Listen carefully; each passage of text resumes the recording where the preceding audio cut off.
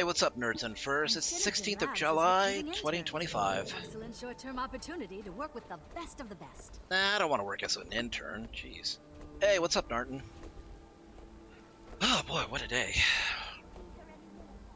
Give me just a moment. Want to make sure that this is working.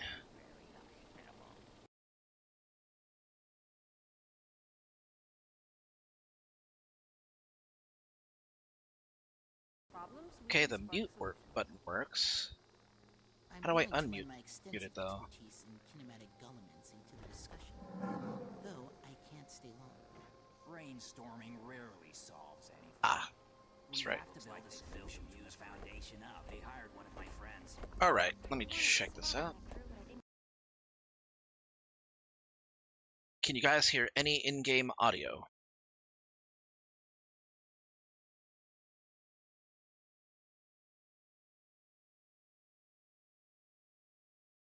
Any in-game audio at all?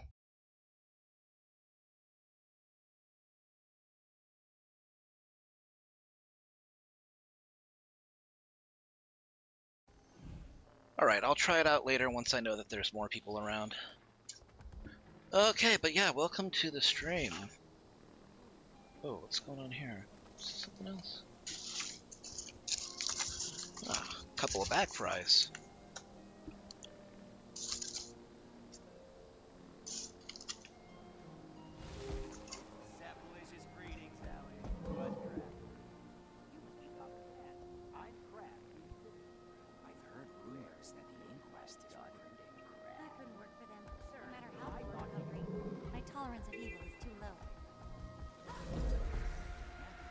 Welcome to Metrica.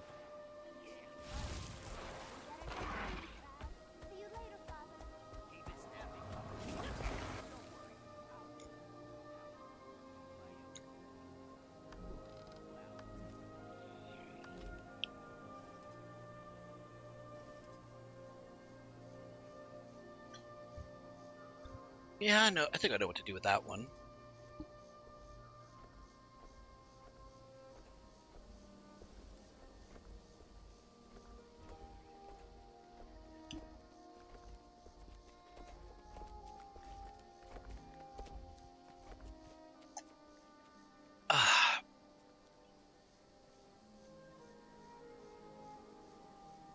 It's alright, Narton.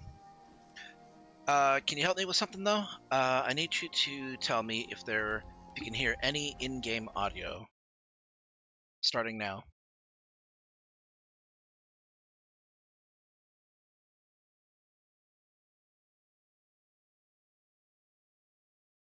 Any in-game? Okay. Alright, can you hear it now?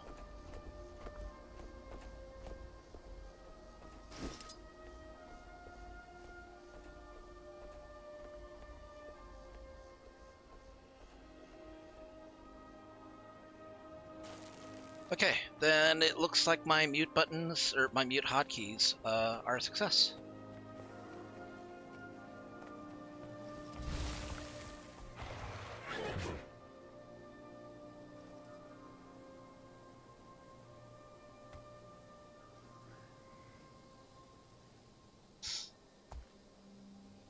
Yeah, I think that's enough to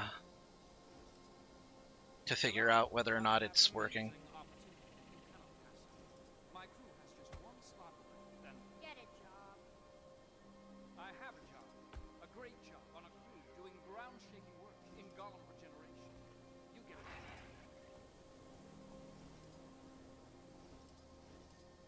it. We'll take Enchanted Warclaw.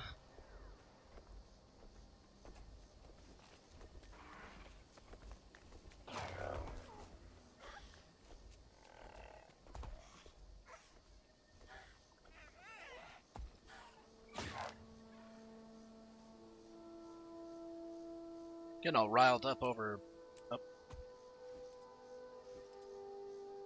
Enchanted Owl Griffin. Synergetic Cyberscale.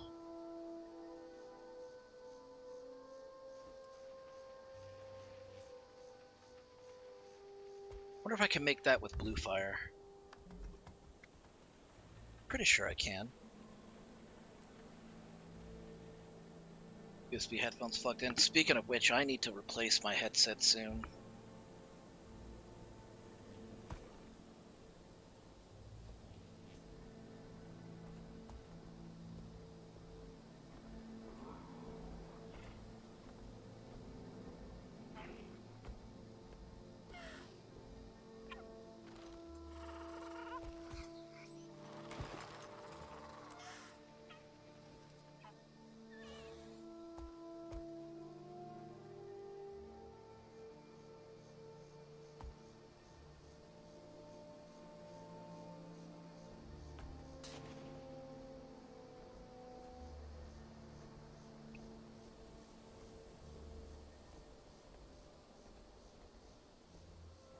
I think that'll suffice. I heard your father made another prize-winning Golem sub-harmonizer. Don't tell anyone, but I've been fixing his prototypes. He has really good ideas, but is really bad at numbers. Really? You know, that could get you a spot on almost any crew. Oh, I don't need a little polishing on someone else's experiment to guarantee my group.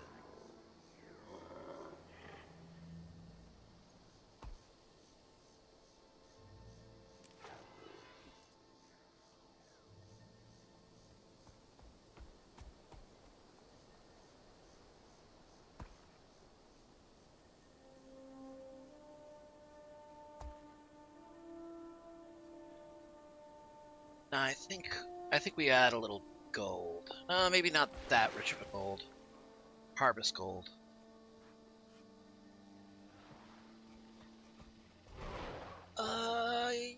Yeah. Brass. Ooh. Come out of his lab for years. Sure it wasn't his ghost? He was definitely flesh and blood. He had some of his crew with him, too. They looked pale and tired.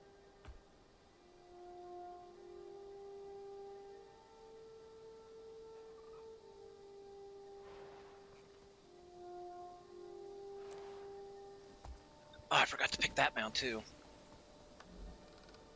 The benefits of playing this game for so long and investing so much into it. Although I do have this slightly reasonable fear that by the time I actually get friends interested in playing this game, it'll be in a position where the developers are either going to stop supporting it, it's just going to fade. I don't think it's going to... I don't anticipate it doing that. Like, I know a lot of people are fed up with, games being removed or, canceled.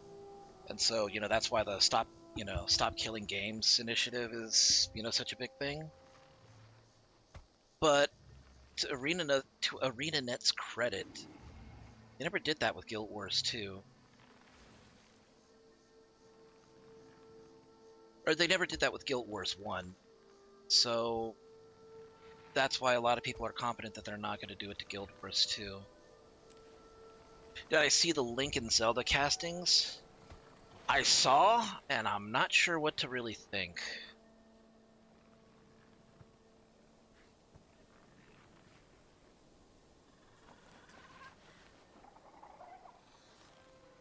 Alright, claiming my glasses right now.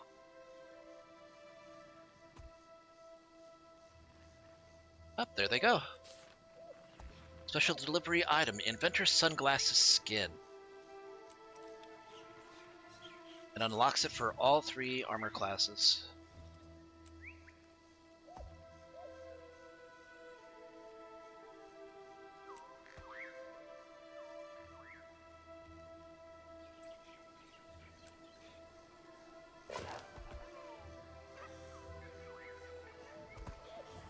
I don't care what. My crew will be prodigious, and I am a genius. You'll see. Come work. You're a real genius when you're talking to the people.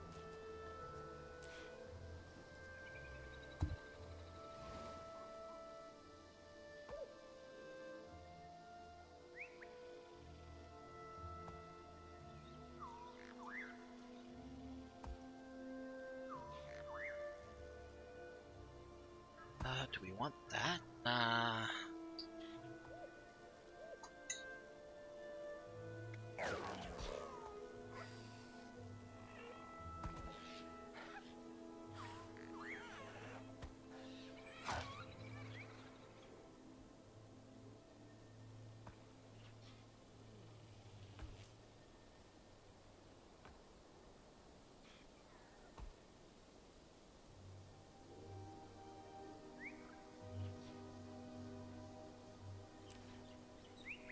Hey.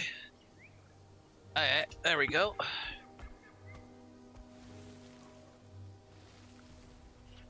Hey Thrain, hey Jackal, hey Axeman. Wait, are you guys actually in the chat right now?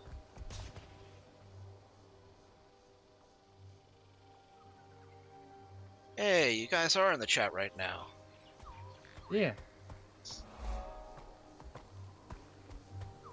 Axeman, they were in voice earlier. Gotcha. Yeah, I think I saw Jackal enter just as I was leaving earlier. I'm sorry about that. I had no idea you were gonna enter. I had to take care of some things downstairs.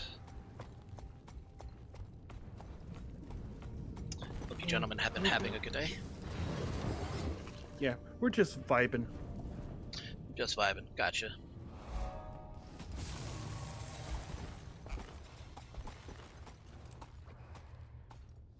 Always be loyal to your crew. So, for anybody interested, I'm going to be doing some Guild Wars 2 until I can unlock the Ritualist outfit, which is kind of good for me, because I already have it.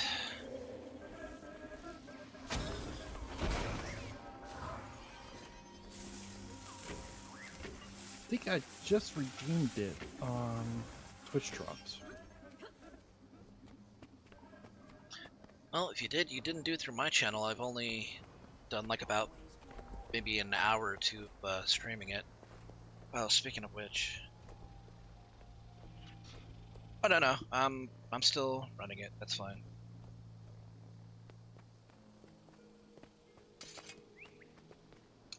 Of course, forgot. I need the tactical overlay and Blish HUD on.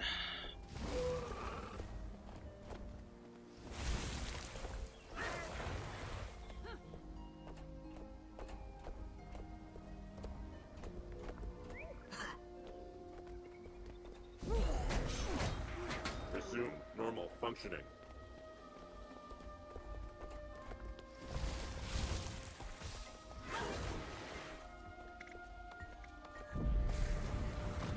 Damn it.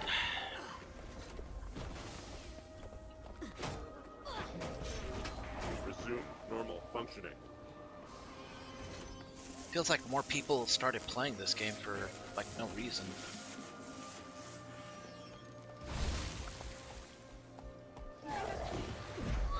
Rage at maximum. Resume normal functioning. Resume normal functioning. Although maybe the announcement of the new expansion might be a reason why.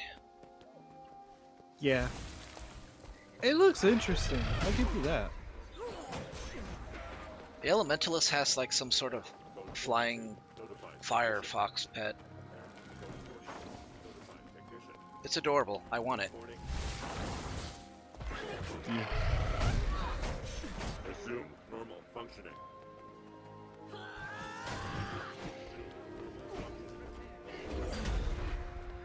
I'm playing a throwback of a game. What you playing, RuneScape? Yeah. I was just guessing, dude. You're really playing RuneScape? I'm not I'm criticizing. playing old school. You're playing old school. You're playing the old school RuneScape. Looks like I Yeah. gotta say, I respect you for that. hired one of my friends. I wanted a spot on that crew, but I didn't get my name on the list. Like, I just started today, and I'm already at Another total testament level to my 122. greatness. Wow. So, yeah.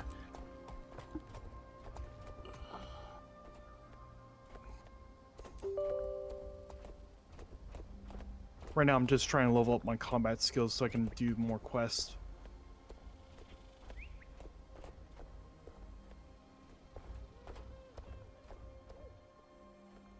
Huh. Tactical overlay is not activating.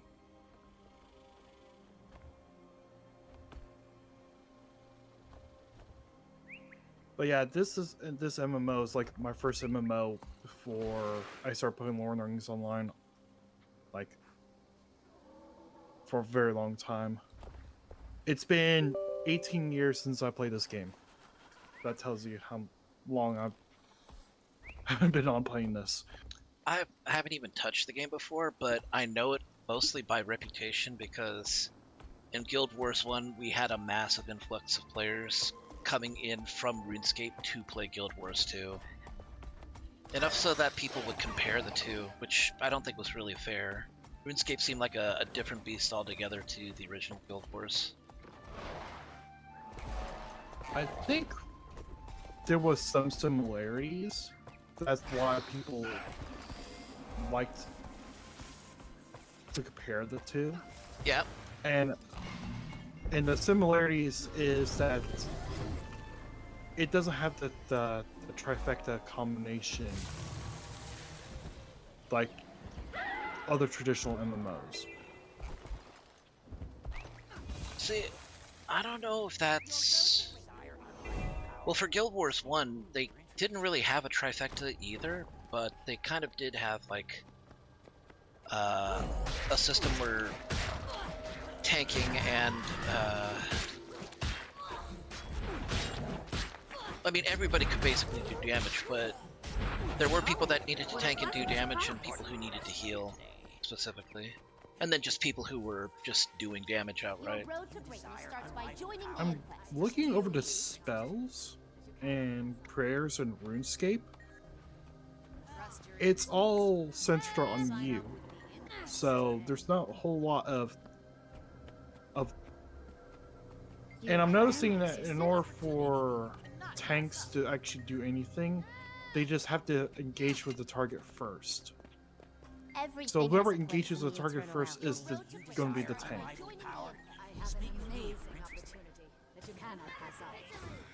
As for healing, the only healing option in this game is food and prayers. But otherwise, you're basically... Oh, go ahead. Sorry. It's basically like old school Minecraft. So you're basically responsible for your own well-being? Yes. You desire unrivaled power? See, I kind of like that, because if you want to play that way, it's perfectly viable, but if you don't, then nobody can, you know, complain at you when an instance fails. Yeah. Especially in pickup groups. Well, I'm playing the free version right now, so there's not a whole lot of dungeons I can actually do. I'm actually just exploring the world right now, trying to understand it a bit. Mm-hmm. So. But it will not be the same experiment, and cannot yield results. And thus we learn something new. Another testament to my greatness.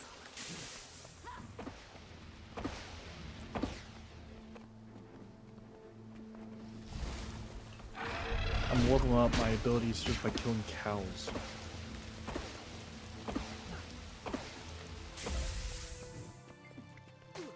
There's a joke about beef in there somewhere, and I'm not gonna make it. I'm not that clever.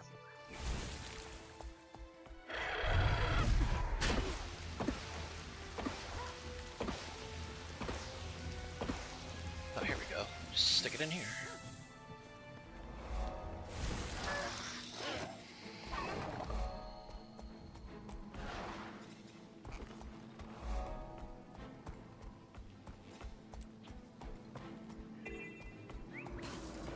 Embrace simplicity.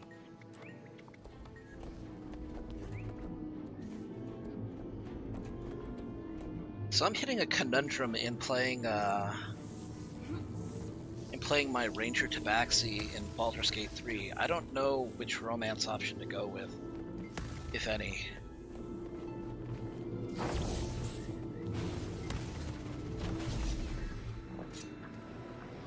Rage at maximum. Yeah, I haven't thought about the romance, to be quite honest. I mean, I'm already doing Gale on a sorcerer run. I've already got Shadowheart on my streaming run, Paladin.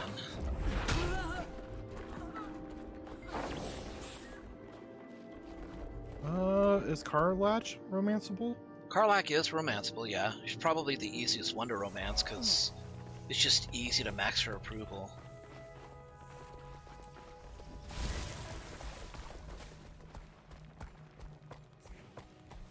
I was just throwing an idea out there. The Dev 1250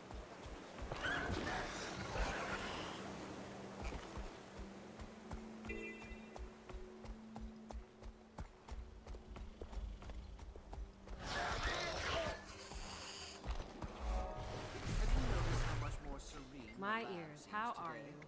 Absolutely. I'm relieved those Take a herbs green card. Greetings.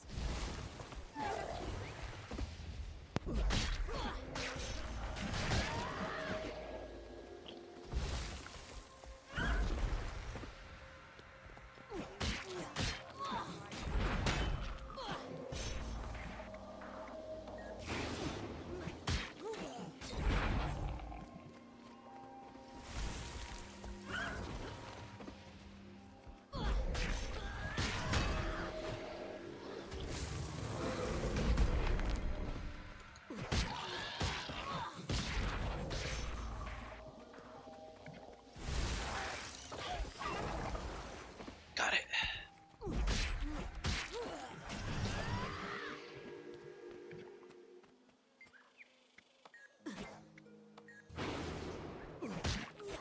Rage at maximum.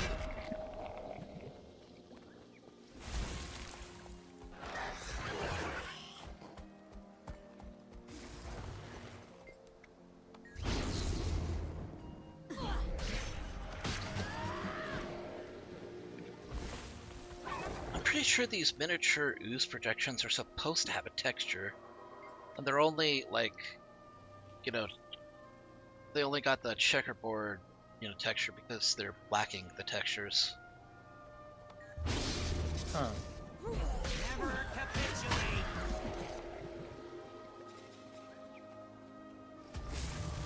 It's weird. It's been like that since release, and they never fixed it. Oh, then again, that's not so weird. There's a lot of things in this game that they haven't fixed past release because it just doesn't bother too many people. I think some bugs are just remained in because it has a certain charm to it, I guess. Yeah, that's probably one of the reasons. That's probably the reason that applies best to to those boost projections. So it's not the only example. I know that for sure. Maximum. Armor enhanced. Good meeting.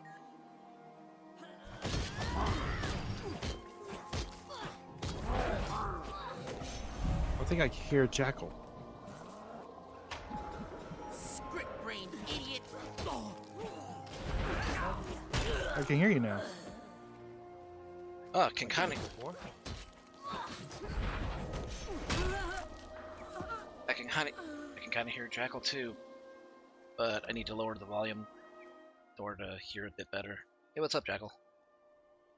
How's it going? It's been a bit of a day for me. Not a bad day, just I've been moving around a lot. Yeah, I feel that. Work has been draining recently. Oh yeah, so Yeah. It's summertime, so we get all the fun people coming around during this time of year. Tourists or just out-of-towners in general? Them too, but mostly... I don't know what it is about the summertime, but when things get hot out, people get weird. That is a fact. I think we've recorded that several times in human history. They're in trouble now.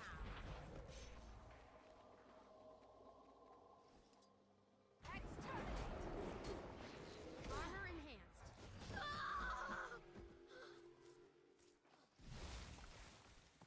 It's also the time of year where kids are, let loose on the streets. That could be a nightmare, depending on your occupation. Yeah.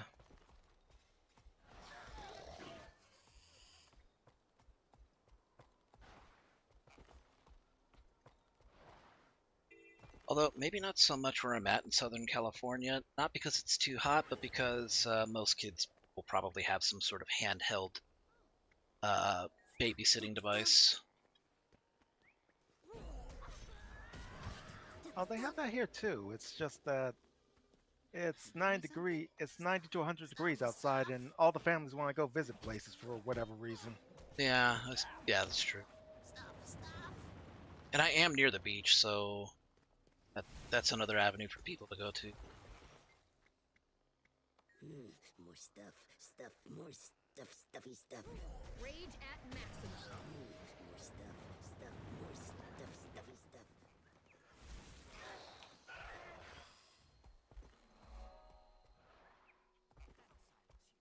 Any role players around? Some are square too. That's somebody posted that in chat.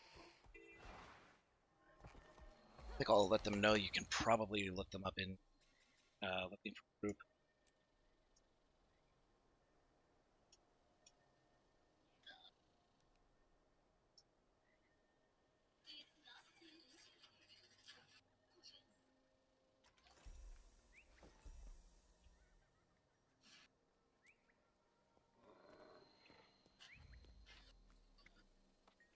Now you'll see what you're up against. Rage at maximum.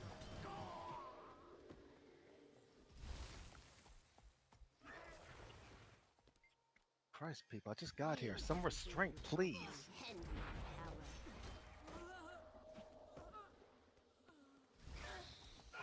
What you up to? That's that elicited that bit of dialogue you just said. Oh, playing Furry Battlefield, and everything is exploding, being covered in poison, and being stabbed. Sounds like fun. Sounds chaotic. It's not. It is very much not. So chaotic, but not fun. Move it, morons. Do as we say, and you might have something left by the time you're done with it. We're the morons, are we? Do you even know whom you've kidnapped? Your miscalculations and misguided intentions disgust me. Your opinion is irrelevant. Proceed into the cells. Like, I could barely hear the game he's playing, and I know exactly what game he's playing.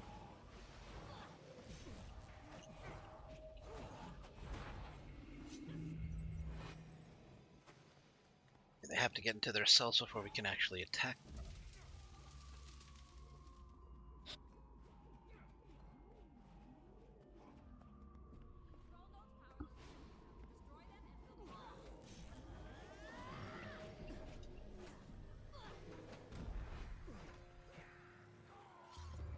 Hey, Don. Hey, Don. Hey, Don. Hello.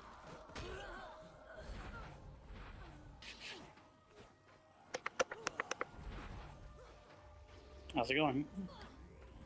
It's going okay. Just playing more Guild Wars 2, so people can get the Twitch drops.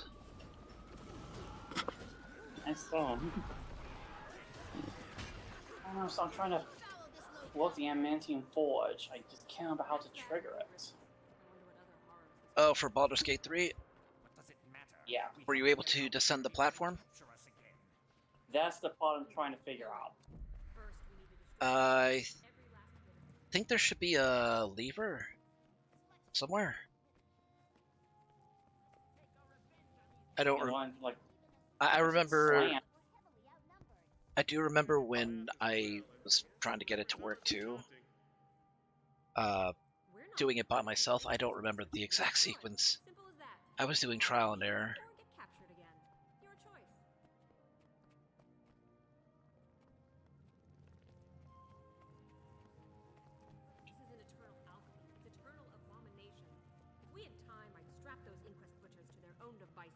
But that's not the mission. Smash those research pods before they can render more evil.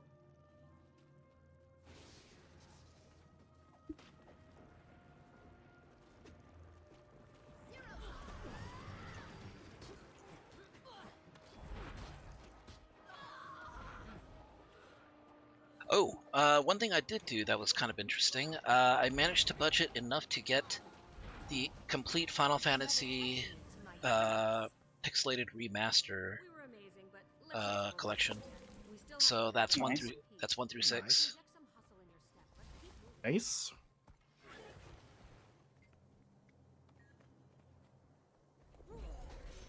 Figured it was the best chance for me to get it, since it was on sale on Steam. Armor enhanced.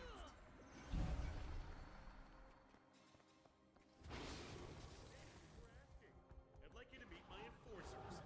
Northwest Golem's Force, activate. No, the gate. Your wicked creation controls it. Don't pretend to understand our device. You couldn't hope to fathom its capabilities and intricacies. Activation complete. Players will be contained and eliminated. Purge these golems from our world. I will not tolerate such evil in my presence. Mithril. What's Mithril?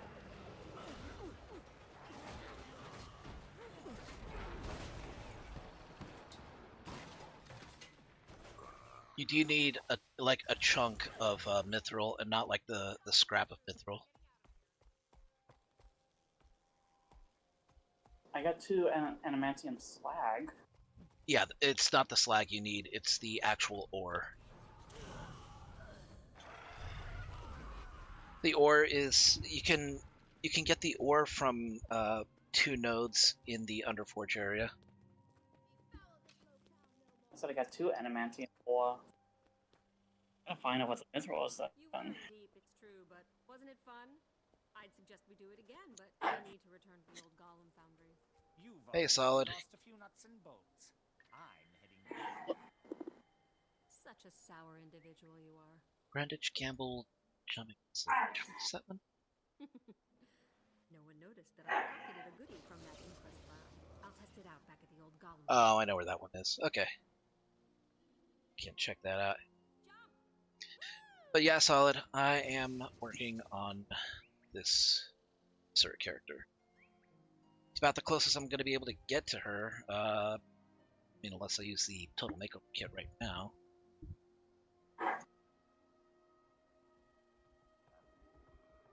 I hear a doggo in the background. That's Mason. Ah, gotcha. He's laying about on his bed. Very excitable doggo. Yeah, I don't know why he does it at times. Some dogs just like to act like dorks, time to time. I mean, I know that, just from the dog we have right now. Which one? That one. I think so. Bill?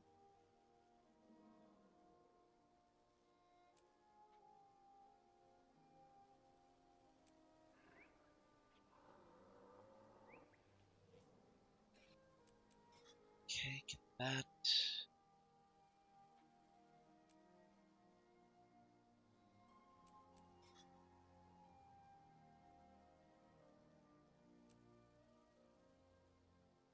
I don't have enough for consecration training. Damn it. Okay, it's fine.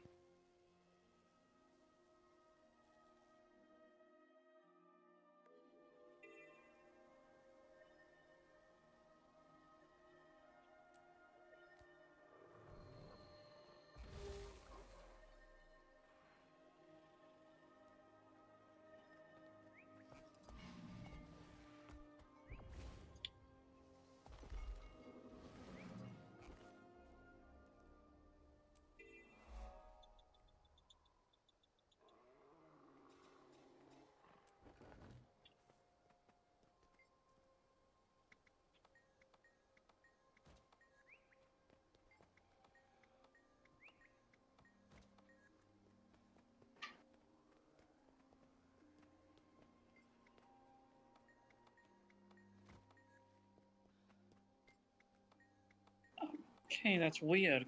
I'm just checking out. I've been to the 2 locations to get the mithril stuff, but I only have adamantium. I got no mithril.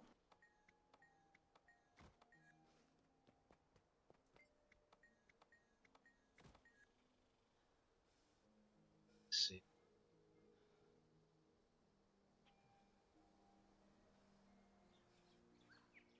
Yeah, mithril ore common consumable, only two can never be found.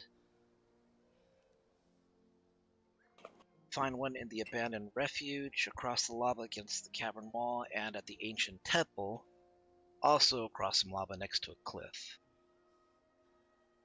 Yeah, and I broke those. When I collected it, gave me adamantium.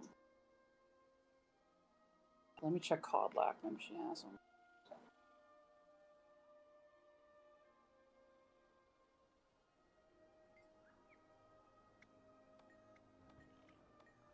Okay, she does. Okay, good. So give me both adamantium. I don't know why how she has them and I don't. Well, she does have high carry weight, so maybe you mistakenly transferred them to her possession at some point. Likely. Yeah, she's basically my pack mule, fortunately. Nah, that's fine. That's part of what a strength character does. There's some very interesting.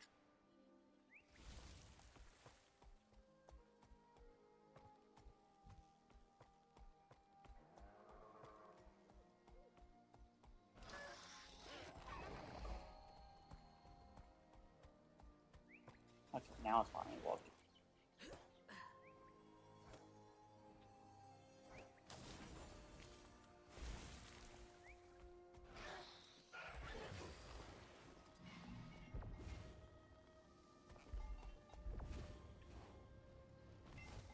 Gonna get everyone into position now. Yeah, you're gonna... Positioning is very critical for that encounter. I learned that the hard way.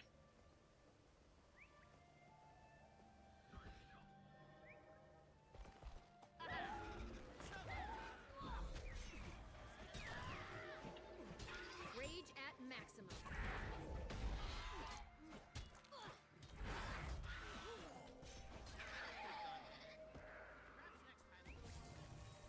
A testament to my ooze.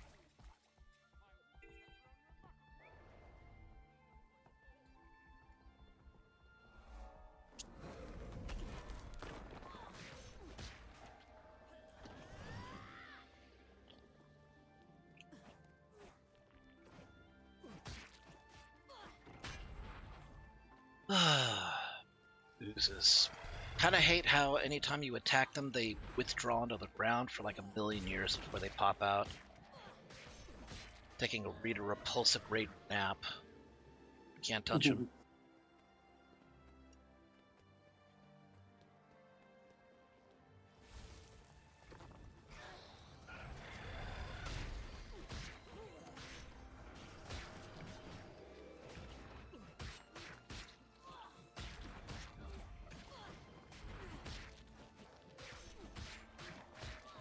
Successfully completed.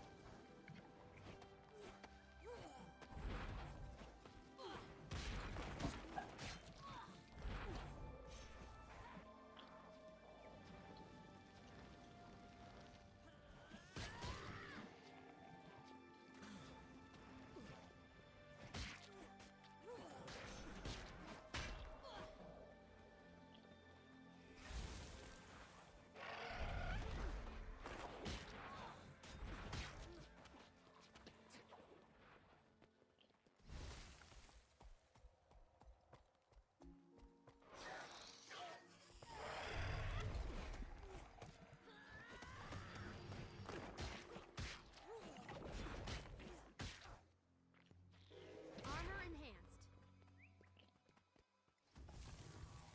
Gotta ask, did any of the Asura picks I made give the inspiration by chance? A couple of them did, yeah.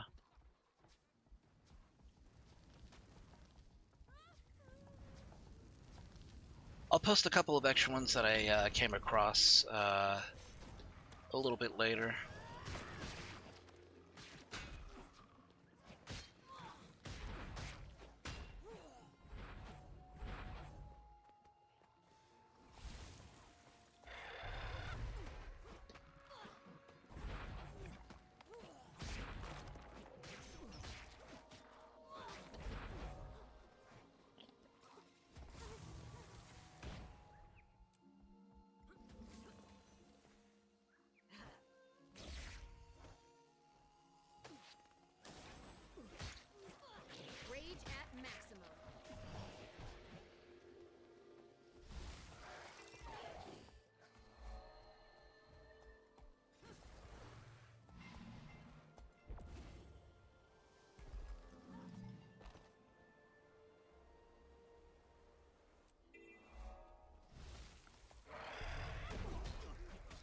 No. I'm not sure. I'm not sure about that, Solid. But I might use that website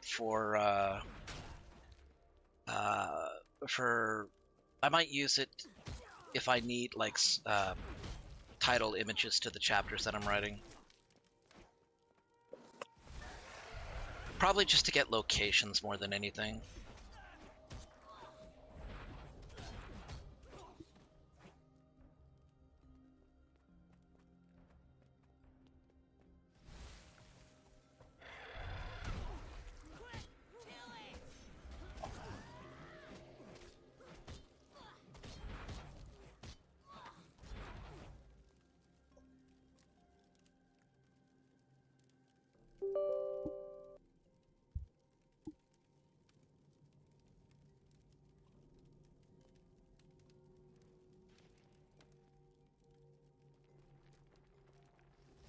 Nah, there wasn't anything uncomfortable about your question. I'm hit.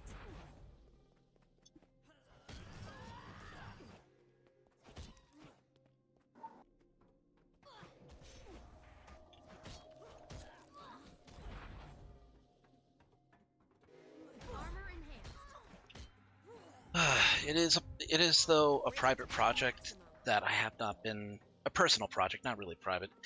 It's a personal project that I really haven't had the time to kind of sit down and actually write because I've just been focused on so many things.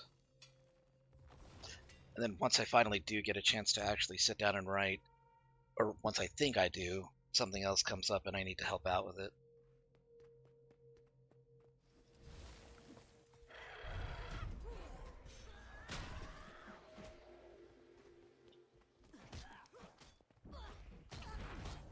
We're almost there. Years of toil have brought me to this moment. Rage etched. Armor enhanced. Muck it up.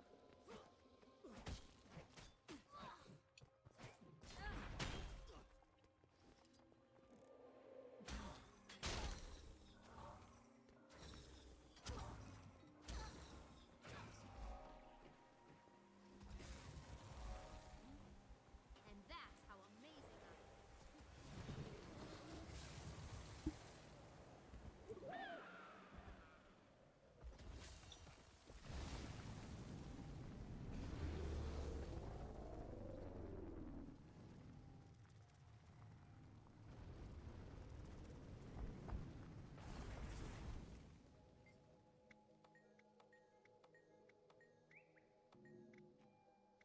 Lab genius.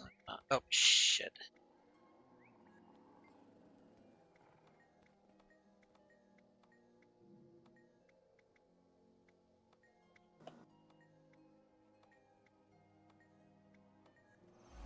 Yeah, figure slip, because again, I'm playing this on controller, which this game was not designed for.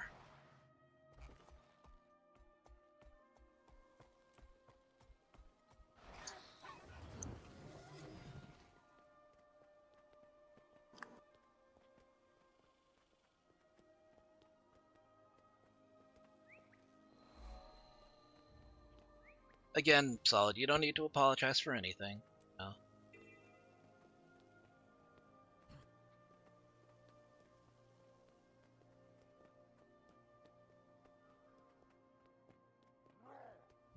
Ah, crap.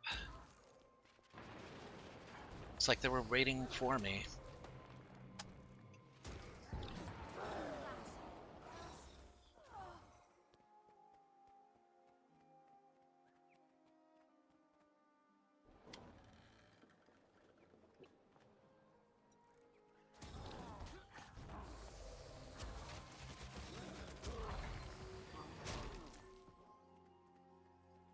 I forgot how fun longbow can be on a guardian. It just feels better having it being able to level up. Okay, gotta eat this shit to get that skill point.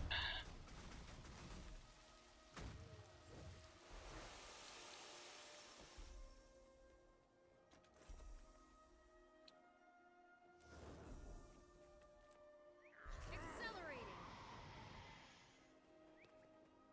Man, I'm like not even an hour in, I've already hit level 24. Well, we gave it a best shot to capture that.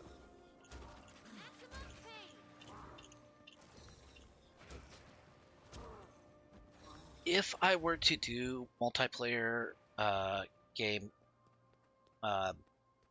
multiplayer games during the weekend, what would interest you guys? What would you guys be interested in playing? Ooh. That's a good one. Yeah, that is a good one. Honestly, I'm good with whatever. What games do you guys have in mind? Shoot. I mean, I know Don has Helldivers 2, and I've been meaning to play that with him. And now that it's coming on, like, Xbox, you know, that'll mean more people will have access to it. Yeah. Yeah. Left 4 Dead 2 is another option. I, can't get enough of that game. It's always fun. Phasmophobia. Classic. I'd love to be able to play Left 4 Dead 2 with a group of friends. That game is fantastic. Yeah, I miss playing it with Alley Cat too. And Silent Psycho, and Hammer God, and Kiba as well.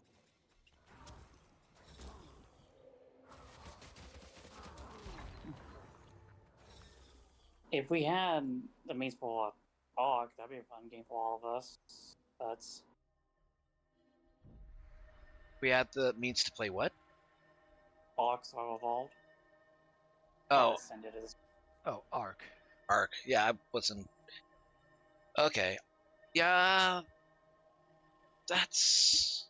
I don't know how many people have the means to play that. Well, Ascended is now cross-platform, so anyone who has it on the console system can play it with people on PC. The one that I had you join was Evolved, the old version. Gotcha. That's the one, unfortunately, you gotta have on the same system to play with others. Right.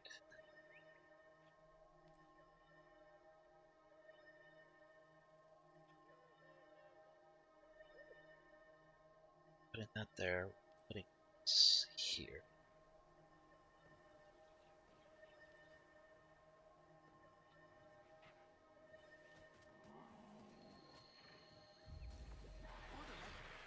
You've been struck.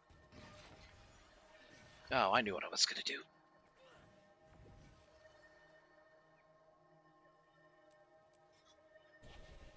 Let's see, where's the mace mold? I swore I had it.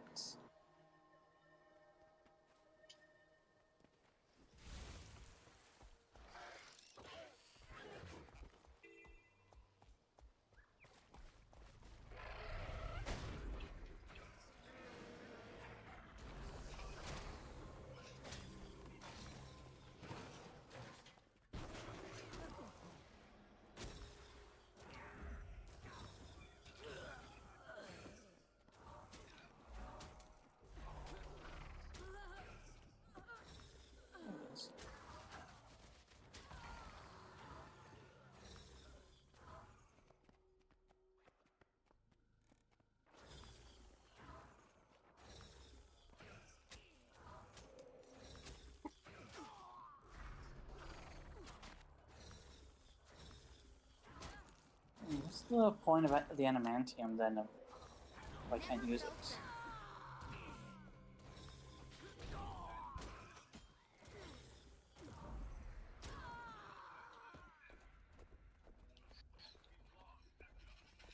I'm not sure what could be causing that then. Oop.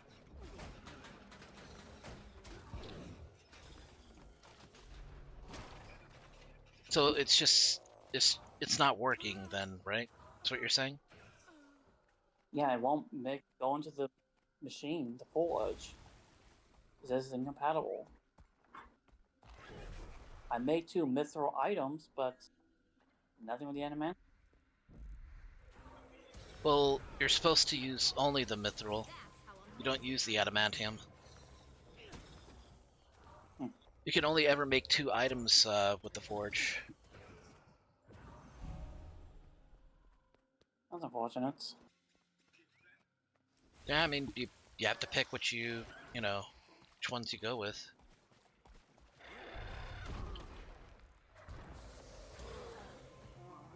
Don, what's the location you're in? He's in the Underforge. Yeah, he's in the Underforge area. Yeah, I just fought the big lava mission. Yeah, there's a lava golem. Well, it's not really a golem. It's a construct. And there is a lava golem down here, a lava elemental. Yep. There is an adamantium forge in the game. Yeah, he's at it right now. He's at the Underforge. The Grim Forge? The Grim Forge, yeah. That's the name of the forge that crafts adamantium items. It's just that the game has two different items. It has mithril ore and adamantium slag. The slag's just rubbish that you can, sell for whatever. The mithril is the stuff that you turn into adamantium items. And you can only ever make 2 items because there's only 2 locations where you can get mithril.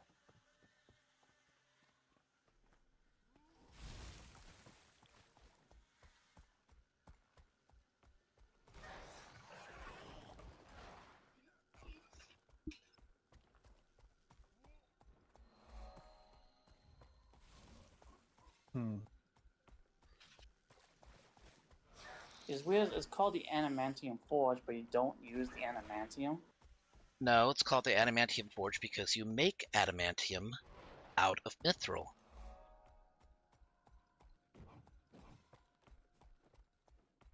Jesus, weird then. Well, I got stuff. It's like how you call something. Like how a steel plant doesn't actually take steel ore.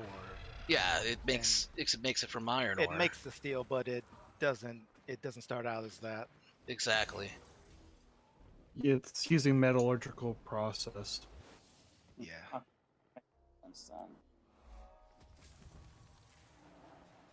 In old school D&D, adamantine actually comes from meteorites, but in Baldur's Gate 3, I think they sort of changed that a tiny bit.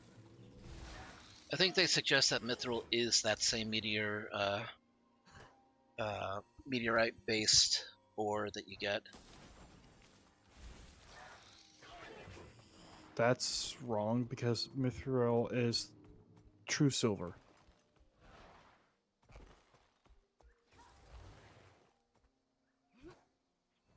Yeah, I haven't been keeping up with the changes to recent D&D lore, so I couldn't tell you. Nah, neither could I. Look, I'm just I'm just explaining what the game, the game's doing. That's all. When I playing with you, it's just weird what D&D is doing now. Makes no sense.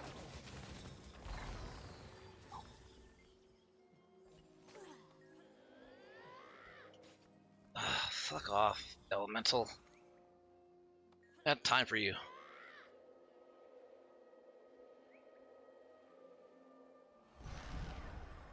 Man, she really does have floppy ears.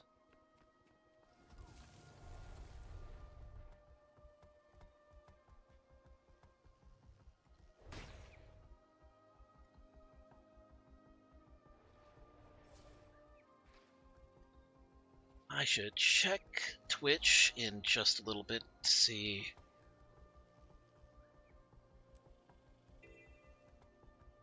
If any more Twitch drops dropped. What's up?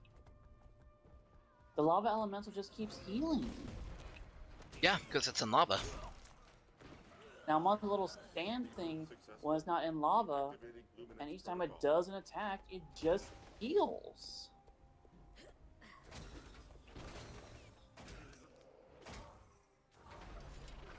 You have to do a chaotic amount of damage, in order to get it to stop healing. Maybe we can. I mean, what difficulty are you playing on? I think normal.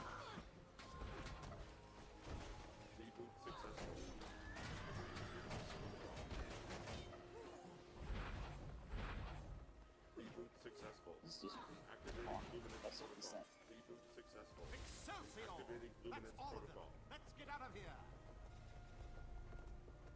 What time do you think it's down?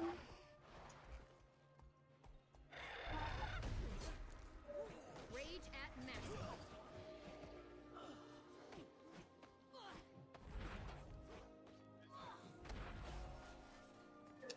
Sorry if you hear my nephew, he's laughing downstairs. Yeah, you're good.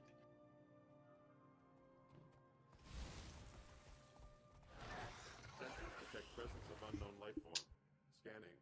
Student number 152634. Approach.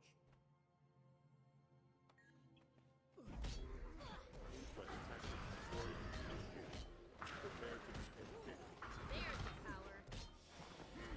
Student number 152634. Your time. Man, I forgot how much fun that wall consecration skill can be for the Guardian.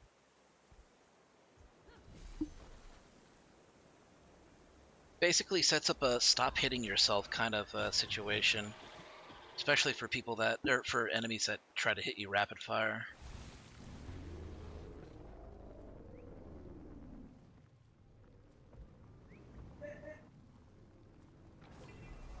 That actually reminds me. Nothing but fox girls. I see no problem with this. That's just lucky right there.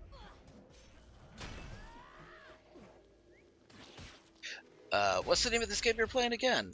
I might try to play it. Me and Thorn play it on it every now and again. Gotcha. I still need to try out Marvel Rivals and install that Fox McCloud skin. It looks badass every time I see footage of it. Wild Assault is clear early access for a reason.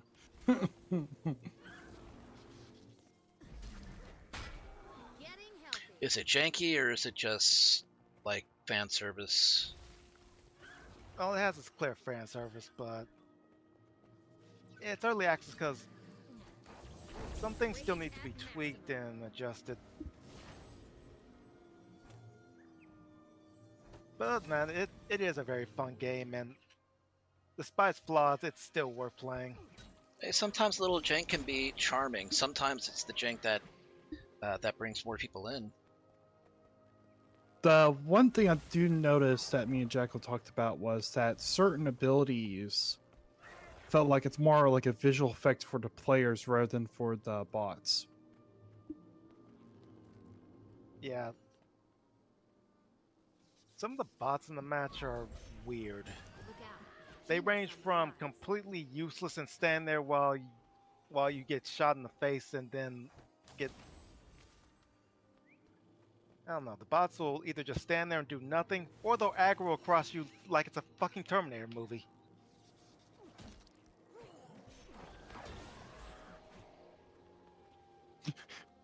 What was that one match they ended up getting like 96 kills?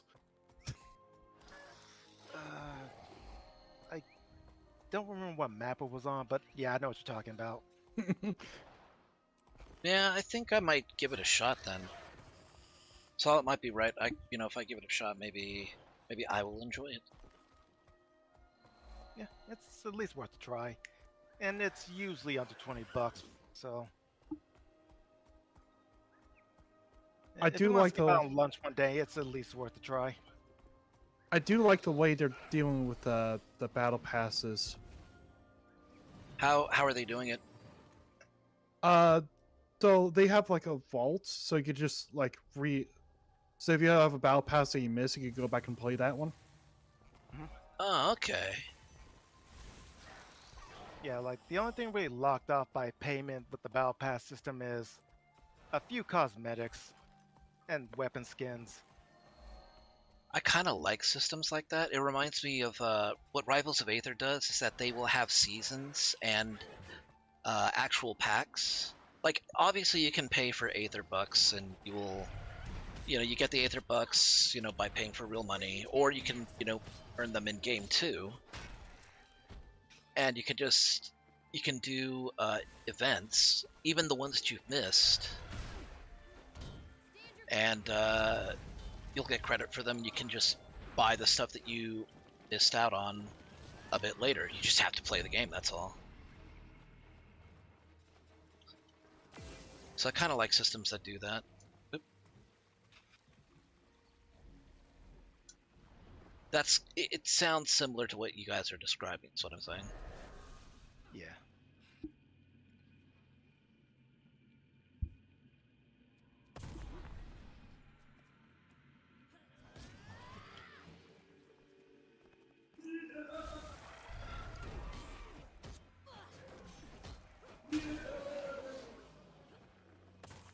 What?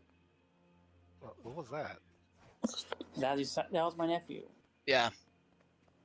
He said earlier that his nephew might be laughing. Yeah, I don't have a door, unfortunately. Yeah. Fair enough. I don't have a door either, so. Stand your ground. Rage at maximum. I'm also a trend here, guys. Why don't you have doors? Because me and Dom tend to live in the garage.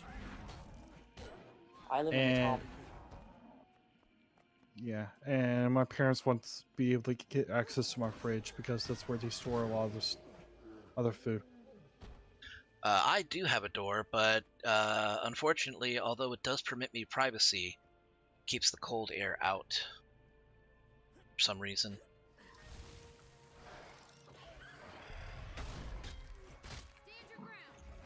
So my room has a tendency to get like about 5 degrees hotter than it is in anywhere else in the house. Very unfortunate.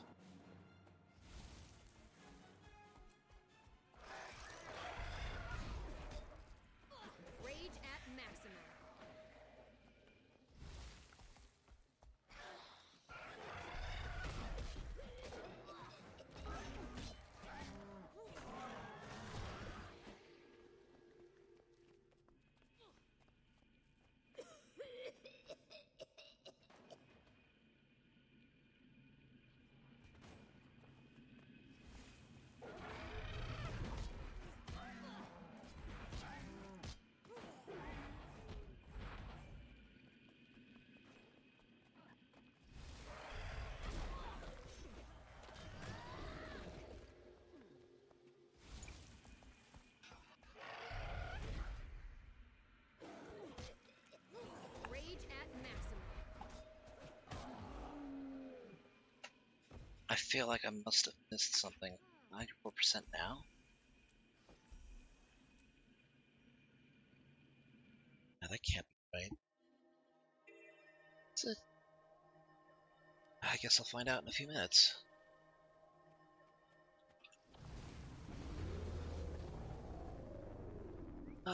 That's the thing with map completion. I get paranoid anytime I think I'm close to being done because I worry that I haven't picked up something, which is usually the case.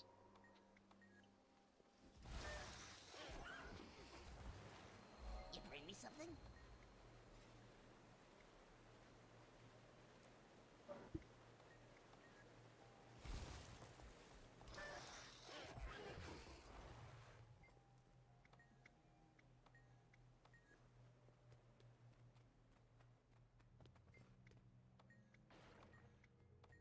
So. Oh, that's a big in there.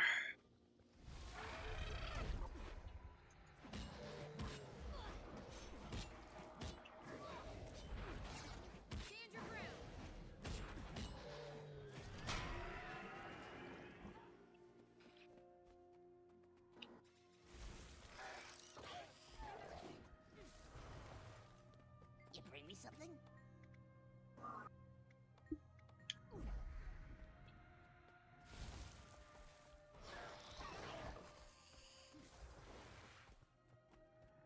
No, come back here. Come back. What?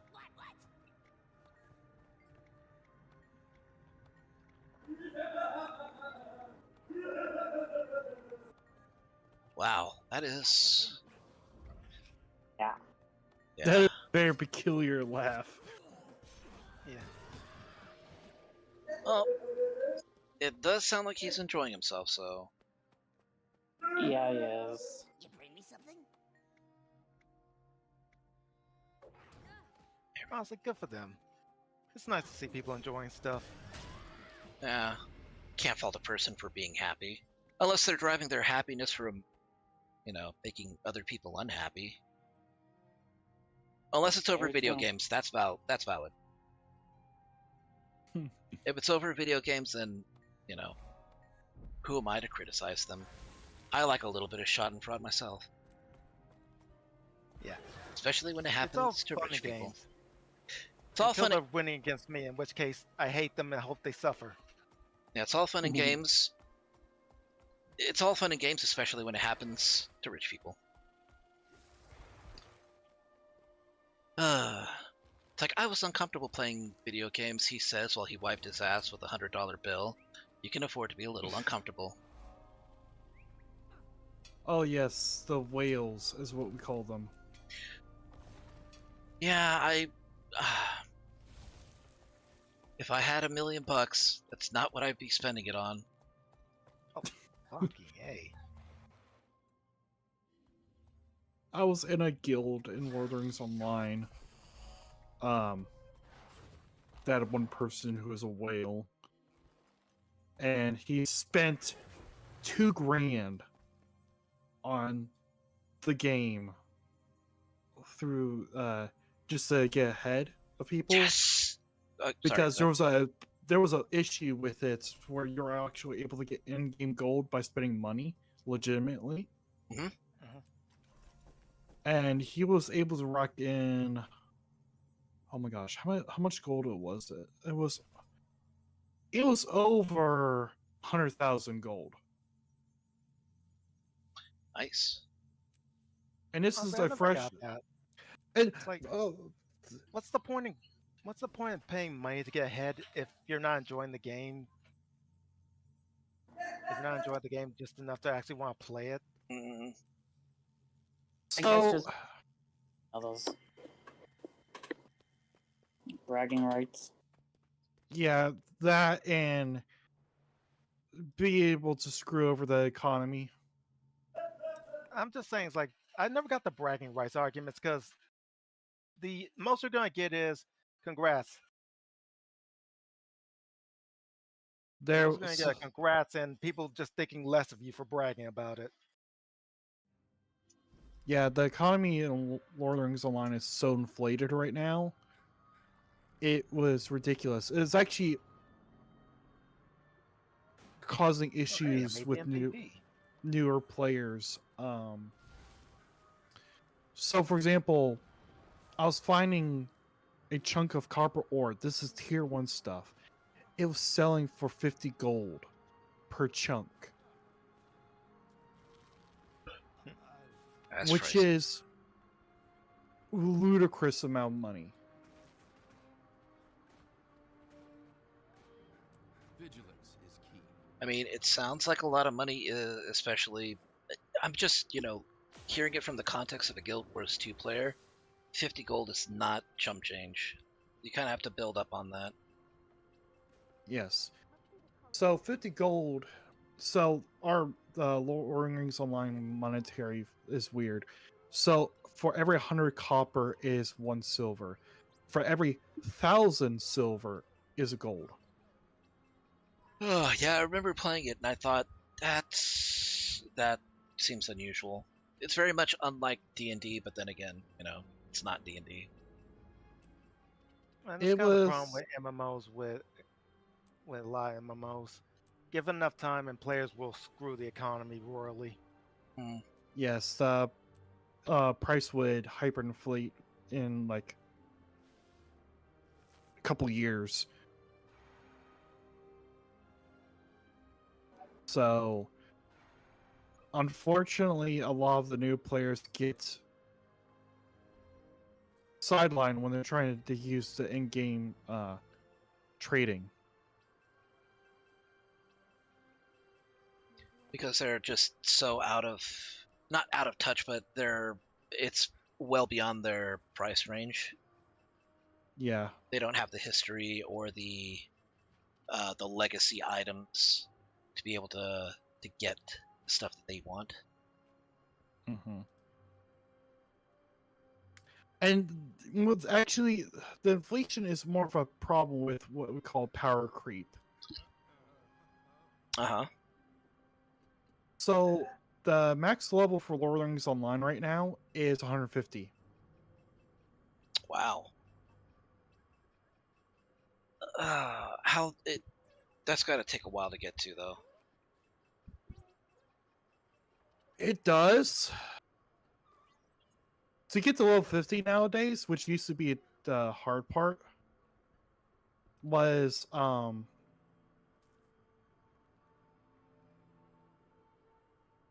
used to take months to do. Uh-huh. I've seen people do within 5 hours. Are these the same kind of people that don't really need to do that much to get that?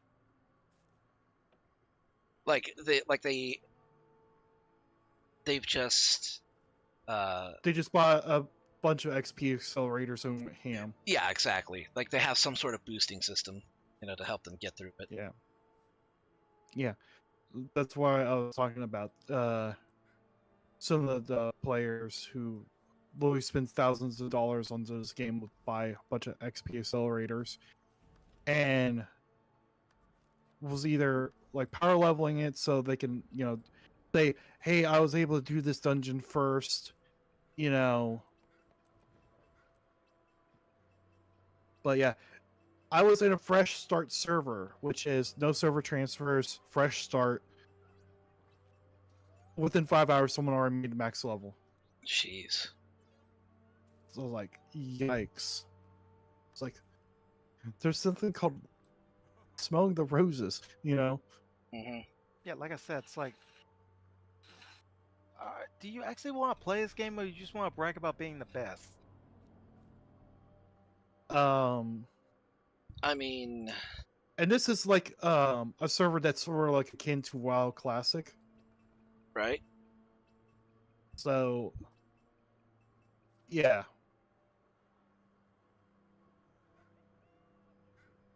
I mean, to answer your question, Jackal, I don't want to bring up Elon Musk too much, but I mean that was kind of like the big controversy was, paying people to do to basically boost his character so he could say that he was, pro gamer. Yeah. So, but I mean, I still agree though, that there are it does come down to wanting to have bragging rights about, just having that many characters, or being at like the top 1% of whatever economy of whatever game that you're playing. Which is funny because in Lord of the Rings Online, there's no leaderboard of any sort. It's just straight up, you play the game. Well, I guess the PvP leaderboard is a thing. Mm-hmm. But it's not like you have a set of characters called monster players. Right. So you can play as orcs in a game. Yeah, I remember leaving the game around about the time they introduced that system. So.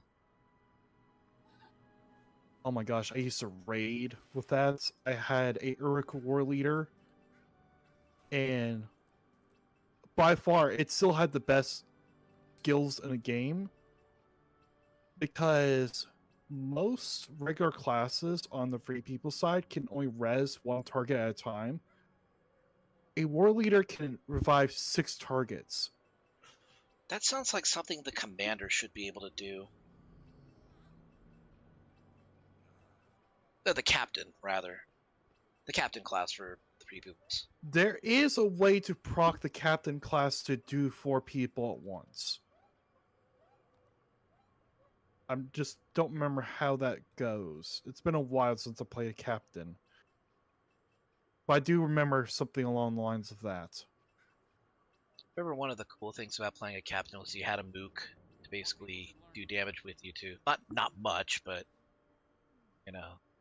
The combat pets in Lord of the Rings Online is a little finicky right now. They're just there as a meat sponge at this point because the damage doesn't scale correctly. Ah. That's unfortunate then. Yeah. It's, like I said, it's a bit weird. But the buffs that they do provide still pretty decent.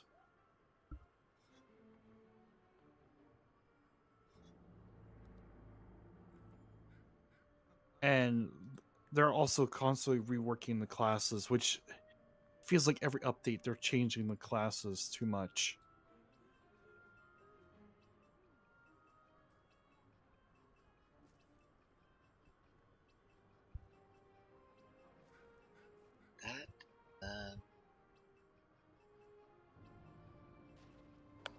Oh my gosh, Jackal. What happened? What's going on? I was looking at the no mic that you posted not too long ago. Okay. Okay. You've convinced me. Yeah.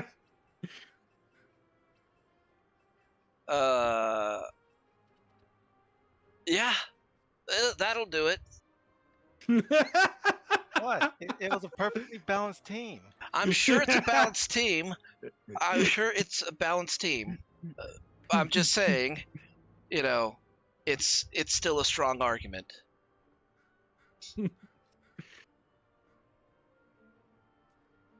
Oh man, I can kind of hear Peter Parker. It's like, you've already told me about the Fox Girls. You don't need to convince me, Harry Osborn. Oh, you know what? Actually, I like this color eye. I think we'll do that, but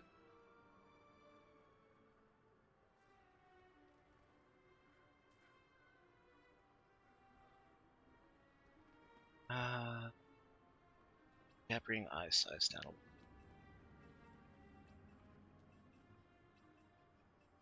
This is about as pale as the character can get.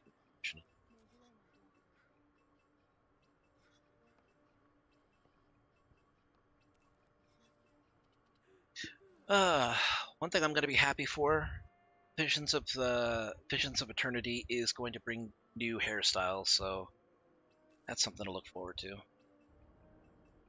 It's been years since we've actually had new hairstyles for characters. Well, but not faces. They did add a couple new faces, like last year.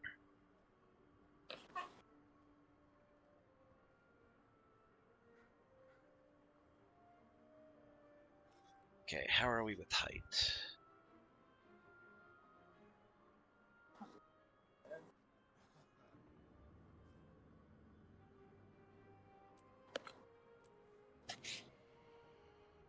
Okay. What new elite specs will this new expansion add? They've not gone over all of them yet. We do know that we are getting the Paragon for the Warrior class and the Ritualist for Necromancers, both of which are classes that actually appeared in Guild Wars 1, or Guild Wars 1 expansions, I should say. The Ritualist appeared in Guild Wars Factions, which was the Asian-themed expansion, and the Paragon appeared in Nightfall, which was the African and Arabic themed regions of Ilona.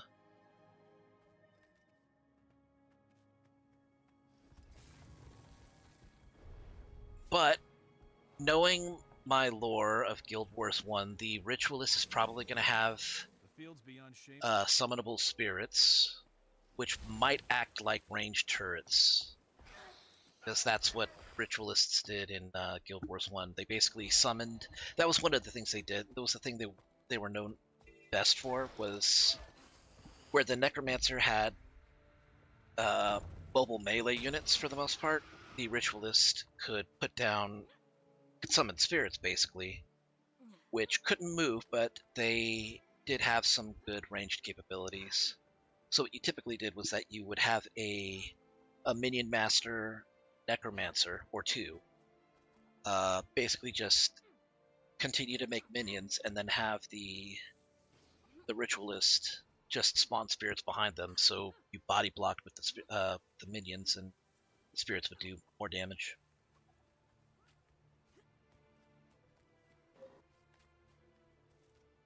Paragon, on the other hand, was a support class. And the thing that they did was that they had shouts. And for actually, even to this day, they're still referred to as the Imbagon, or imbalanced. Because they can, just one Paragon can make an entire team almost unkillable if they have the right skills. And they were no slouch in combat either.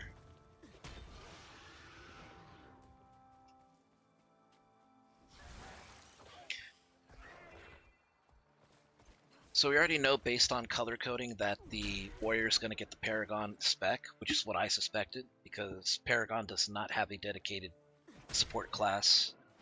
So it makes sense that they would give them one.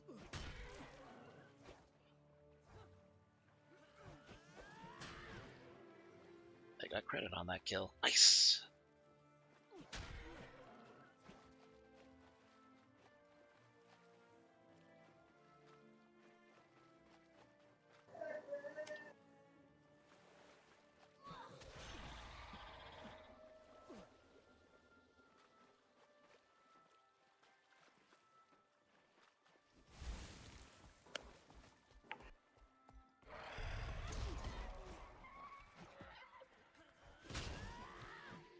Okay, that Renown Heart is done. One thing that we do know for sure is that new weapons are not going to be added for the elite specs. So that's okay though, because these last couple of expansions have added new weapons anyways. Yeah, you just don't want to oversaturate with weapons. Yeah, although early on, the developers did say one of their goals was that every class would be able to use every weapon eventually. I still don't know how they're going to manage that, but at this point, pretty much every class, including the engineer, has access to at least 5 different weapons. So they're not doing a terrible job. People have options, as long as they have the expansions. And since the expansions are actually easier to get now that they're usually on sale. Yeah.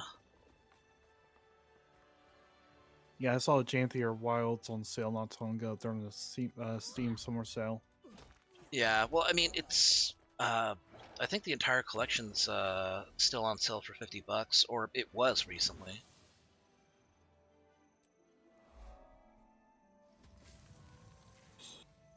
Which class is going to get Paragon Ritualist? Well, like I said, the Warrior's going to get the Paragon Elite spec because, again, they need a dedicated support class, and because the icon that they eventually revealed, it has the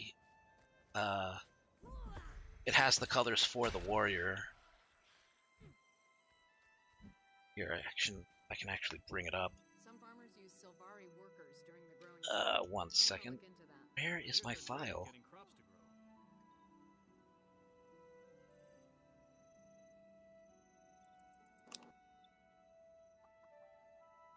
Steam, why you no open?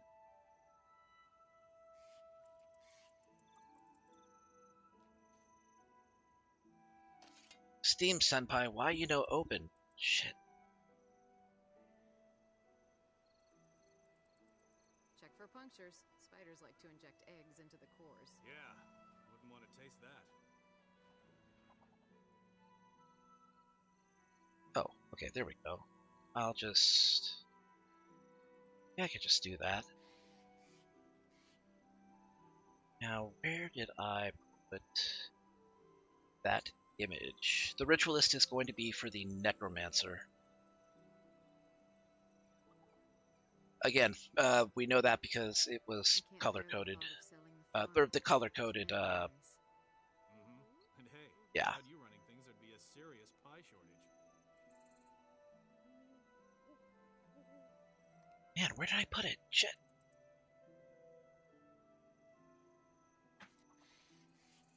Okay. That.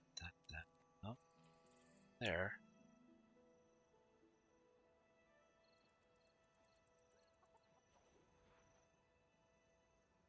Is it not here?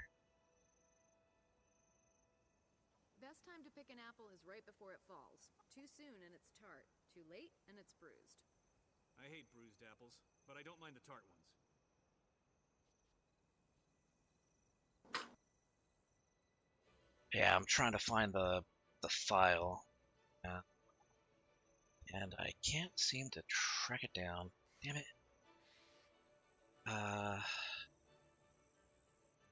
Alright, but yeah, those are the only two elite specs that we know about, is the Ritualist and the Paragon.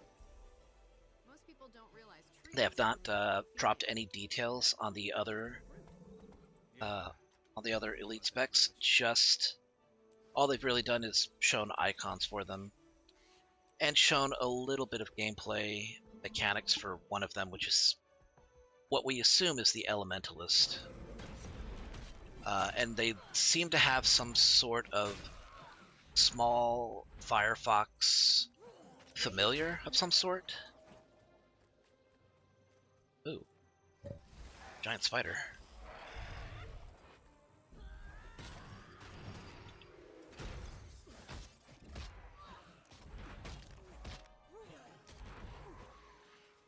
And that's the end of that.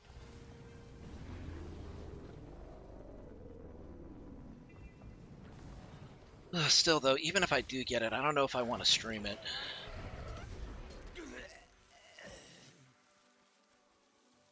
I just don't think it generates enough interest.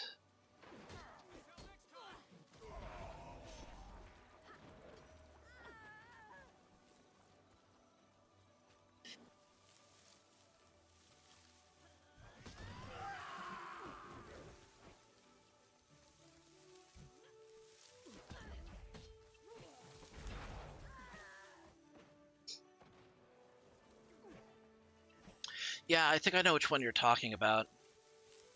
The, like the dead ghoul zombie priests or whatever.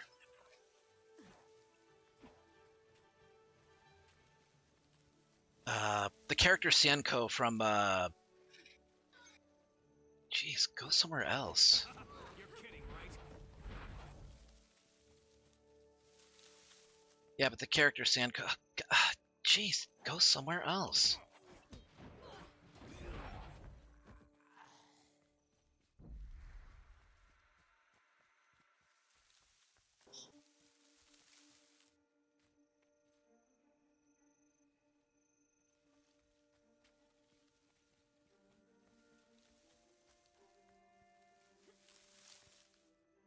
Yeah, gosh, it keeps trying to say it, but yeah, the character Sienko from Darkstalkers, Night Warrior, is a character based off of that mythological demon zombie priest, whatever. I just can't remember what their name is.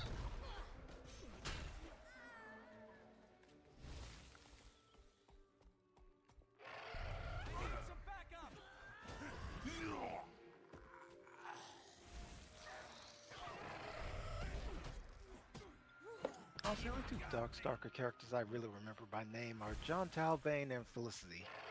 Felicia. Both for obvious reasons. It was Felicia. But yeah, everybody remembers Felicia. It's funny. Good. Who's that character? Felicia? The cat girl. Felicia's the cat girl, and John Talbane is the werewolf. Yeah. John Talbane is the Bruce Lee martial arts werewolf with the nunchucks. Yes. If you don't think that's the coolest thing ever, I have nothing to say to you. Yeah, I mean, I could play...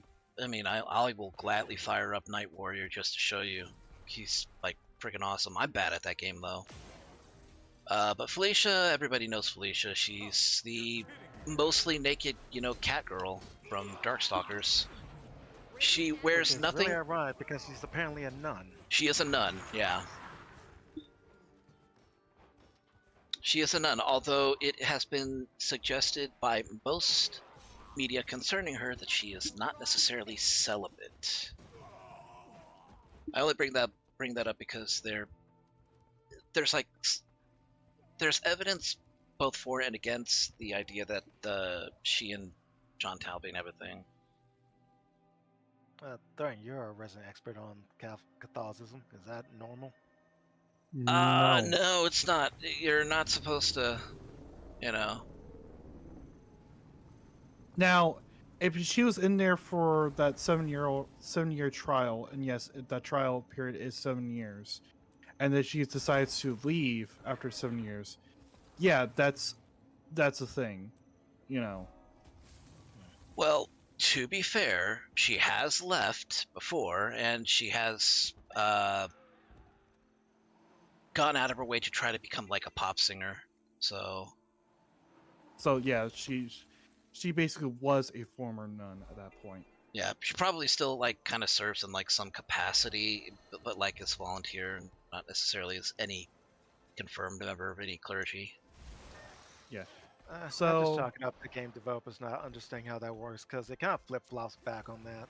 Well, she does a lot of things, but I don't think she's ever stopped being a nun. Other renditions.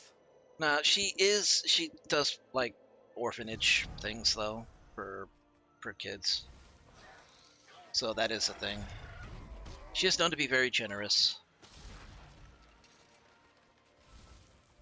I think it's more they want to make it clear that yes, she is a mostly naked cat girl, and she does actually have the largest bust out of all characters in SNK versus Capcom. Which is really saying something given the competition. Yeah. Yeah, even bigger than my Shiranu's, so. But she's still a good person.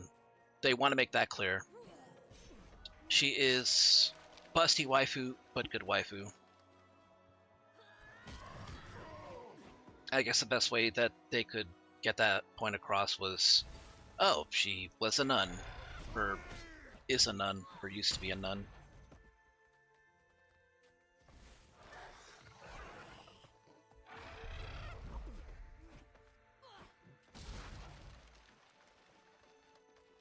Okay, but in World of Warcraft, are paladins supposed to be celibate? I don't play Warcraft, so I really don't know. I don't think so. At least it doesn't come up all that often in Warcraft. Saul should know. If he's still in chat. Right off the top of my head, I can't think of a character that is immediately celibate. I guess Arthas was a paladin at one point. Didn't he have a thing for I can't remember. I don't remember much for Warcraft 3.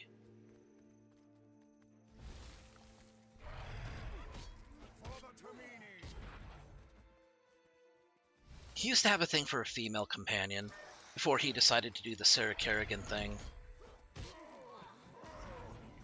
which was allowed himself to be corrupted.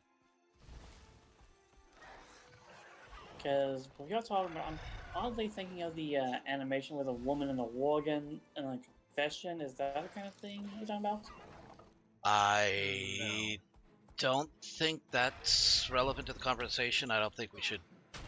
I think I know which one you're talking about, and that's not what I want to discuss on the stream. So. Yeah, I have no idea what you're talking about, but that doesn't strike me as anything relevant to this discussion. Yeah. Telegram wasn't related, somewhat related to that. My bad. Okay.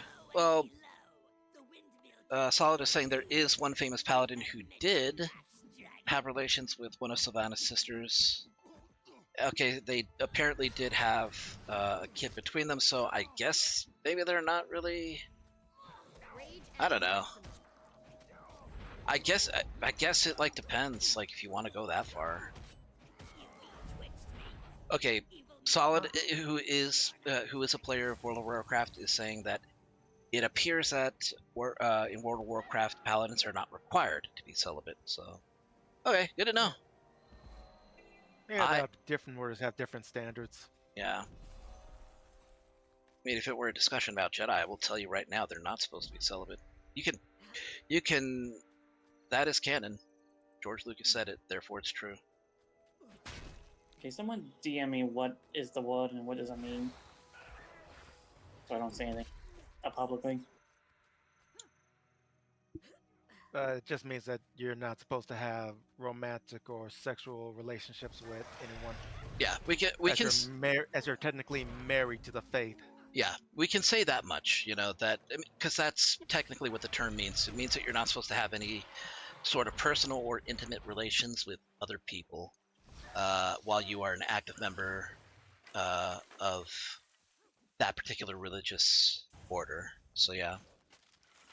Okay, so what I said, it was on point. Okay, all right. Yeah. I wasn't sure because it didn't seem familiar, but yeah.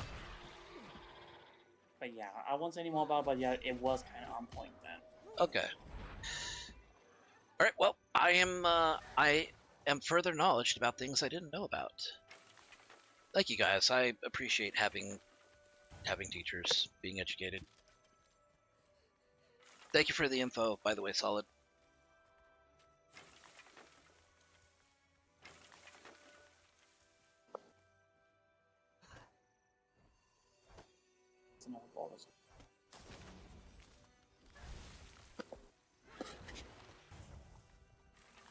There we go.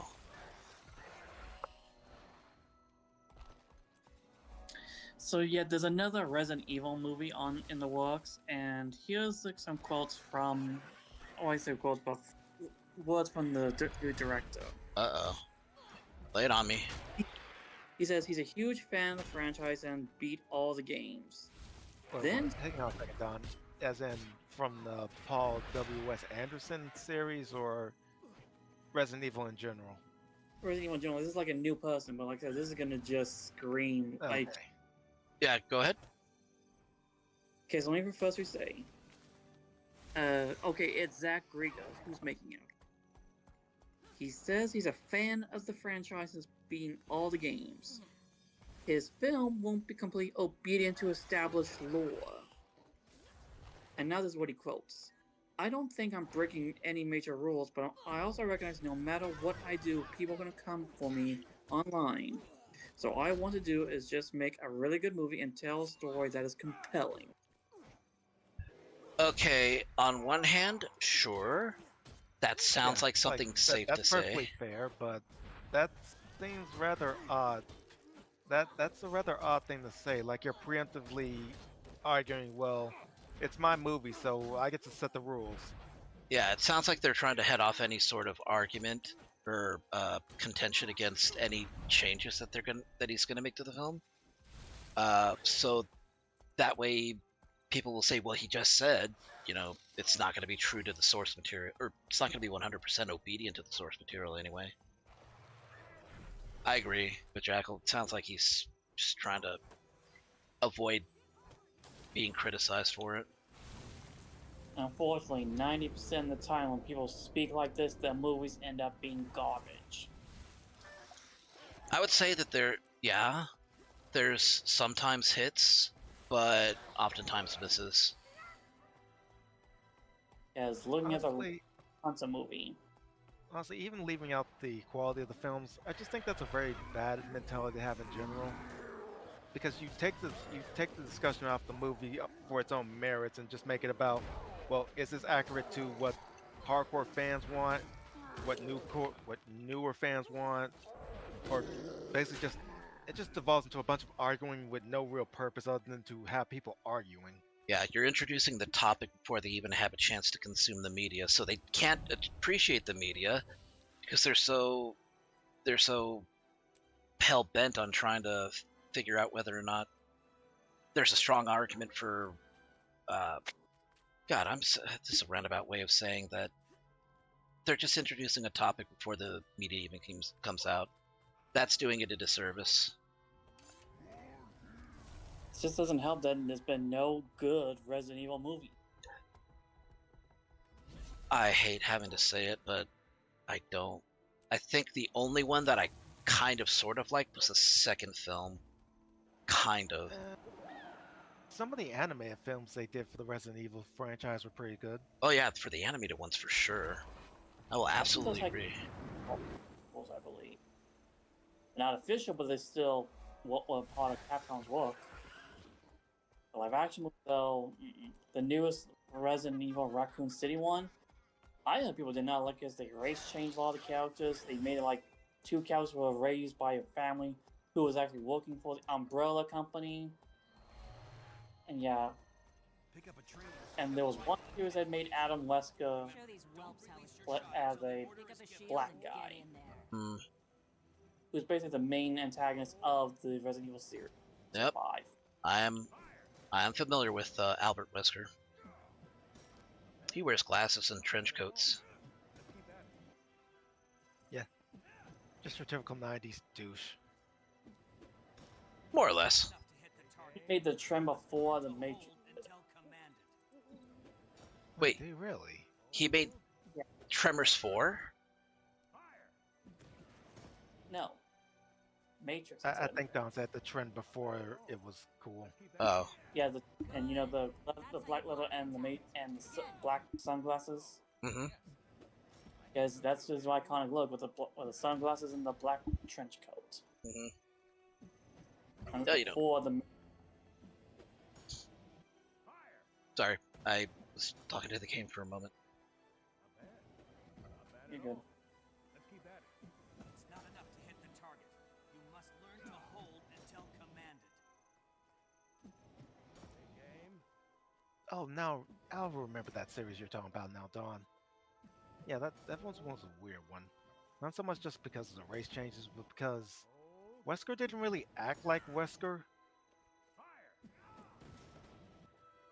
Like, he was a dedicated family guy when he wasn't running the evil mecha corporation trying to destroy the world.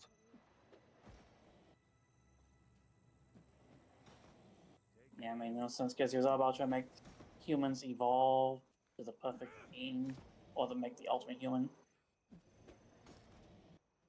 Yes, I didn't get that. Good. That's how you block an attack. Again. Like, I'm all for trying to expand a character's personality and stuff, but I don't think the guy that wants to turn everyone into mutant zombies is the one you should try to be giving character development. Yeah. I mean, you could, but dedicated family man is not something. It's not a part of Albert Wesker's resume. Yeah, probably the zombie thing is like a 99% chance of those who get rejected by the virus. Those who succeed become basically like superhumans, what Wesker was trying to be. Well, it was.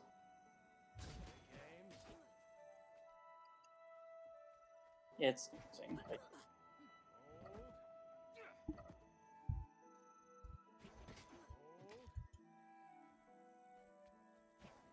Come on, that's way too slow. Try attacking me as I lower my guard. Okay, so what are you saying? I think it's going over the chronological. I can't speak.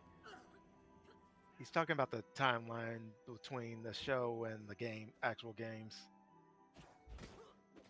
Like, a lot of stuff doesn't line up there.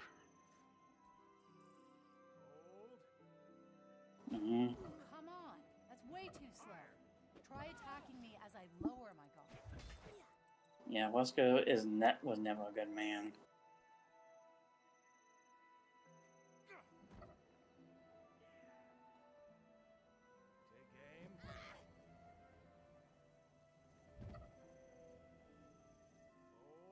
Oh man, stop trying to attack her. Anytime the NPC attacks this character, she puts her shield back up.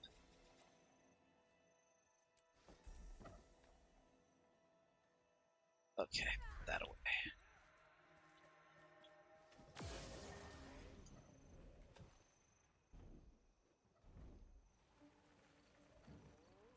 Also, what though with the Sonic movies coming out? People will realize you can have your video game villain be just the bad guy. Be an unrepentant bad guy. How do you mean? Oh, what now? I was saying, how do you mean by that? Oh, like, I was just saying, it's like, not every bad guy needs to have some dark or tragic or nuanced look at them. It's like, sometimes a bad guy can just be a terrible person doing terrible things because they're for terrible reasons. Well, that's true. I mean, for the Sonic movies, I guess it's okay there because, canonically there is a tragic backstory, and they tried to be funny with it too. Like, it was Jim Carrey brand, humor. Yeah. But yeah, I didn't mind the performance in the first two, but I felt the performance he was trying to do was not very good in the third one. In the third one, I thought it was all right, but then again, it's like one of those things where it's like it's a kids movie. I can kind of forgive some things, especially if it's in service of them trying to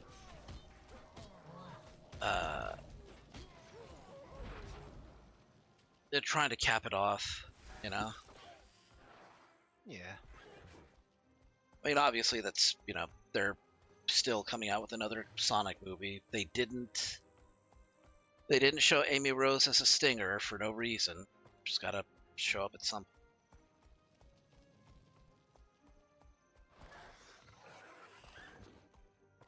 On some level, though, I am curious as to what direction they will take her character.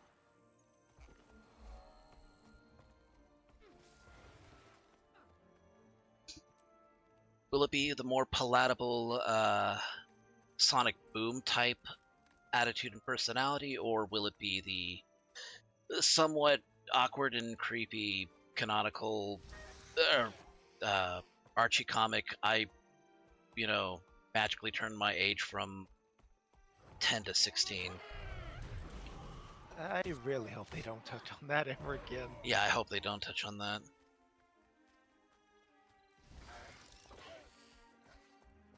It's just, it's like one of those things, like, did you know this about Amy Rowe? No, and I wish I didn't. It's like one of those things that they would put in a YouTube short that would just make people say, you really have to up that.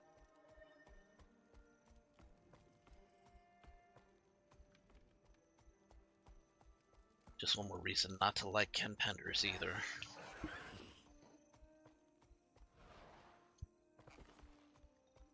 Okay, where are the centaurs?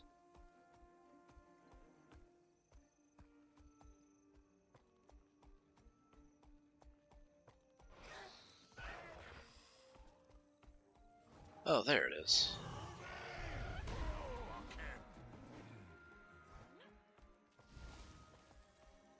Okay, I don't need to be here any longer.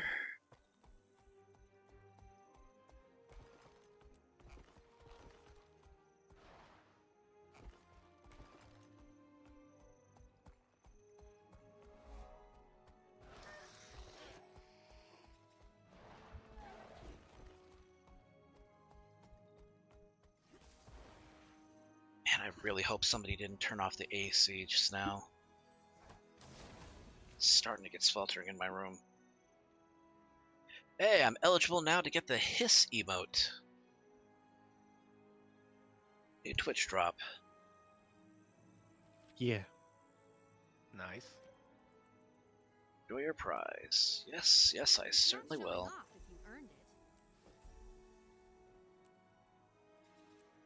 That was actually a very fitting thing for my character to say just now.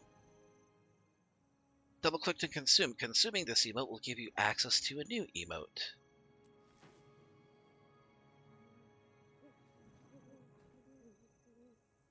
Alright, let's see what she does when I use the... Another testament to my greatness. Oh, that's adorable. Very scary. Very scary. Scariest mouse. The blow kiss emote looks probably the most adorable on Asura. Their eyes get super wide.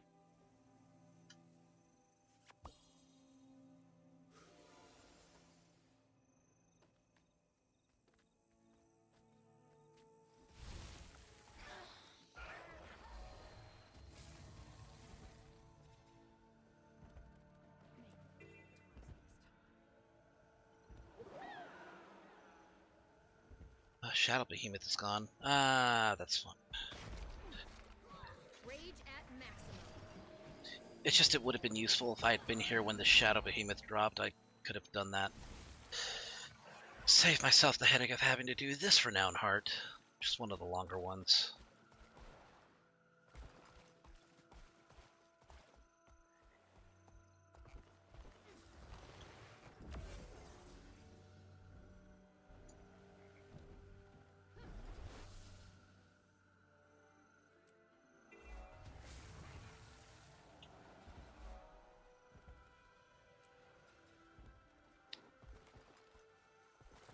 I think one of the other problems is that one of the other problems with the Sonic 3 movie, they didn't spend as much time focusing on some of the new antagonists.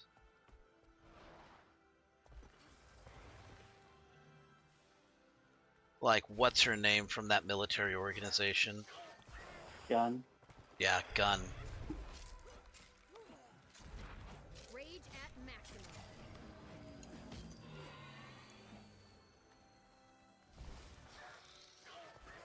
Oh yeah, the guardian units of all nations.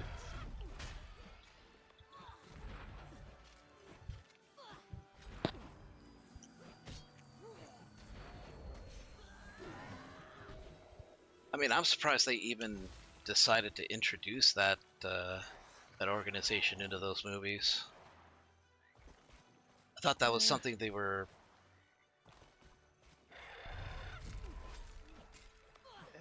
It makes sense. In most of the comics and video games, gun actually is very important story-wise. It is part of Shadow story. That's true.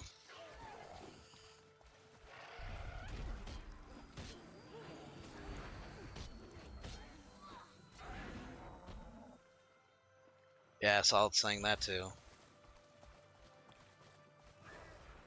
I guess on some level, I was, expecting them to do something similar, but more down to earth and not necessarily named Gun.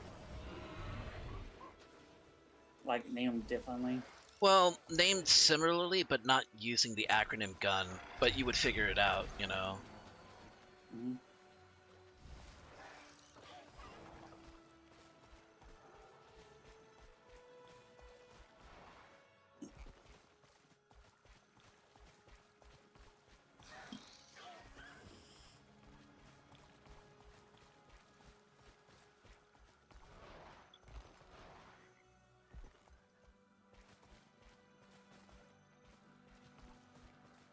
Just going around in circles trying to find ghosts or portals to close. God, this one is so tedious.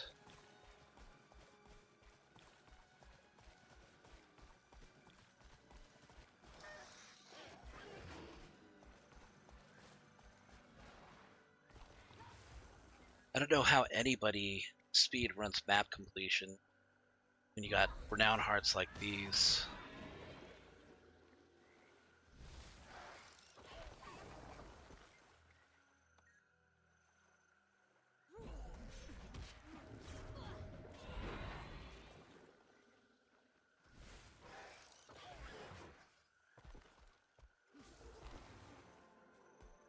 Yeah, that one's too afraid to talk to me.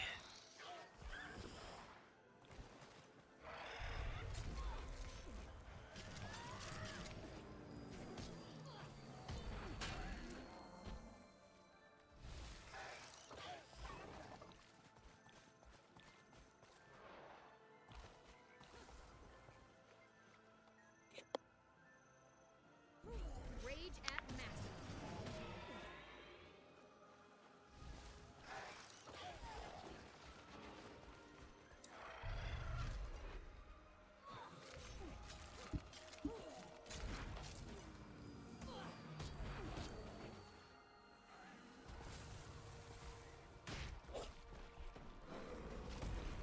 There's the power.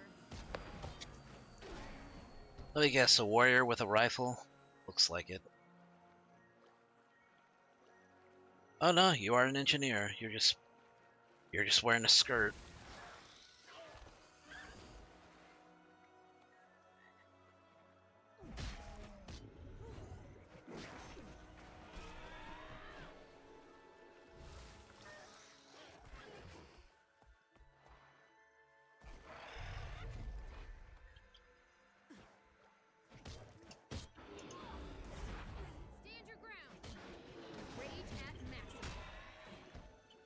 Okay, this should put the final nail in the coffin on this one. Ah, there we go. Came down here. I don't even have a. Okay, we have a trident. Do we have a spear? No, must have salvaged it.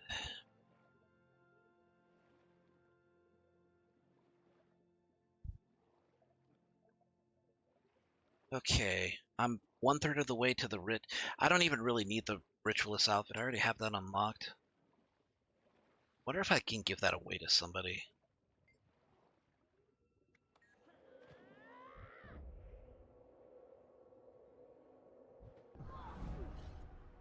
Nice, I still got it.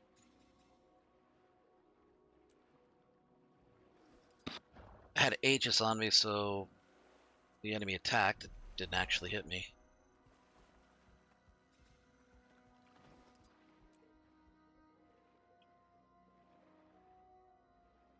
Come on. Hey, G-Dubs, good to see you.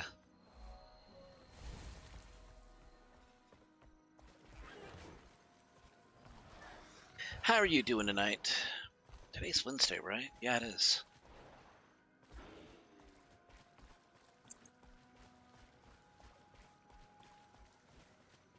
Oh, gosh.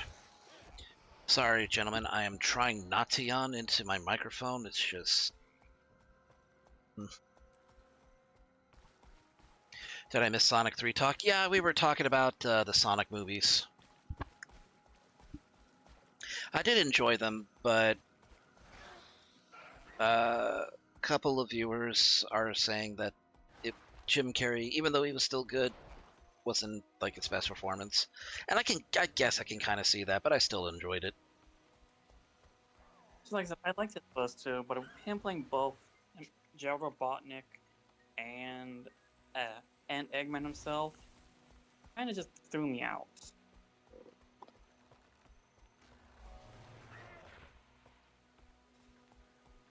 Yeah, not really... yeah.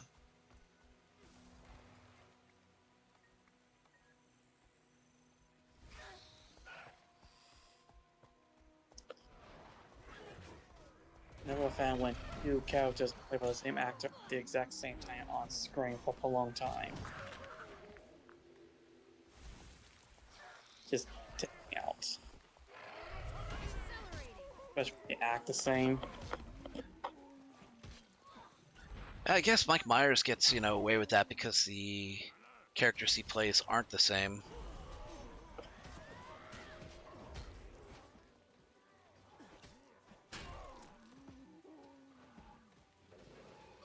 Rage at maximum.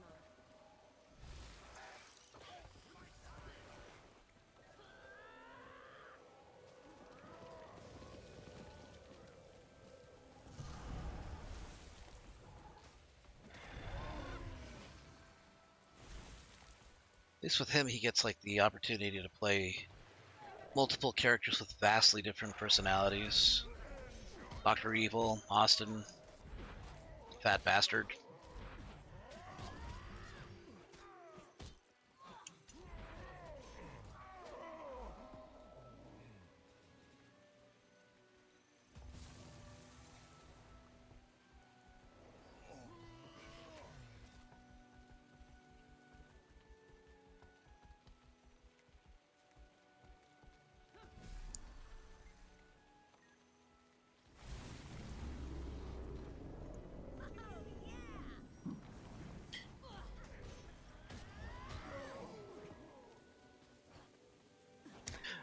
I do wonder what they are going to do for the next Sonic's movie. You were going to say something?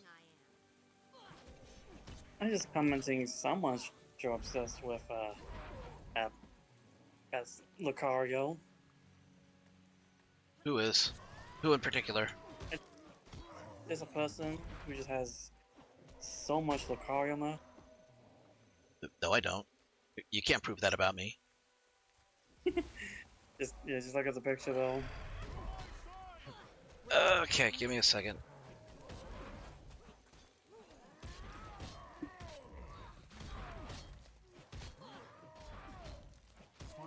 Wow, that is a powerful obsession. I don't think I want to show that though. I mean, there's nothing like bad about it, but it's just. If you just I mean, remove. it is a bit much, but he has good taste in dog Pokemon.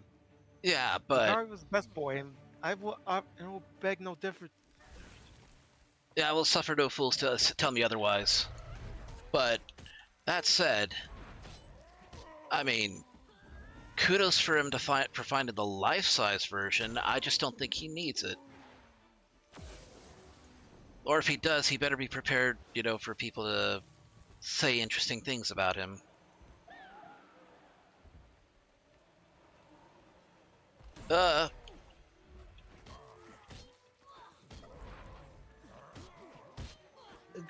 It's not that there's anything lewd or inappropriate about it.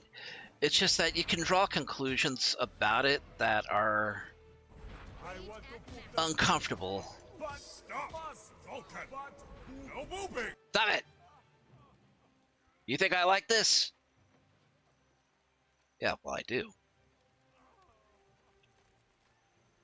Thank you for the Things that moves. should never be said out of context, KJX.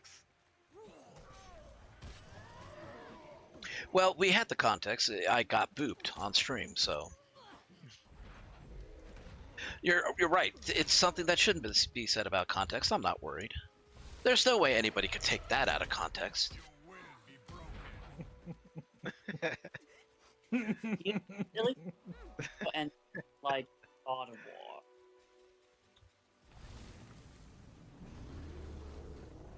Because that is definitely waifu obsessive right there. Yeah. If you did the same thing with Gardevoir, yeah. Well, no, I'm not even saying if. There are people who have done the same thing with Gardevoir.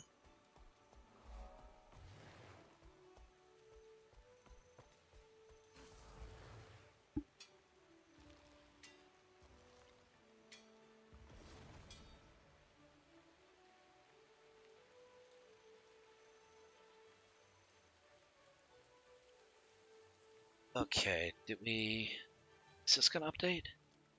68%, 73%, okay. 3/4 of the way done almost.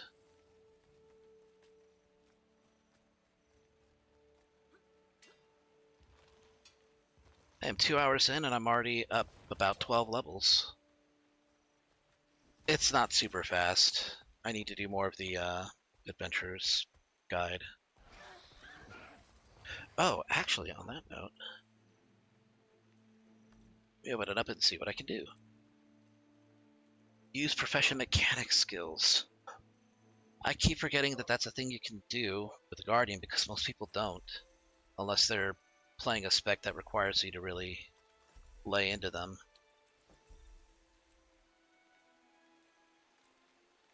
Okay, apply die.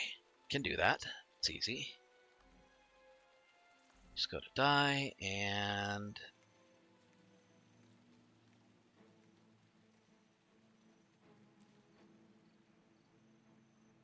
I applied die. Okay, so I guess it doesn't work if you're doing it on.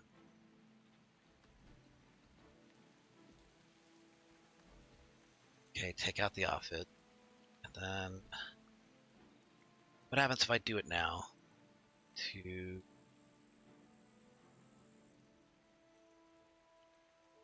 not showing off if you earned it. There we go. Rallying, defeating world bosses, crafting items, completing events, using the bank.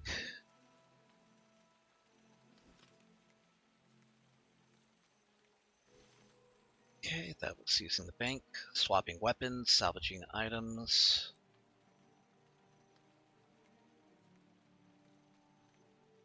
Oh yes, I earned this.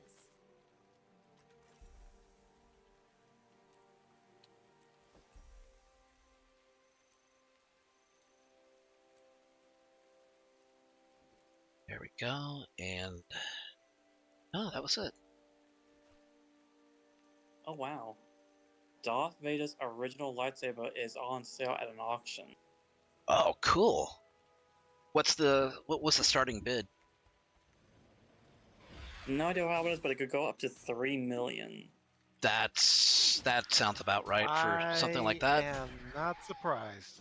Yeah. That sounds about right for something as iconic as Vader's lightsaber. I'm just curious who could actually be able to afford that price. Oh, there will be people. There will be people with too much money.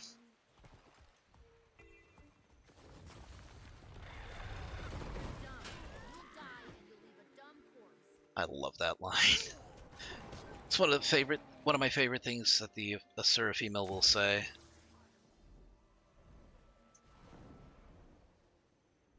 Imagine how much the original Skywalker lightsaber prop will be. Oh, the original Skywalker prop. I was gonna say that Luke's green lightsaber. I think Mark Hamill actually got that.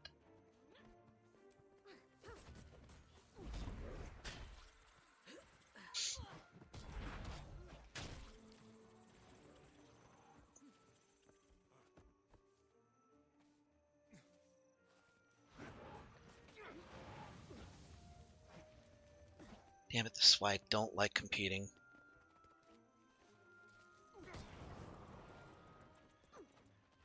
Here's a hint.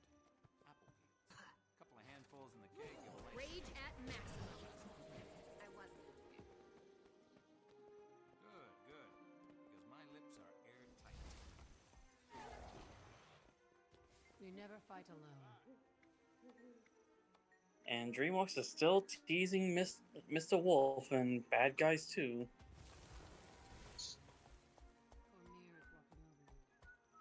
I've seen the character designs for the newer characters. They don't look bad.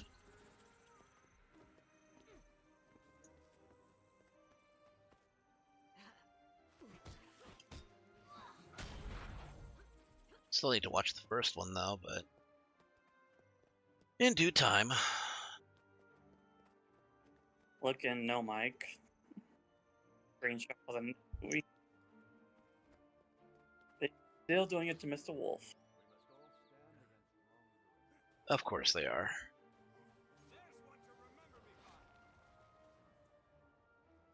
Really reeling us in with that one.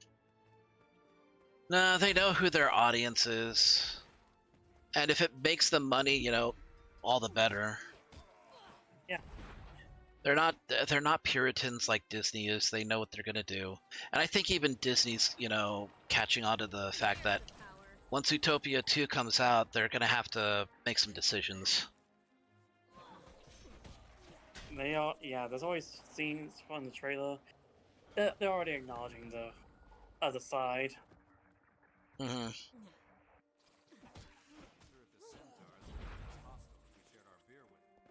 think they want our land and crops, not our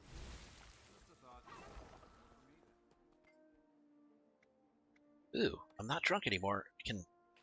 No wait, I'm still. Damn it! Can't drink any more wine to taste test for them. It's on a timer. You can't drink all the wine and, you know, rate it for them. Ah, there it goes.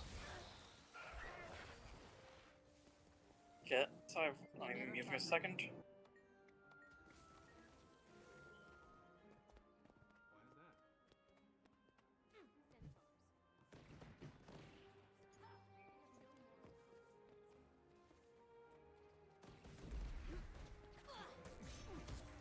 Oh, you couldn't wait, could you? No. Sorry, thing was flying over, so I had to mute myself.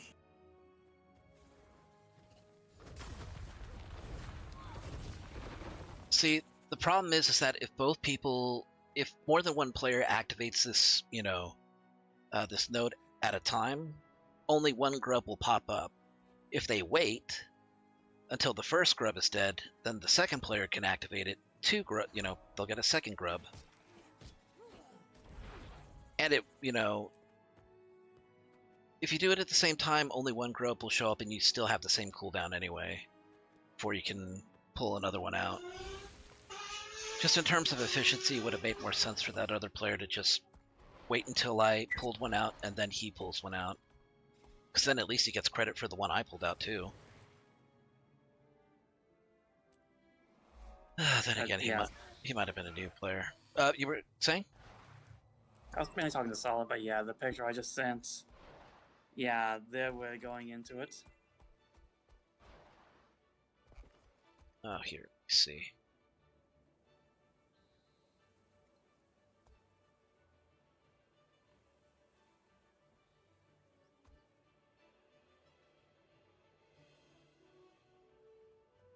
Oh yeah, that's okay.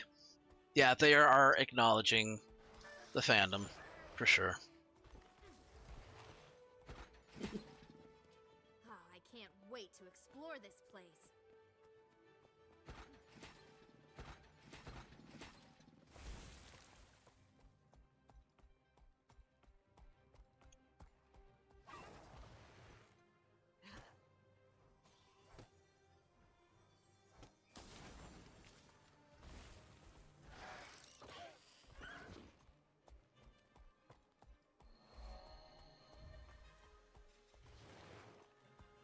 You know, in retrospect, why am I surprised though? Not really surprised even.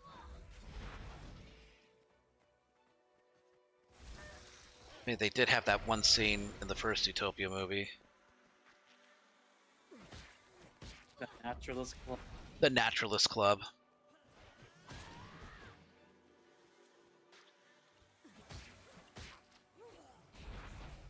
You know, I've never seen the original Zootopia, but what you just said there really raises the question what the Naturalist Club is. No clothes. There's nothing in that scene. They don't show anything, you know, compromising or anything that would get them like a beyond a PG-13, you know, rating. But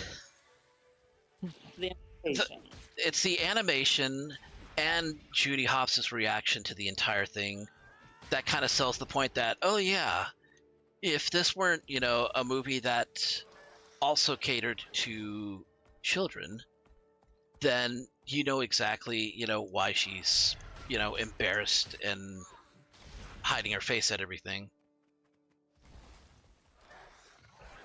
It's played for laughs, and you know, it's like a part of like the plot. They're trying to find clues and shit, so. But it is a hilarious scene, not just because of the context of them being in a naturalist club, but also because one of the characters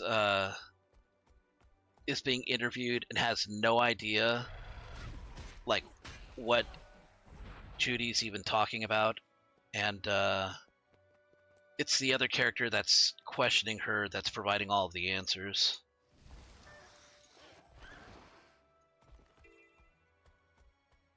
It makes more sense if you watch the scene, but yeah, I could probably post it in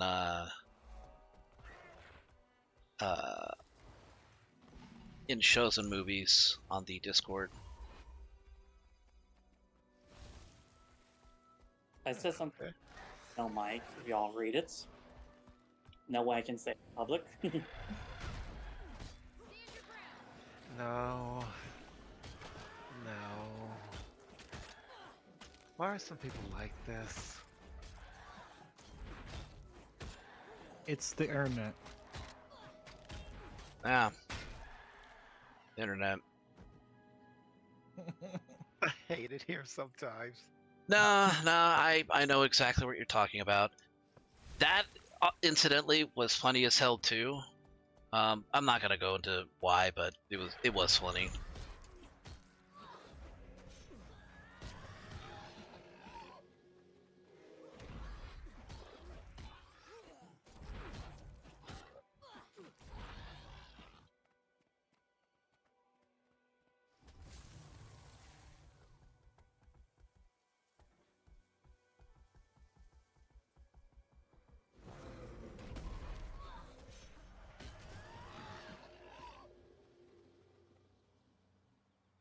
Guild Wars 2 question: can you have both a core and elite spec active at the same time, or only one? You have access to all 5 core specs at any given time. It's the elite spec that you can only choose one of at a time. So let me just go ahead and bring that up. Over here. Okay, so for example, I can go ahead and put in... Yeah, let's just go Zeal. So yeah, these here are basically your 5 core specs right here. Valor, well, for Guardian, you have Radiance, Valor, Zeal, Honor, and Virtues. For all three traits that I can pick all 3 of those specializations. But if I want to pick an elite specialization, I can only pick 2 of the core ones. It doesn't matter which ones, I can pick 2 of those, but I can only pick 1 elite specialization. Those being the Dragon Hunter, the Firebrand, and the Willbender. So yeah, you can only have 1 elite spec at a time. Yeah, but it can be any of the 2 cores. It doesn't need to be any. It doesn't need to be a specific 2 cores. It's just some core specializations synchronize better with certain elite specs.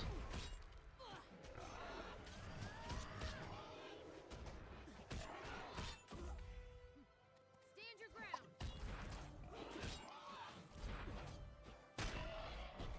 Okay, there we go.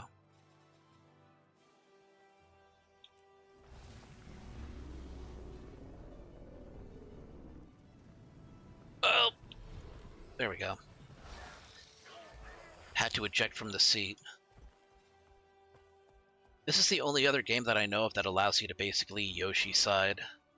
Except that, you know, your mount doesn't actually die, unlike Yoshi.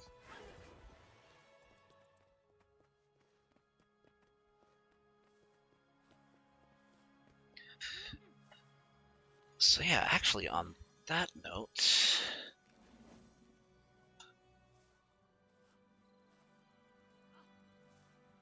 Found its Link and its Zelda. Certainly.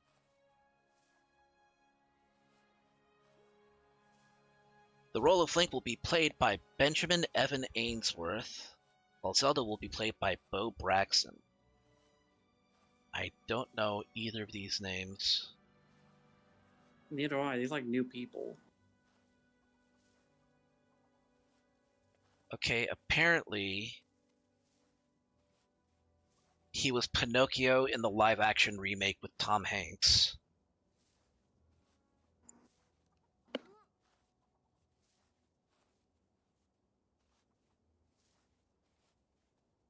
That's the only movie that I can see that he has done. The funny thing about the Pinocchio movie remake, I didn't know it was a thing until 3 months after it came in theaters. The Disney one? The Pinocchio live action. I have to make sure because there's multiple Pinocchio movies, and you're talking about the Disney one, right? The Disney one, yeah. The one with Tom Hanks. That didn't come to theaters. That was Disney Plus. Huh. They dropped it onto Disney Plus. They didn't put it in theaters. So that's probably why I didn't know about it. Yeah, I guess that would explain it. I don't watch anything off of Disney Plus. Haven't since Mandalorian, so. It's the same. I don't know. I don't even want to say it. I don't want to say it because if I say it, I feel like it'll end up being true. But I think on some level, the Star Wars movies have made me lose my taste for Star Wars. I don't blame you. That hurts. It hurts having to say that. Yeah. I'm on the same boat with you. I'm not the only one feeling that like this. Trust me. I think the oversaturation of Star Wars the past decade has been wearing on me. It's been suffocating. Yeah. One good news about Star Wars, though, Ryan Johnson is not getting his trilogy. I heard about that, yeah. He says, I haven't done anything with it, you know. Saying, pretty much my response was, good, but it's, you know, let's keep it that way.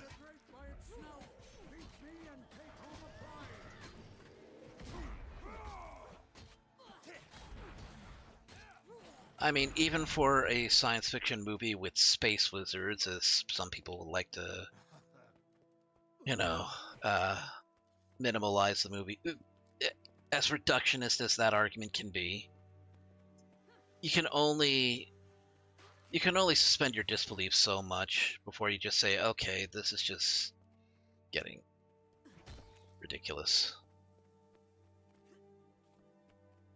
I don't know what his trilogy. No, Solid. I have no idea what his trilogy was going to be about, and I don't care enough to actually look up. We don't really know anything was about. It's just know he's going to make a trilogy.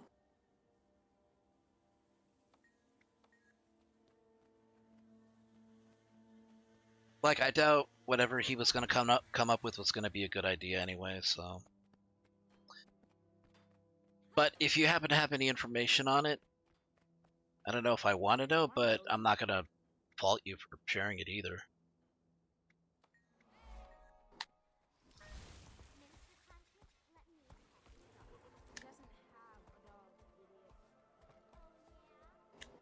Yeah, I think I've just been burned out by the franchise at this point. Which is a shame, really. The only thing I kind of watching of Star Wars is people do like reactions like to the movies and such. Yeah. Oh yeah. I'll say this: I will still play the the Star Wars Jedi games, though. I think they kind of got the core essence of what Star Wars is. Even if they touch on certain things that, you know, I wasn't really a fan of. I'm keeping an eye on the KOTOR remake because Saber Interactive is still working on it. I lost faith in it when I know Aspire's not attached to it anymore, but the fact that it was just to me kind of says that whoever wanted it didn't have enough faith in it to begin with. So I just don't see how it's going to get better from that point. Well, it got handed over to Saber Interactive, which just got done doing Space Marines 2. Okay, Saul just replied. He was going to kill off the Force, as in the Force had died off or something no longer exists, and be replaced with something called Vitality. Rey was going to be the first dose of Vitality thing to each other's house. Some other things I can't say because they could break Twitch rules due to them being adult thing. Okay. Well, I mean, I can kind of guess what direction that was going to go in, but yeah, not necessary to go into if that's what he was going to come up with. That doesn't even seem like a good idea. It just sounds like, you know, them trying to replace You might as well just make another sci-fi trilogy that's not Star Wars. Exactly. That is the perfect way to put it. It's just that they're just so bankrupt for names at this point that they'd rather just call it Star Wars than come up with a name. Yeah, because at least it's safe at that point. It's like people will come there, you know, to watch it if it's Star Wars, you know, even if it's not Star Wars, as long as it has the name attached. That's slowly thing though. That was what? That's slowly not becoming a thing though. People are starting to wise up. Yeah. Yeah.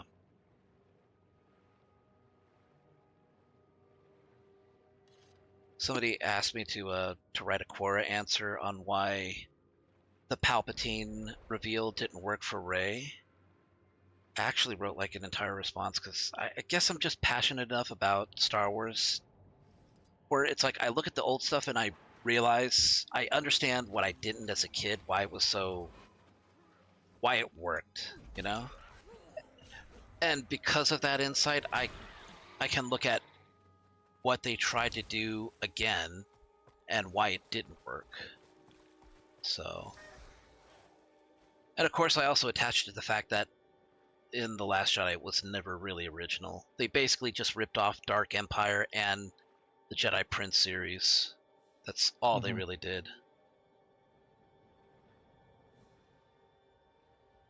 And they didn't even like port over to call a ripoff, as they did so poorly that. Yeah, they basically took the worst qualities of both of them. It's basically its own thing, and just how bad it is. It's honestly fascinating from a writing standpoint. Yeah, I mean, it's like, and I can't believe I actually am saying this about the Jedi Prince series, but at the very least, Ken the Jedi Prince, I hate that name and I hate that that's the title, but at the very least, he got minimal amounts of training from Luke before he actually did anything, and he wasn't like super powerful. He was just, he got away with a lot of things. He was the 12-year-old wish fulfillment, character basically. Honestly, I forgot Ken was a thing. Yeah, most people do. Honestly, I think the writers did too after that book series. Yeah, for sure.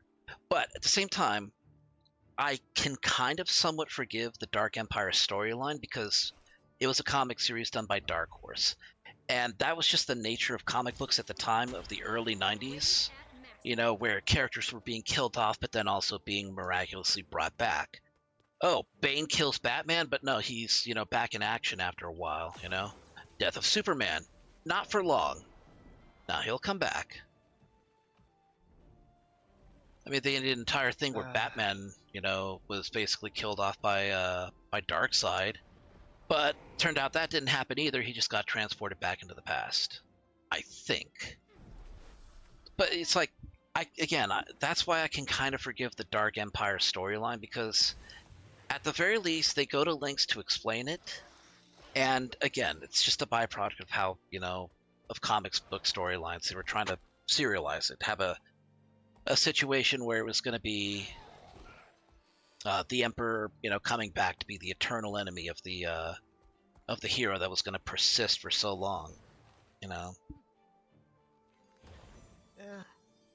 I thought it was fun, Dark Empires, because they basically established Palpatine as basically an evil lich. That also works. Extremely powerful dark force that hangs over the setting, but because he's so powerful, he's also burning through his mortal form to a point where even if the heroes had done nothing, he'd still probably have lost in the grand scheme of things. Yeah. That is something that they did touch on, yeah. The fact that he was burning through his clone bodies because he was just so evil.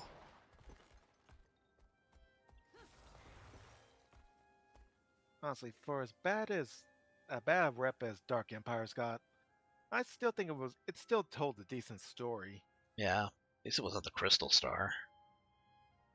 Oh, at least it's not with what they did with Star Wars: Old Republic. My gosh. What did they do with? Oh yes, the Sith Emperor. Oh, this shit. Yes. I don't know. I mean, some parts of it seem like they work, but other parts of it are like. Yeah, his early introductions, they work just fine. It's the fact they kept coming back every other expansion. Yeah, didn't he like transfer his like spiritual essence into like his daughter at one point? And then you have to fight his daughter and everything. Yeah, that just got like, and I get it. It's kind of a thing that they did. Jax, to give you a rundown how many times he's cheated death in the games. You kill him as part of the Knight storyline. He comes back as a different guy. Gotcha. You kill him as part of Revan's storyline. He comes back from being a ghost because you awakened him somehow. You kill him in Knights of the Eternal Throne, where he apparently has a second body and an entire another family you never knew about. He gets killed there, but possesses you and possesses you throughout the storyline and tries to take over your body towards the end. You defeat him again, and he possesses his daughter and a bunch of other Jedi. So you track down his original body and kill his Holocrocs to put him down for good. Like a hot cockroach. They basically gave him the Voldemort treatment. They gave him the Voldemort treatment, and he basically outdid Palpatine. So, for all of for all of Palpatine claiming unlimited power, he couldn't even do a fraction of what Vitiate did. I get that's where, you know... To be fair, a lot of Vitiate's stuff isn't actually his own power. That's like him, he like, did a lot absorbing... of it through a ritual requiring an ancient super weapon. Yeah. Not to mention that, like, he basically ate the life force of an entire planet. Yeah, he basically did that what... was a super weapon. That was a super weapon thing. Basically did a Darth Nihilus, you know, to extend his life, basically, if I remember right. Yes. Actually, I think that was the inspiration of Darth Nihilus. Which, again, if they're taking inspiration from those avenues, you know, I guess I'm okay with that.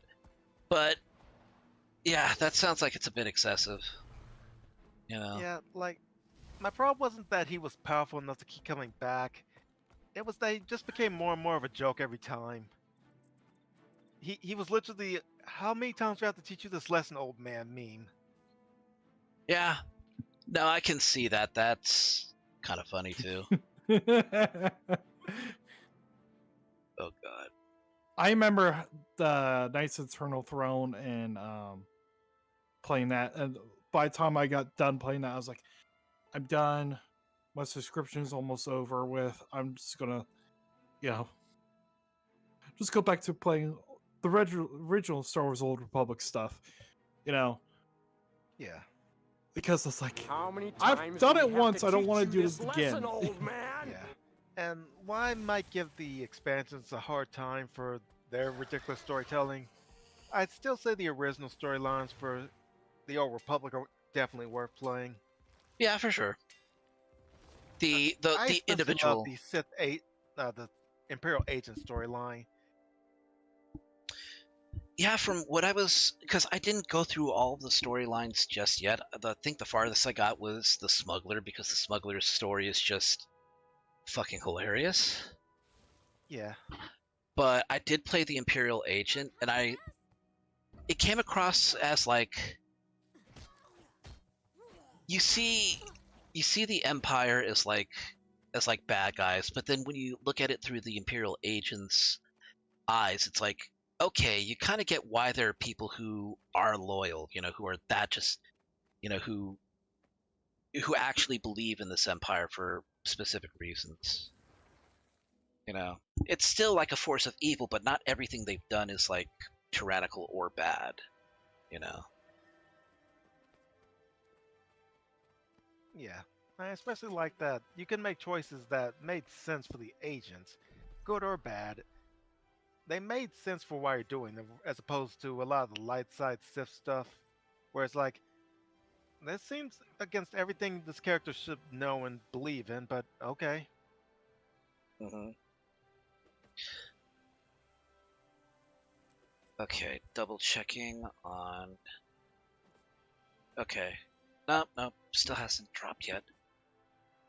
I'm wondering what'll happen if it does drop. If it turns out I can just give it away, I'll give it away. Give it away now.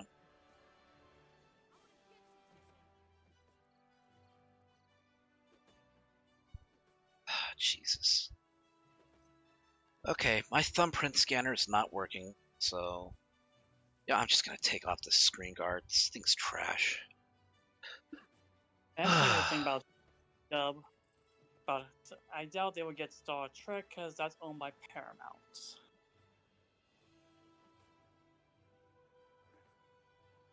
Wait, who's doing what with Star Trek now?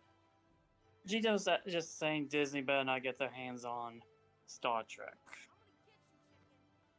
Yeah, I don't think it'll ever come to that. I think... Star Trek has been dead for me for a long while. Honestly, I the last mean- Star Trek show I watched was Deep Space Nine, so I couldn't tell you what's going on with that franchise. I maintain that Deep Space Nine was not nearly as bad as a lot of people make it out to be. Certain parts of it... Yeah, certain parts of it, I get why people are... better than the Next Generation. I get why people didn't like parts of it, but it really is worth giving a watch. Yeah, for sure. Some of the best characters are... I actually like that some of the best characters are not actually the human characters. They're the non-human characters. Worf is one of my favorites. Of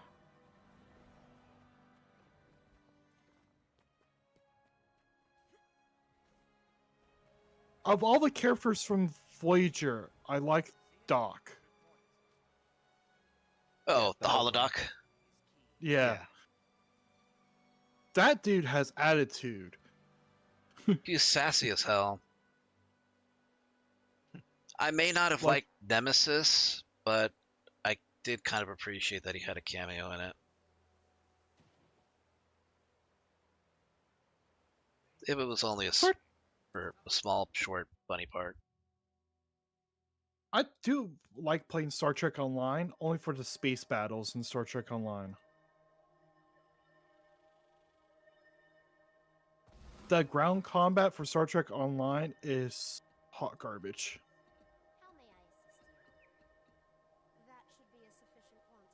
Yeah, I get the classic away team thing they feel they want to go for, but I don't know. Blasting away everything that moves on the planet's surface doesn't just strike me as a right fit for the Federation. Yeah, that seems like the kind of things that it seems like the kind of thing the Imperium of Man would do, not the Federation. I was playing Farasin on the Klingon Empire, so I don't know what you're talking about. I mean, okay, if it's Klingons we're talking about, then yeah, sure. Now, make no mistake, Thrain. I had a Klingon Gorn character, so I definitely did that, but it always felt odd when you had to switch back to the Federation characters to complete the story.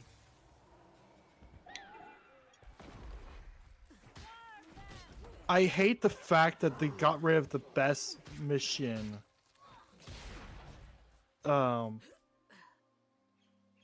Because they redid Deep Space Nine. Which is? There was a mission where you had to infiltrate Deep Space Nine by moonwalking. Or not moonwalking, but take a spacewalk. Yeah, spacewalking. I was gonna say that'd be kind of badass if you actually Michael Jackson moonwalked onto Deep Space Nine. You just teleport. You just do it. You just scoot your ass onto the teleporter pad, and then you just get moonwalk through. You don't see where you're going. You end up in. Jem'Hadar through the power of Michael Jackson.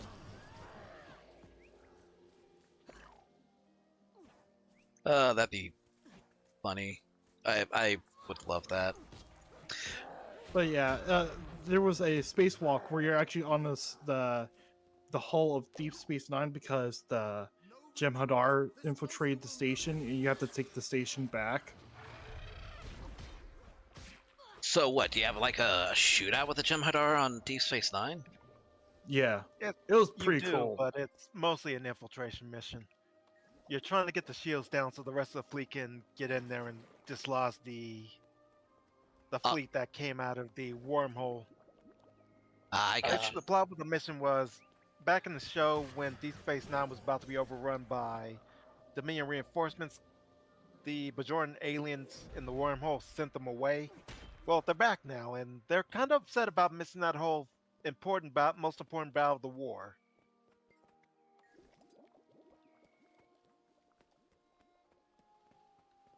Well, they had to take their anger out on something or someone. Ah, God, you stupid oozes. I hate that. It's a 5-second evade I could do nothing about. Except just wait. Okay, well. It's done. I've been trying to kill imps just to find a bead. But I'm finding all the beads but one. So this might not be true, but this would be hilarious if it is. So the Acolyte just got a Emmy nomination, and guess what the Emmy is for? What is it? Is it costume design? No.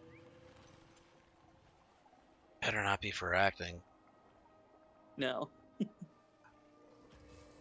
I give up. What is it, Don? Yeah. Comedy? Yeah.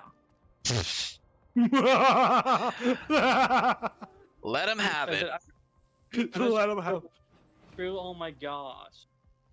That's, I mean, if true, that's I mean, fucking that hilarious. sounds like the biggest joke of the franchise. But hey, if they won it, they won it. You want to know something? It's probably the only good joke they'll have in it too. Yeah. Everybody Also, will laugh and honestly, appreciate John, that. I forgot the acolyte was even a thing until you just brought it up. I have not watched anything of it because I am not touching that with a 100-foot pole. I watched it out of morbid curiosity. It was bad. I could not tell you. I think that was like one of the biggest criticisms. Nobody could tell you what the entire point of the show was about. Yeah, it wasn't towards the end until they revealed that Plagueis was living in a cave that I realized it was supposed to be a prequel, but what it was building up to, I still have no idea, even with the context of the entire series. Yeah.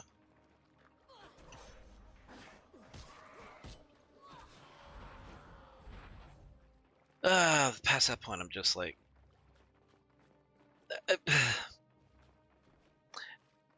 part of me wants to talk about it, but the other part of me doesn't want to relive traumatic memories. They're not really traumatic, but, you know. Yeah. They're more like, I need mind bleach after this one. Like, I tried to find, like, something redeeming about it, because I didn't just want to, like, write it off without, you know, actually being critical about it. But the more I watched it, it was like, what am I actually... How is this I tried to give engaging all me? those shows a try and be impartial, but there's just nothing going on there. Yeah. Like the Ahsoka show. Its most interesting thing is that, well, two interesting things, is that apparently anyone can just become a Jedi now. It's Yeah. like there's no requirements. You can just do that if you want. And Thrawn came back, except I don't know what he's supposed to do because he has like half a ship. He has half an outdated ship with a bunch of zombie stormtroopers. Yeah, He's not exactly going to be threatening the New Republic with that.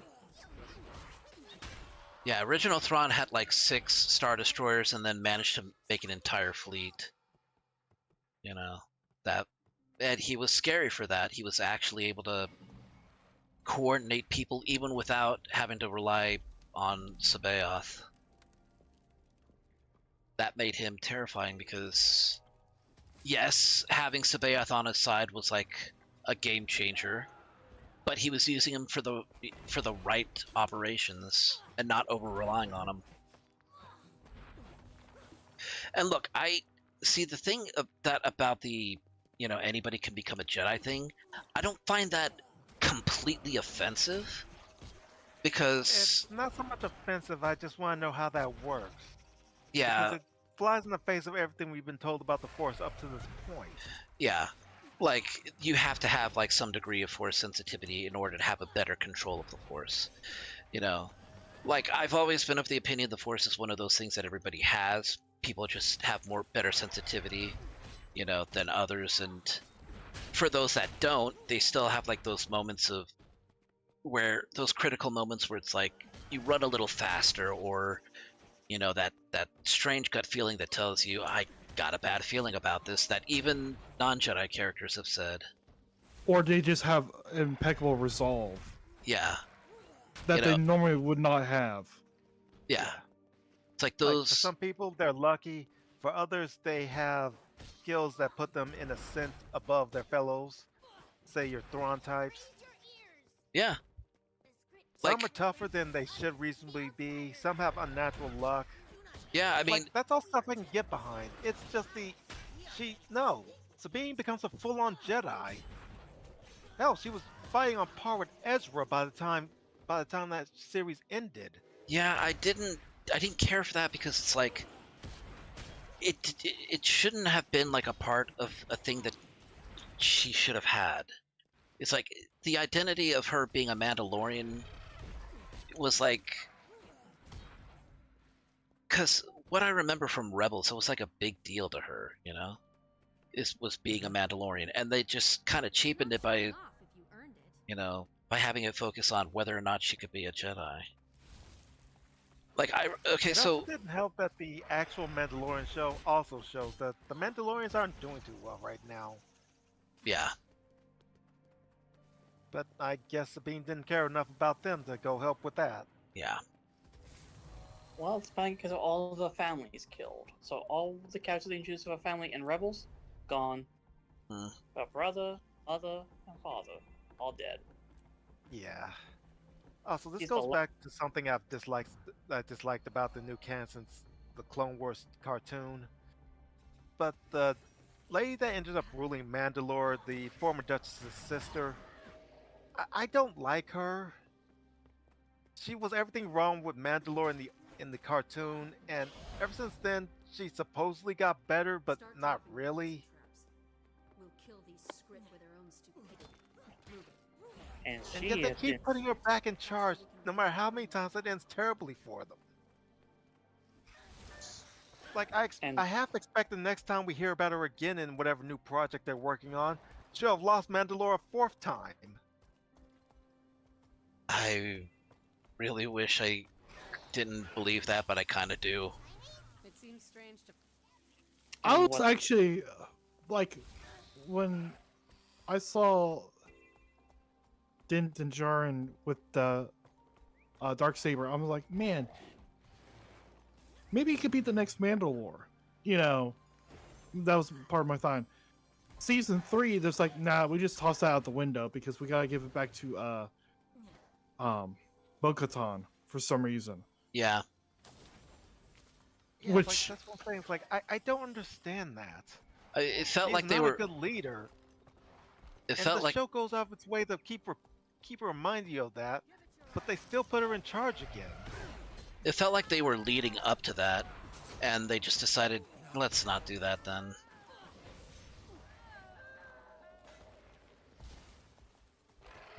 Which saw it brought up. Okay. At the end, it was like it was never important. That's you want to know the sad thing? Yeah, like that's what really got me. It's like, what?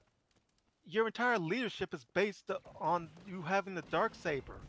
That's literally why most of your own people came back to serve with you. And now it doesn't matter?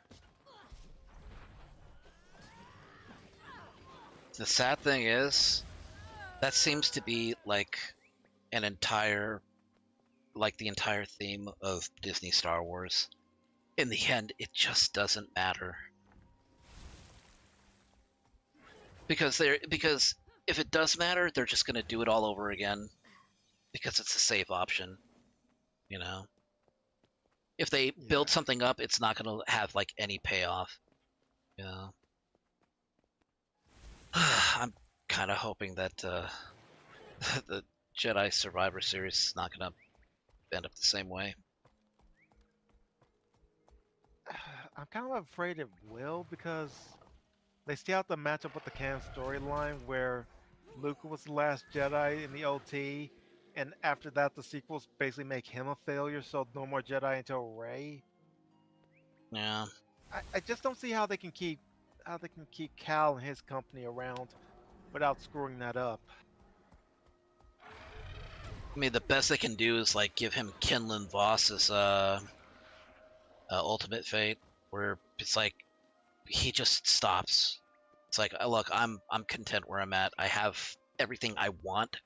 I'm just gonna stop and not be a part of this bullshit anymore. That was, of course, in the expanded universe. That, from what I remember, doesn't really involve himself anymore. It's also somewhat the case in canon. He had a love affair with Ventress after she redeemed herself, but after that, after she died, he just sort of left to find his own way in the world. Not really a Jedi anymore, but definitely not on the path to the dark side either. Yeah. Alive again. She's alive. Oh, she's alive again? He's still alive. He didn't die, no. He's still alive by the end of the series. No, Ventress. Ventress is alive. Oh, wait, they brought her back? Yeah. Or they retconned her death, I can't remember. They just can't. No, she died in the show apparently when Quinlan Voss and one other left her in a pool back on Dathomir. The witches brought her back to life, but at cost. Like, we bring it back, but you have to give up your love to do so. So she accepted it and still tried to find Quinlan. Okay, the idea of the Witches of Dathomir doing that, I don't want. I can't say that it's not something they wouldn't do, but it also seems like a cheap cop out. It's not something they wouldn't do, but it doesn't sound like something they should be able to do, or at least consistently. Like, what is the limits of their powers if they can just bring people back from the dead? Something the Sith have tried and failed for millennia to accomplish. Well, that's what the one witch that was in Mandalore Season 2, what was Thrawn? She brought back the Night Sisters. Rage at maximum. One of the Night Sisters' magics is to create the undead. Yeah. No, she. Yes, but they're not undead. They're literally brought back to life. She brought back actual Night Sisters, not dead ones, living Night Sisters. That sounds like something that maybe you could probably do with the Force, but it's like that's like you're gonna need some extra ingredients to mix in with whatever tonic you're drinking in order to get that to happen. Like it's one of those things where you can't do it and there not be a cost. Yeah. Unless there isn't. There's trouble brewing. And the like visions of the bounty. Like, honestly, I'm all for exploring new and interesting uses of the Force, but I'm still not sure how any of this works anymore. Because they don't seem to explain it. And everyone else just goes with it's like, yeah, of course I can do that. Yeah, if it were more of like if it were more of a situation where it's not common, it requires like some sort of setup in order to actually get it done, that would be one thing. But it's not what they're doing either. Anyway, you were saying, Don? It's just in the show I mentioned, like Visions of the Bounty Hunter, where we learn the past of both Cad Bane and how Ventress survived. Ventress becomes like a Jedi Master to a Jedi Padawan, trying to survive. And in Bad Batch, she somehow has gold sabers. Wait, where'd she get those from? They don't explain, she just has them. I guess, you know what, maybe I should be happy that I stopped when I did.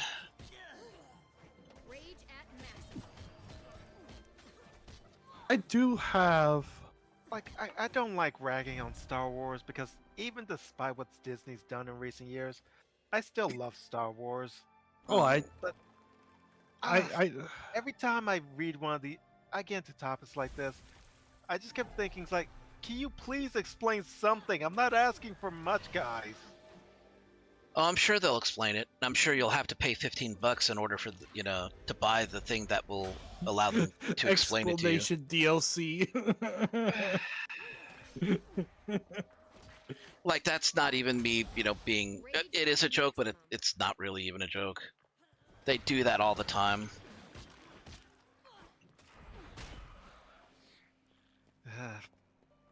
Buy the film guide to learn how Palpatine returned. Bad Blood set it up. Operation Phoenix. Well, yeah, but then you have to pay for a subscription to Disney Plus to watch that in order to get that information. So you're still paying for it. It's like, wait, why couldn't I just have gotten this, information in the film?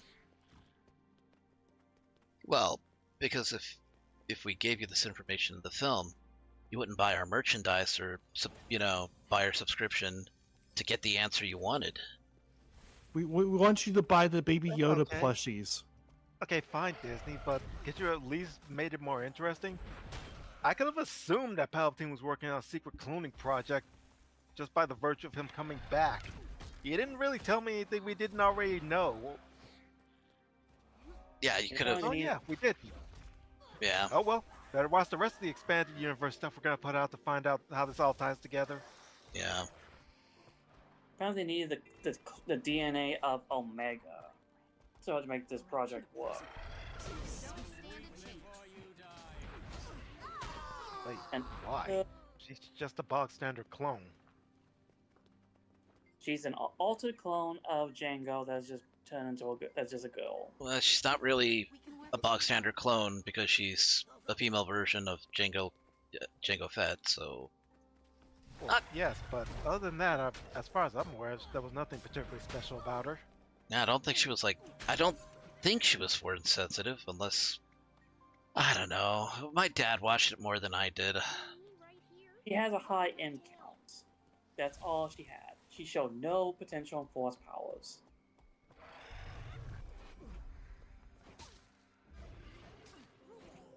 Because even Ventress trained her, and she didn't show off any powers.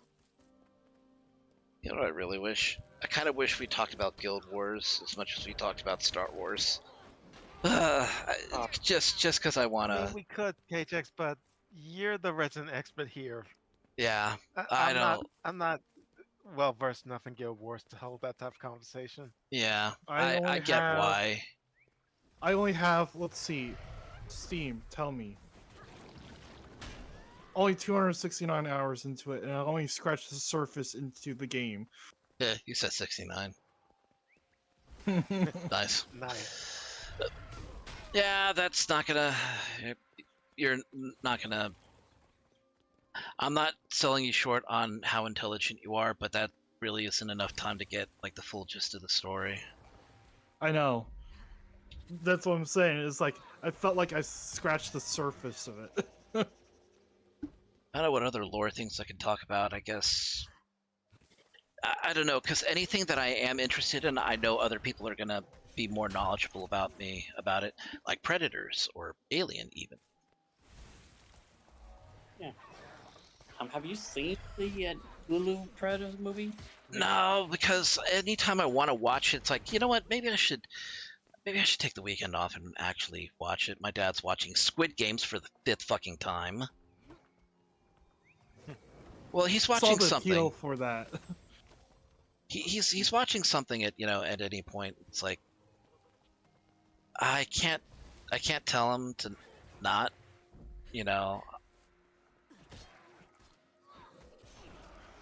And because of Netflix policies about not password sharing, fucking thank you for that, Netflix.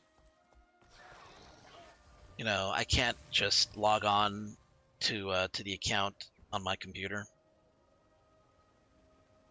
I got rid of Netflix many years ago because they wanted to charge you like an arm and a leg just to have. This is before the multiple sign-in things. Like, oh yes, you want to share with different family members? Oh, that's additional $15 a month for you. Yeah, that's just fucking ridiculous.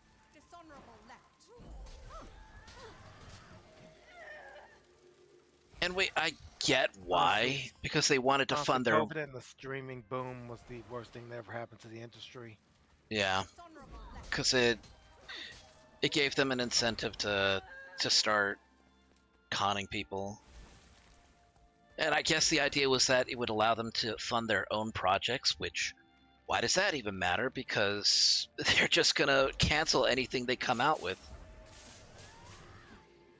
Or it's going to be controversial, like, I'm not even going to talk about that movie or that show.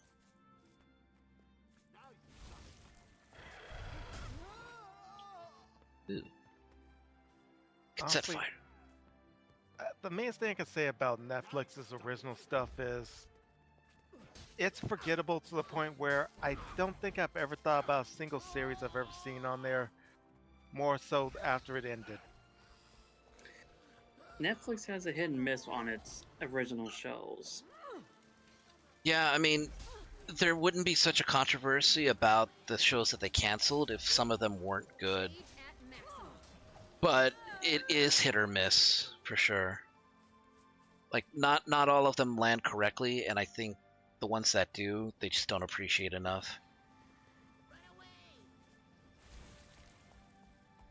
Let me show you something that's been happening a lot in Netflix, and people have been roasting Netflix for. Okay. It's gonna be a no mic. Yeah. So you get the manga, anime, the Japanese live action, then the Oh. net.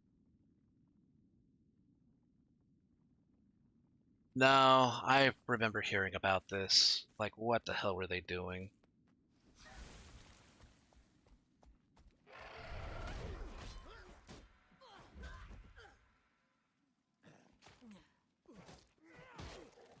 Okay. Yeah, the worst one recent was the Cowboy Bebop live action on Netflix. It was so bad they even canceled it before even the first season was done.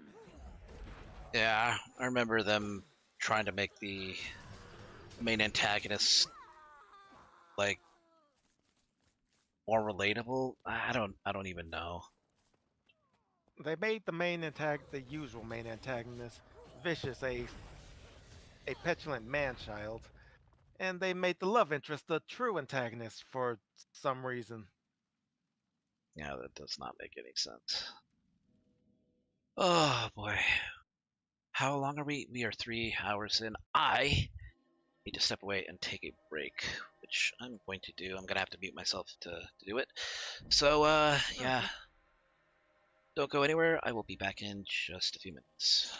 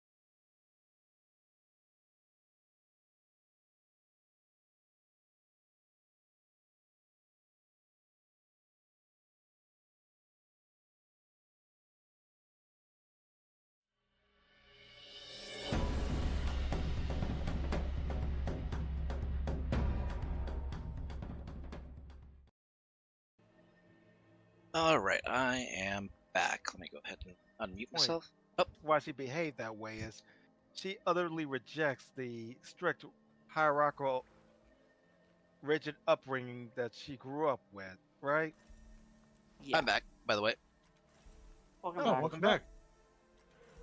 We're talking about Avatar. Ooh, Avatar, Last Airbender. Yeah. Yep. Okay, just had to clarify.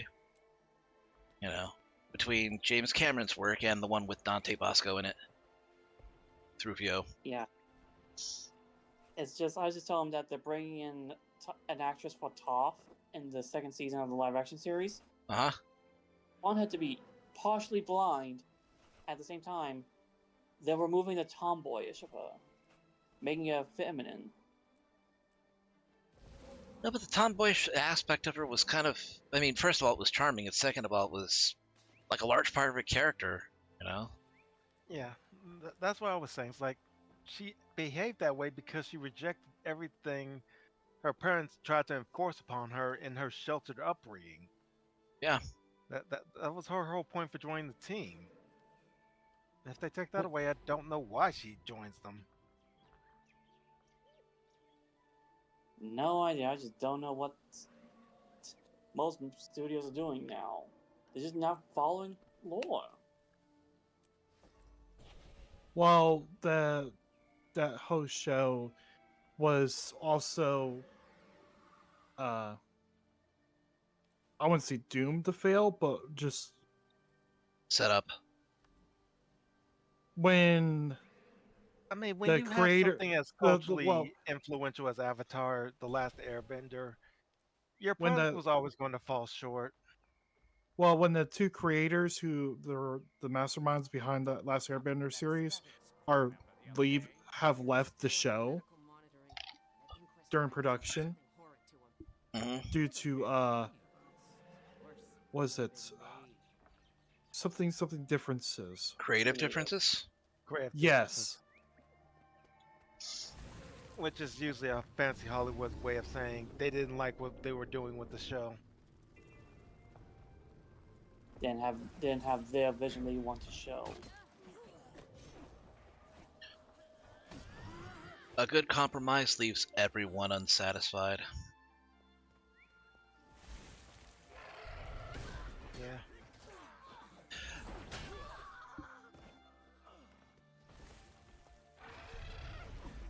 I tried to do an AI generation thing, specifically for the Guild Wars 2 piece that I'm doing. I almost actually nailed it. Like, it needs further tweaking, but I'm surprised that it was able to get it so close. Especially considering especially since I only did it over my phone, and it's safe for work. Don't worry. Okay, this the image you posted in the. Yeah, not that one. No, it's something different entirely. That's, I guess, kind of related, but not the one that I'm working on. The one that I tried working on, I only did it over my phone. It was it's more for something I can add as like a I guess kind of like a chapter image. You know, I was trying to do like a face-off thing, you know, where two characters are looking at each other and they're pissed. You know, the kind of thing you see it like at the beginning or before a boxing match. Basically that.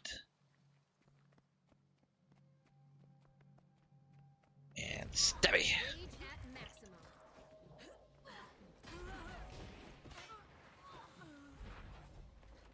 So, when it comes to trying to stay cool during a hot summer, what is your guys' go-to method?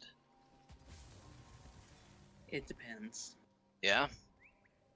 If my room is not already cool enough, I basically just strip basically everything except for the undergarments. You know what, that's... Ice. Lots and lots of ice in my case.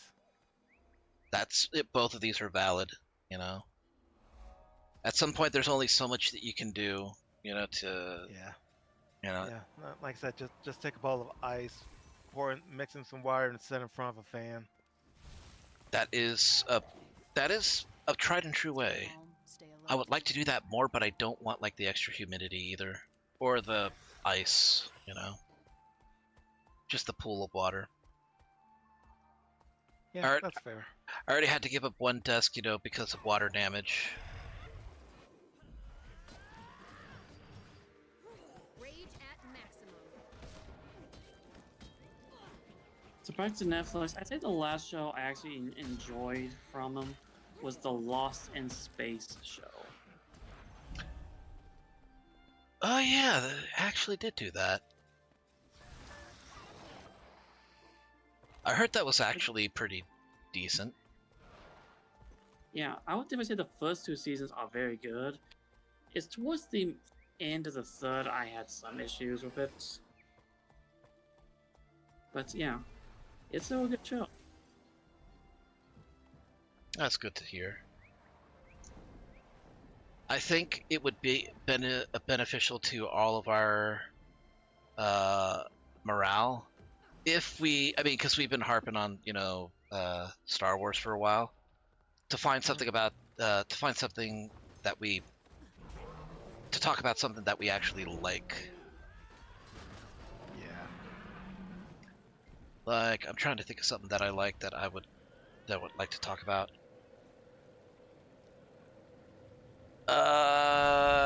Cats. Nah. Yes. Meow. Okay, we can talk about cats. We can talk about the fact that I'm not gonna, you know, try to make it sad. I relocated my passed away cat's teddy bear. It was a little blue teddy bear that she liked to carry around, you know, so kind of made me happy that I was able to find it again. What didn't make me happy was that it was in the freaking dog's bed. She stole it. So I haven't said like, Sacrilege. yeah, it's like, it's not yours. It's not yours to have. I wouldn't say that.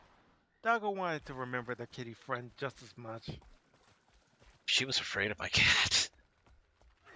My cat kicked her ass. Well, I mean, okay, then she asserted her dominance. Trophy, then. I guess my cat asserted her dominance like over all the dogs. You know, all she had to do was like, you see this? You see this paw? Let's see how his claw's attached. Boom. Did you feel that? Did you see it? That's right, you didn't see it, but you felt it. This is my house now. You're only living in it. Yeah, you have the bottom floor. I have the top floors. Well, I mean, yeah. This is my human. Gosh, she used to come like every time I called. She didn't want to be away from me. It's like, this is my human. Yeah. I might get him another cat like in the future. This is my human. My there human. are many like it, but this one is mine. Yeah, only this one has this particular smell. It smells kind of like garlic because he's been eating pizza again from, you know, Little Caesars. Actually, I haven't had that in a couple months. I know Little Caesars gets a bad rep, but they generally do make some pretty good pizza. I don't see why they get a bad rep. I think their pizzas are solid. Am I gonna say they're like a cosmopolitan? Nah, they're just good pizza, and they got good garlic dip. Rather do them than Papa John's. I just can't do Papa John's. It tastes gross, and I'm not a fan of the history. Pizza Hut was okay. They actually have decent pasta. But it's also, there's only one location around here, so. Yeah. We only got one pizza place that does delivery in my house now. Oh yeah? You used to have all the major chains, but they rezoned. Oh, that sucks. So the only delivery I can get is Domino's. Ah, yes, Domino's. They're not the worst, but they're not the worst. But honestly, let's not pretend. I can't think of anything else. I can't think of anything else to say about them. I know Domino's, they certainly exist. It's a pizza. Domino's, it's a pizza. Domino's, it only took them 20 freaking years to do stuffed crust. I don't. Stuffed crust is overrated for me. I like stuffed crust, but only if you have a good sauce to pair it with. Yeah.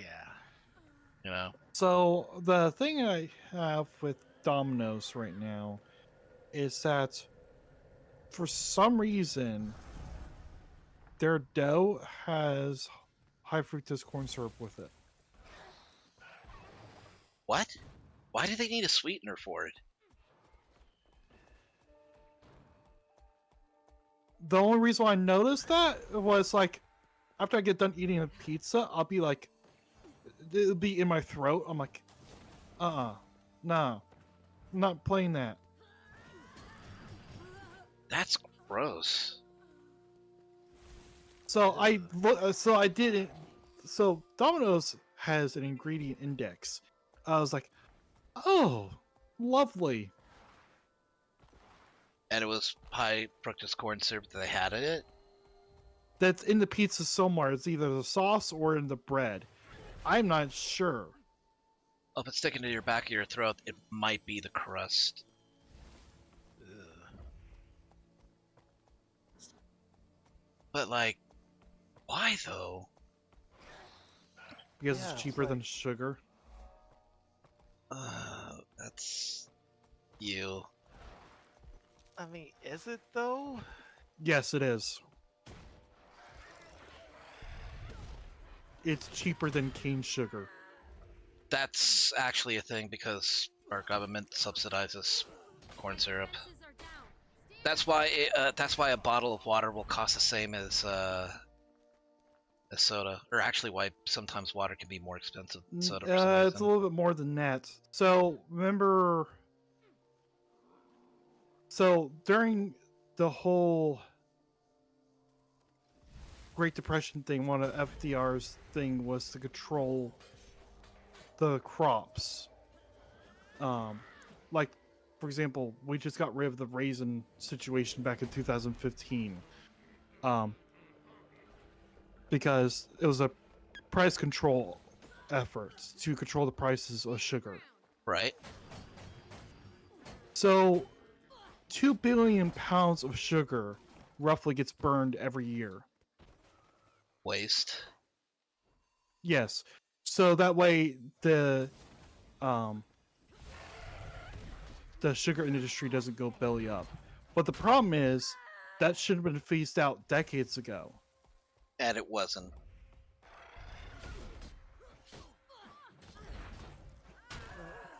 Okay, maybe it's because I don't have an economics background, but I don't see how any of this works. Because it doesn't. It was one of those things where, yes, we solved a particular problem, but we created 5 more problems. So what do we do? No. Build a branch that's going to solve that problem. We're done with ours. Right? Under I know, FDR's... Mr. President, I'm working on my sugar-powered giant robot as we speak. This is a great use of taxpayer dollars. To put in perspective how crazy the FDR's administration was, there was 500 new government agencies created during his tenure. I don't think we've had a combined 500 total government agencies in general. Oh, it's still up there. It's just that we actually trimmed down over the years. But it's actually harder for us to close them than it is to... Than it was to open them in the first place. Yes. But I'm not... Politics aside of that, it's just one of those things that did happen, and we're still feeling the side effects of it.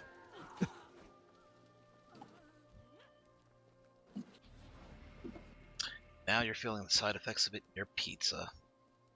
Gross. Yep. Still gross. Oh yeah. Tasty microplastics. Oh yeah, that's also another issue that's now becoming a problem. Microplastics in everything. Including your body. Yeah. In your brain.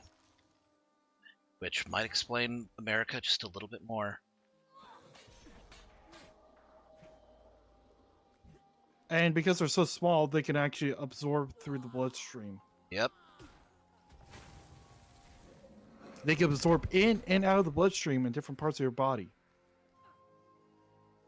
And we have no means of actually removing it. Well, like, removing it from the tougher places anyways. The problem is that a lot of it is what's called forever chemicals. It cannot be broken down any further. So, and there was a research that was published not too long ago where 95% of Americans are affected by this. I believe it. Yeah, I do too. As soon as we get nanomachines, our problems will be solved. Until somebody hacks them. Don't worry, Elon Musk has developed a neural link as we speak. Oh gosh, with the recent controversy. Funny as it is, it's also frightening. I don't feel like connecting it. So instead, So instead, I'm going to talk about... What am I going to talk about? Why can't we just have anime cat girls? It'd be great. Again, Japan's working on that. Give them time. I know that... Yeah. World peace. Anime cat girls for everybody.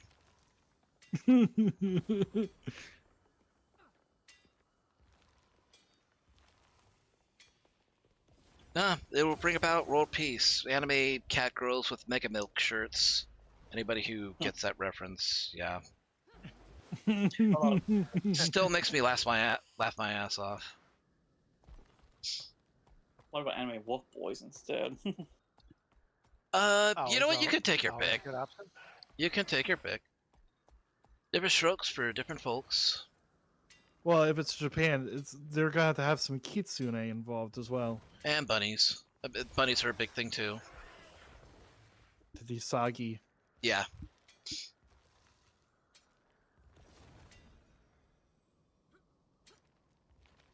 Oh, I actually got 4 taps out of that instead of 3.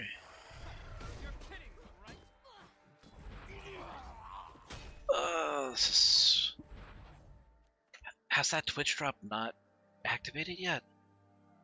Here, let me update it. 82% of 5 hours. At this point, I'm going to have to do the entire stream as Guild Wars 2. But you know what? This has been alright, because I've been able to talk to you guys, and this is actually kind of like a pilot thing, too.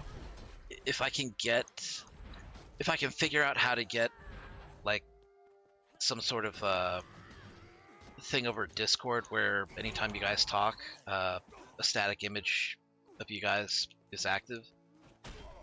You know, I guess it just would add some better interactivity, I think. I wonder if it works with GIFs, because I got 2 GIFs that you can use. Yeah, I'm wondering if that would work too. I've been looking into it, but I still don't know really what I'm doing.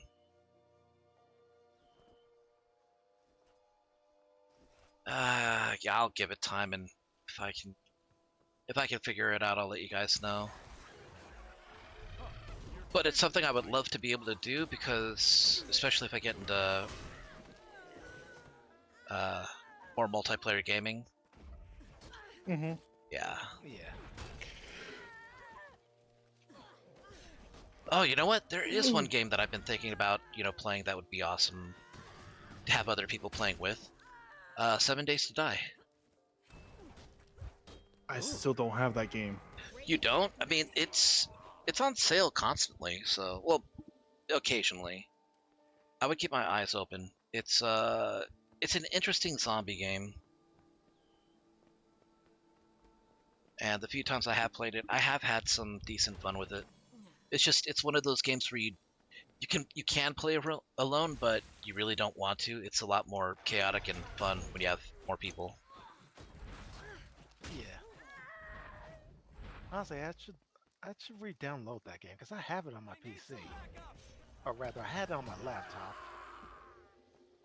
I've been looking into space engineers as of late. That's another game. Yeah, that could be a fun one. Now I just need to find out if my computer can actually run Space Engineers without sputtering into the ground and dying.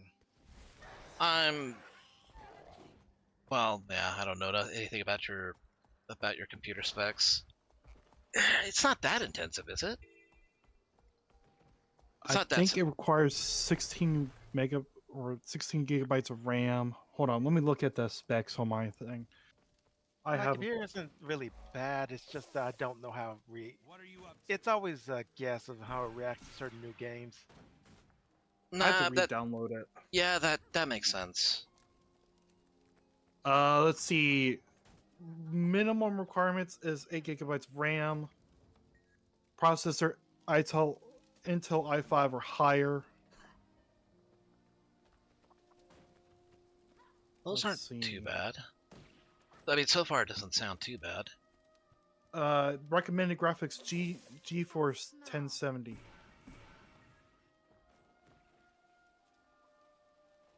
Yeah, that's. You seem friendly. That's a game sale I could have gifted to you. What's that? There's a game currently on sale I could have gifted to you. And I won't have time. Which one? Out of curiosity. Final Fantasy what? 16. Oh, that's right. Is that still?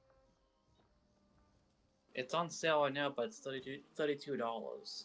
Okay, then it's beyond my price range. And I got the Pixel Remaster Collection 1 through 6, so that was like 42, and part of that was in my Steam wallet as well.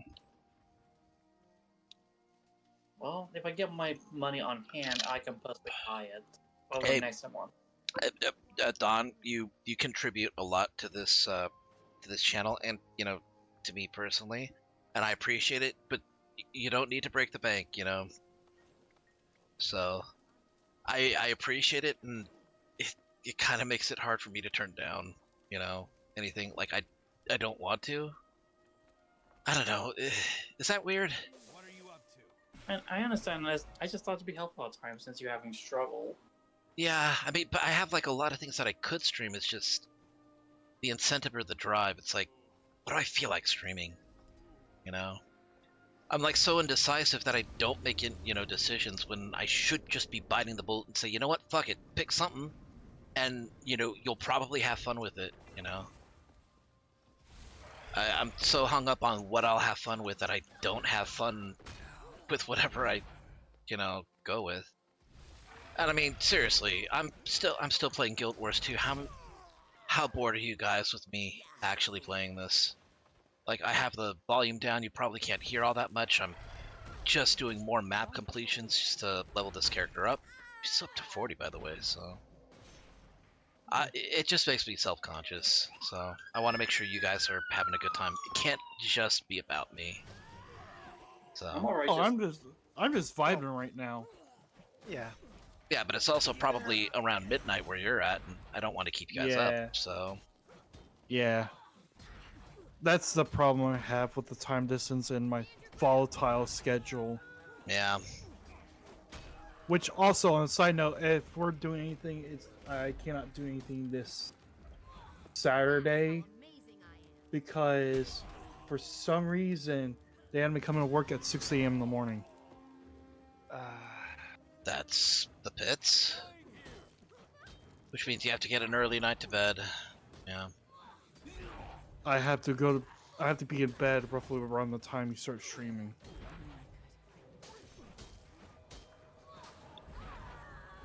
Yeah, that can be a nightmare.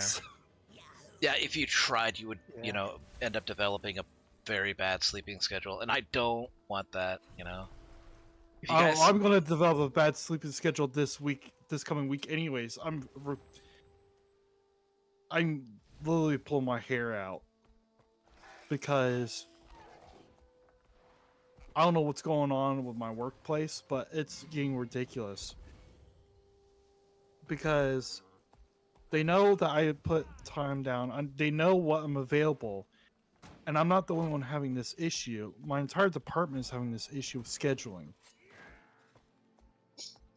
I just don't know what's going on and why my boss can't fix it. Well, they probably don't know either. Yeah. Usually if there's a problem,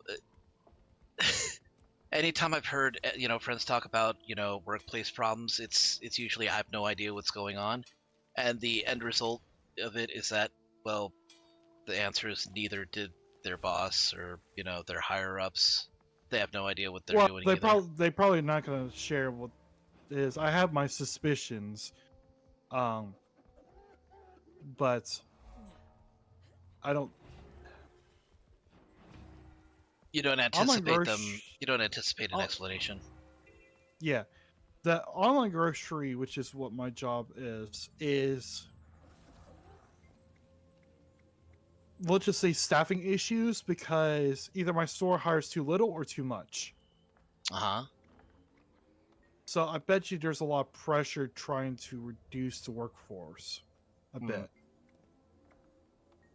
And that's just speculation. I'm not even sure what this is.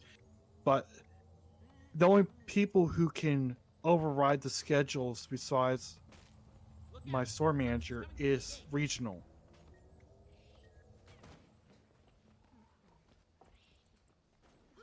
And to put in perspective, regional is about 8 or 9 states worth of Walmarts. That's a lot of Walmarts. Oh yeah. When you think of how many are in one city, yeah. There's about 350 Walmarts in my region.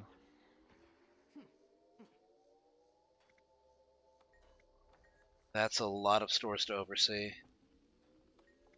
So the chain is this. You got store manager, you got market manager. Market manager is like a localized region per se. It's like, for example, the city of Nashville, for example. That'd be like a market. And then above market is region.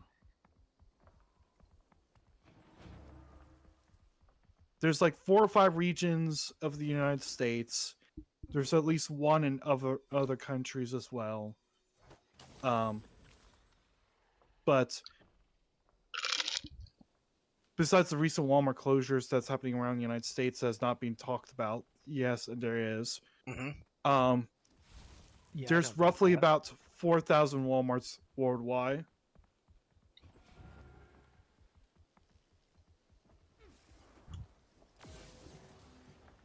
That's still, yeah. Like, we have our own fleet of ships. And you probably have your own myriad of problems, and the chances of those getting heard and rectified are pretty slim, huh? Yeah. Yeah. So, the only people who can vouch for me is the store manager and my coach. So, but other than that, there's nothing really I can do other than just suck it up and hope I still keep my job some of these days.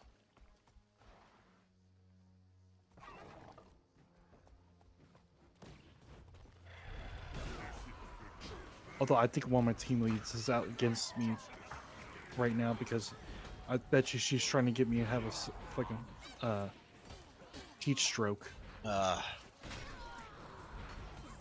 What, like giving you tasks outside that just overwork you? So one online groceries is curbside pickup. And they had me doing that for a couple days in a row. Despite the fact that I told them not to because I'm heat sensitive. So, sabotaging you then, yeah.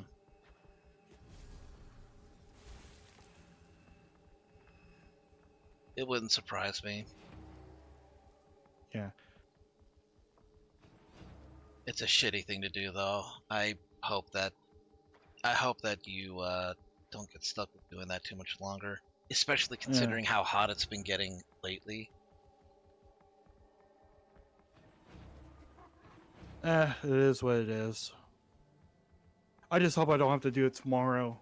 I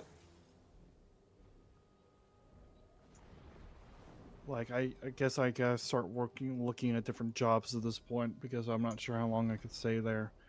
I've been working with them for almost 7 years now, and the fact that I worked 7 years and they're not giving me any agency whatsoever is pissing me off. Yeah, you've given them enough time. It's time that they start giving you back, it sounds like. Yeah. This job doesn't make you happy, and it's honestly stressed you out a lot. I'm not saying outright quit, but looking into other options is probably a good idea right now. Yeah, that's what I'm thinking about. Well, within your But that's a right. tomorrow problem for me because I am going to bed. Yeah. Well, hey, thanks for coming to the stream and into Discord and No hanging out. problem, no problem. And yeah, let's figure out we could do something later. Yeah, for sure. Like I said, nothing this Saturday-ish, but if we could do it earlier in the day, I'm down for it. Yeah, I mean, it might not be this weekend, but if I can, figure out over time, who's available and who's not, I would absolutely be down for doing multiplayer stuff. So, yeah. You have yourself Like I a said, good night, Yep, you too. Yeah. Take care. You know where I'll be. You'll know where I'll be for the rest of the week 3. Yeah. Y'all have a good night. Yep. It's getting... You got something? It's getting 9 o'clock. I'm wondering if I should stop here. Nah, I'll push it out a little bit longer. Still haven't gotten the Twitch drop yet.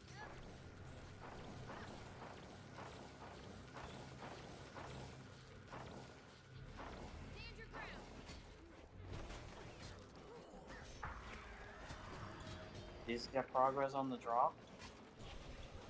It doesn't look... Yeah, well, yeah, it looks like it is. It's at 87% now. For the final drop. I don't know how... I don't know what 87% of 5 hours is, though, so...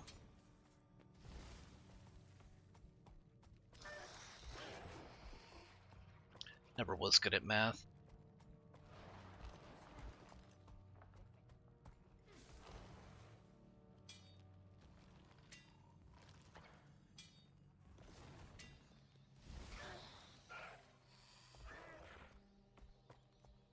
Never was I. Math was my biggest problem. I mean, I was even having problems with, like, Sudoku earlier today. I was playing in the lobby of the optometrist because, had to wait for the appointment. I even picked the easy puzzle and it was still, like, what, 15 minutes before I actually completed it? Just bad at it.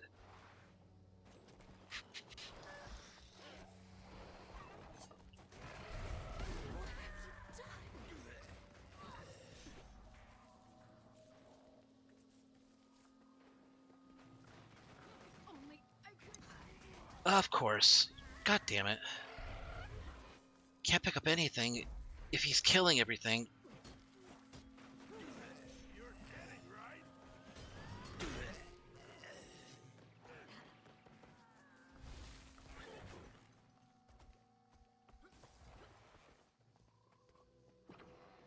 Just wait for everything to respawn.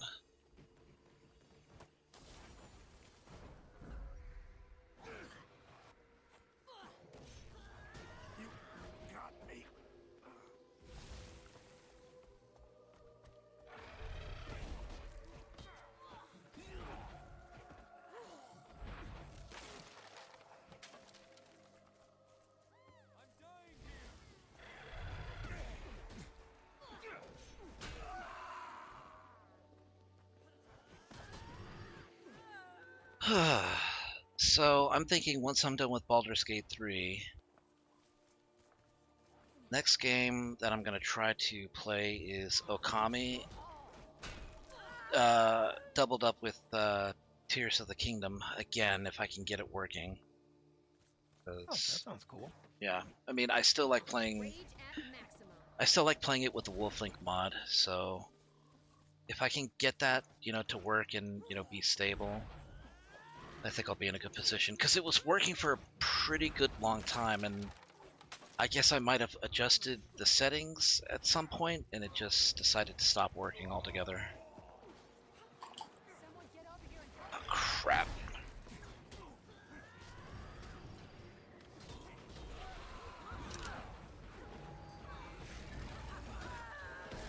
That's the problem with mods.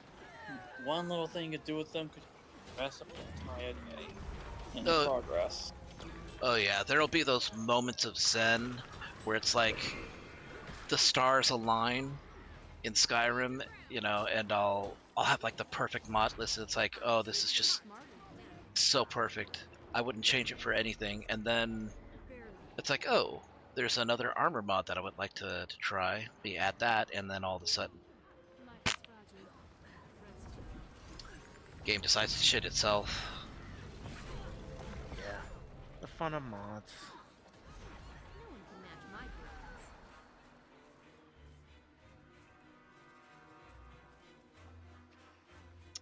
The fun of mods. You put the 1 where the 0 is and the 0 where the 1 is, and now it's all fucked. Anything can remove mod could cause a chain reaction.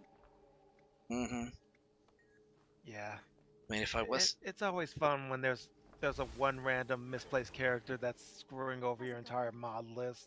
Yeah. If I wasn't so good at it, that it wasn't so quick.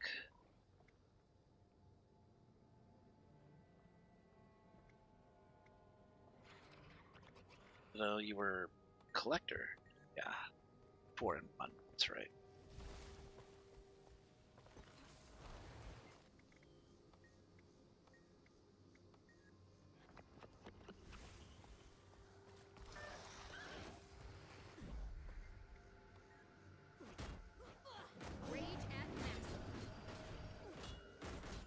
That's why I'm kind of hoping too, though, that when the Cyberpunk 2077 2.3 mod or 2.3 update drops, that the exotics mod will still work with it.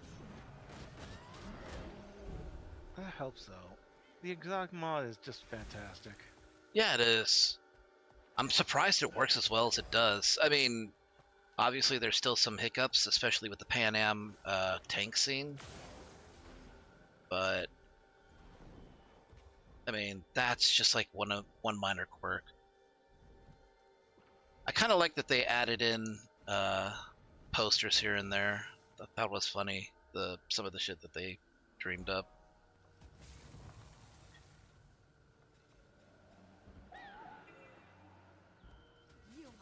But I'm hearing that 2.3 is likely going to be a very large update, so the chances that the mod is not going to be affected are pretty slim. And from what I'm hearing, the same person that worked on the exotics mod is the same person that worked on the Tabaxi mod for Baldur's Gate 3. And if what I have heard is correct, that mod author has been going through some tough shit.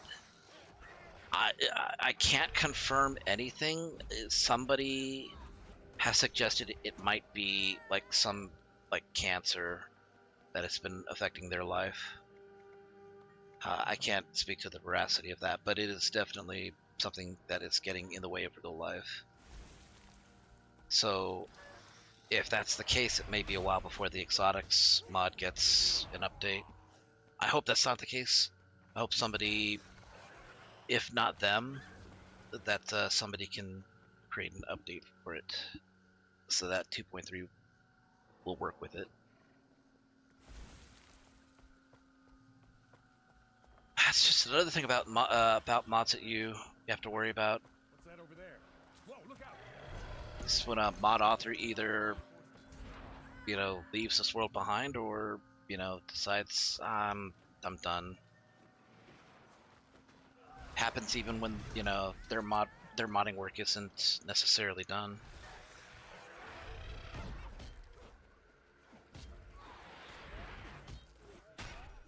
It reminds me of the story that Solid told me about Gate 3. There was a modder who made a male version of the Night Song. But he also was going to make a male version of the Moon Cleric, the one who's in the relationship with Night Song. Oh, is it Isabel? Isabel, yeah. But before they could even make that version of the mod, they got hounded by people saying that this was eliminating what Night Song and Isabel had. I don't understand that argument at all, but okay. Because they were trying to remove any source of lesbian to them. Oh, obvious spots are obvious. But yeah, the moderator did say they were just giving the option to because it's a mod. Yeah. It's not like they're actually changing the actual game for everyone else. No, they're not. It's optional. You're right. Honestly, I feel like a lot of people are just looking for something to complain about nowadays. And they were hounded so much off Nexus that Nexus took the mod off. Same narrative, it's just with guys. I don't really see what the problem is. I mean, it's unless it blocks, the player character from having like a female player character falling in love with another female NPC. No. It doesn't. No, of course not. It's not doing that. It's just changing slightly one aspect of the game. Again, like you're saying, it's optional. It's not going to affect the overall game. Even less if you don't install it.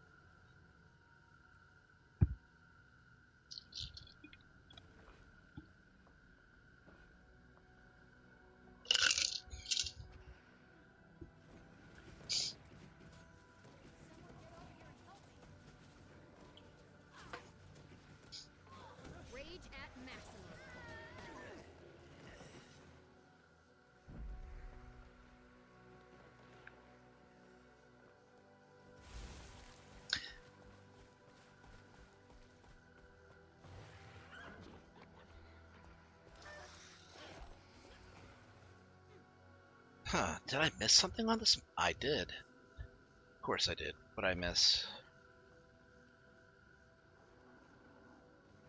Ah, okay. It's those. Right, no big deal.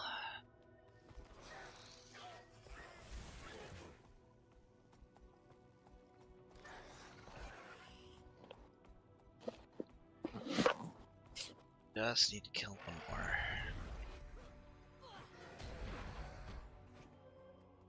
This is the last day I can do this, I just realized. The Twitch drop, I mean. Yes, got a key. Alright, let's see what I get.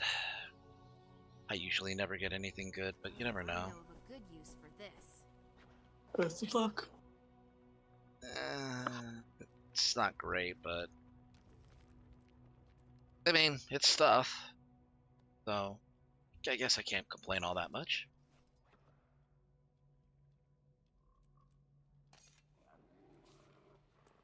I mean, I could, but I'd look like an ass, and that's not the goal tonight.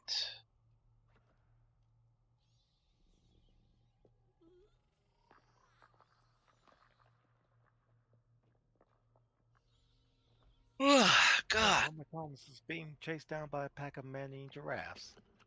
Interesting. Oh, you're still playing, why am I drawing a blank? I'm tired, that's why I'm drawing a blank. Yeah, I'm playing Rhythm World right now. Oh.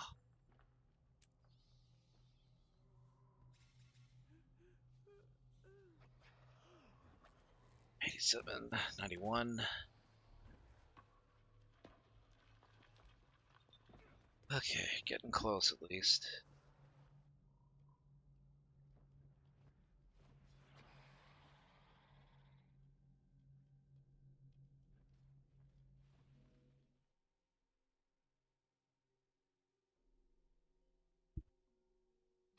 Gosh.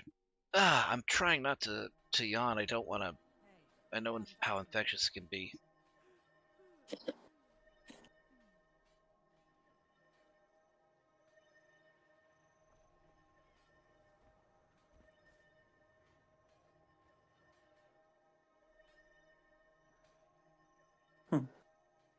I got a YouTube poll right here.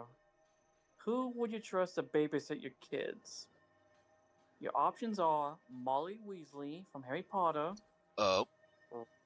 Raccoon from the MCU. Mary Poppins or Uncle Iroh. Who was the second option? Rocket Raccoon from the MCU. I'd probably go with Iroh. He seems to be the most responsible adult out of the bunch. They might actually legitimately learn something. Well, do you want to know the vote results? Sure. Well, the results. What were the results? In order from the naming, Molly Weasley has 19% of the votes. Respectable. Has 7. Mary Poppins has 54. Oh wow! I didn't think so many people thought so highly of Mary Poppins. Because honestly, yeah, Mary Poppins makes sense. I mean, she'll get shit done. She'll discipline the kids without coddling them too much. You know. She gets it done. And she'll criticize bad parents too.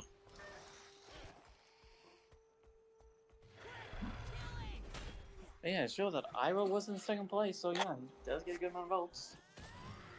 I would actually agree. Iroh, you know, because he'll set your kid on, like, the right path. The only thing you have to worry about is, you know, if you're not a great parent, you know, but that's kind of on you too.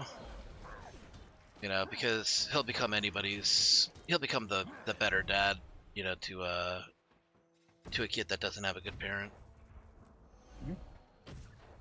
And yeah, 23K on voters. So that's how many people voted. 23K. 23,000 people voted, and it is impressive though that Mary Poppins got 54% of the vote.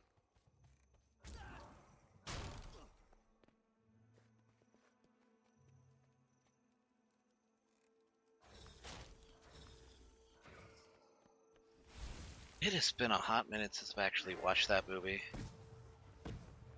Honestly, same. I kind of want to watch it. It's kind of like Charlie and the Chocolate Factory. You could watch it again, and you won't necessarily get bored. It's just, it's a fine time. Yeah. Because honestly, Nanny McPhee was a kind of close version to Mary Poppins. Yep, that's true. I remember there being like a lot of kid stories that of similar nanny type characters doing ridiculous things.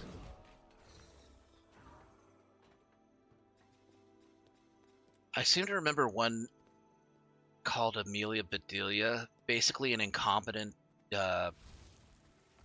maid, I guess. Who just got everything wrong. That's all I really remember, though. I can't think of specifics of what it was she did wrong.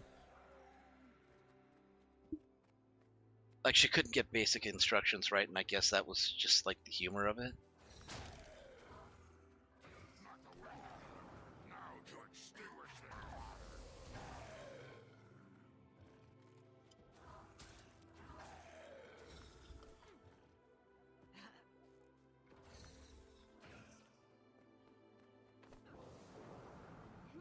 Think about it, though. One movie that I remember that I remember watching that I enjoyed was Bed Knobs and Broomsticks. The story about an English woman becoming a witch so she can fight Nazis by having animated suits from the medieval times kicking their asses. I mean, I see nothing wrong with a movie premise like that. Sounds like a grand old time. And then she had to take care of 3 kids who were sent to the country because of the war. Yeah, 3 kids. One of which is, you know, I mean, 2 of which are all right, and the other one's just like a turd. Like, they could have removed the older brother from the equation. I would have just been fine with it. It's like, what is this kid even doing here? He's kind of a dick. He's kind of a skeptic, but Elon's so open-minded.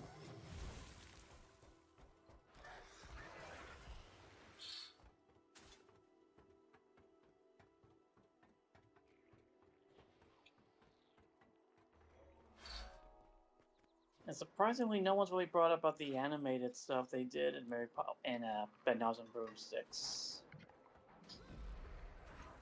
Not even Disney themselves. They just forgotten about it. I mean, I remember it. I guess it just wasn't as memorable because it was like during the quote-unquote dark age of Disney where they repurposed a lot of the animations from several movies. And of course, a lot of the faces too, like the King Lion in Bed Knobs and Broomsticks is basically not the Sheriff of Nottingham, Prince John. Prince John, yeah. Basically the same thing. I seem to remember. Well, no, I can't even remember. I just seem to remember that a lot of the characters in those animated sequences were very close to the ones in Robin Hood.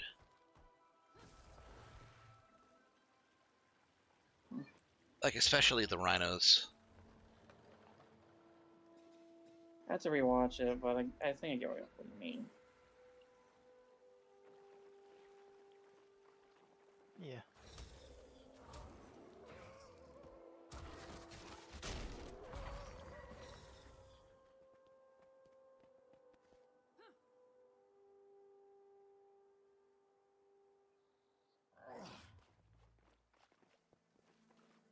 I kind of have a hankering for watching an animated movie, but it's not the kind of animated movie you would expect me to want to watch after having this discussion.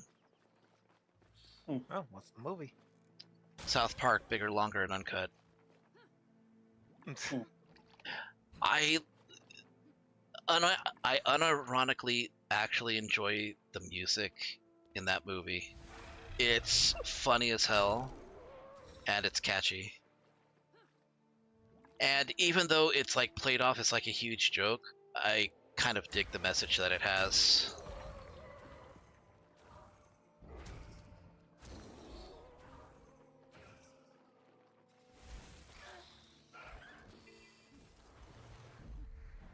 Pretty sure at one point it also held the world record for most profanity in a movie. In a animated movie, even.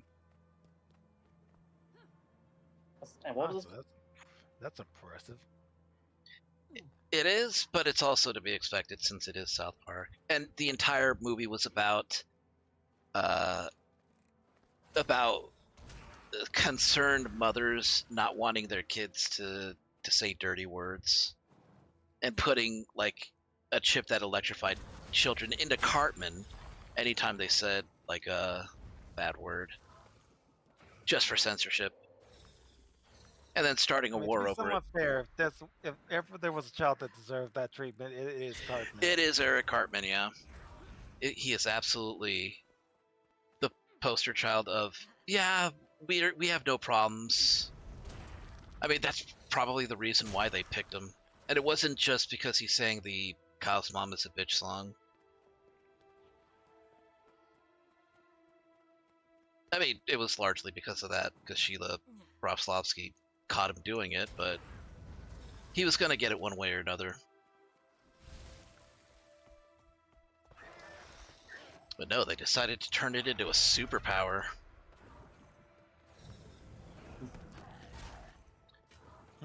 Again, it's a movie, and I kind of want to do that plus play the South Park games. You know what I've noticed? I noticed South Park got a movie, Simpsons got a movie, Bob's Burgers got a movie, but Family Guy and Futurama have yet to get an actual movie. Oh, Futurama had a couple. Futurama had like direct-to-video or direct-to-DVD, quote-unquote movies. Theatrical. Yeah, theatrical movies, nah, they did not.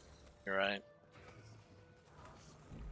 But yeah, they're about the only one that got the closest, and Family Guy is one of those ones that haven't. And I think it's because Seth MacFarlane knows that it wouldn't work the same way. Especially with a lot of their cutaway gags, you know, which is like one of the staples of their comedy. It just wouldn't work in like a huge format like that.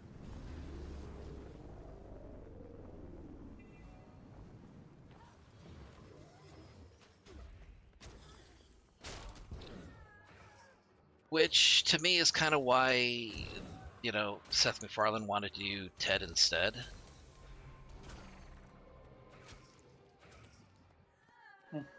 Because he knew that Family Guy wasn't gonna cut it. So just do something instead where he can voice act and, you know, it'll count. I just like hard to bring this up because he did make the Orville show, and he does have to make an actual like movie series in a way. Because have you ever watched the Orville? I know of it, but I have never directly seen it. I've seen like scenes from it. I know it's largely comedy, but I know it also touches on a lot of I don't want not really controversial. It talks about topical issues of the day as well. Yeah, I watched a few episodes, and yeah, I guess I actually could recommend this to people. Yeah, it doesn't have jokes like Family Guy would do. It's actually somewhat satisfying. Yeah, it has some really good humor, and none of it's cutaway either. You know, and that's only based off what I've seen from like YouTube shorts and like clip compilations. You know, it doesn't seem like it's bad at all. I just haven't had time to watch it. I'm not even sure what you would watch it on. It's on Hulu. Yeah, that would explain it.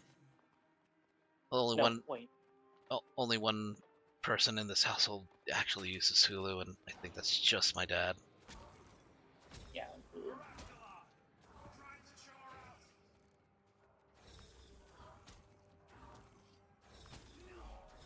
I just realized I've been going through all of these map clears without using any experience boosters. So I've gone 22 levels in the last 4.5 hours without using it. Boosters. I could have been at level 50 probably at this point.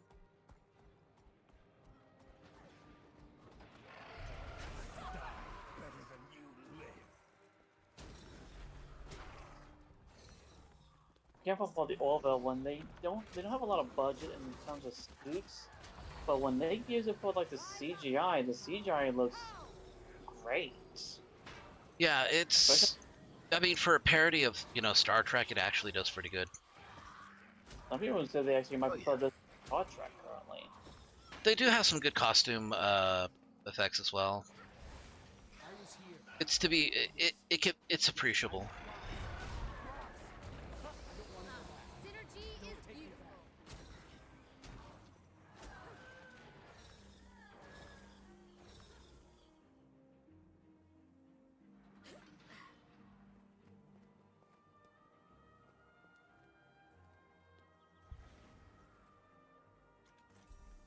Okay, 2.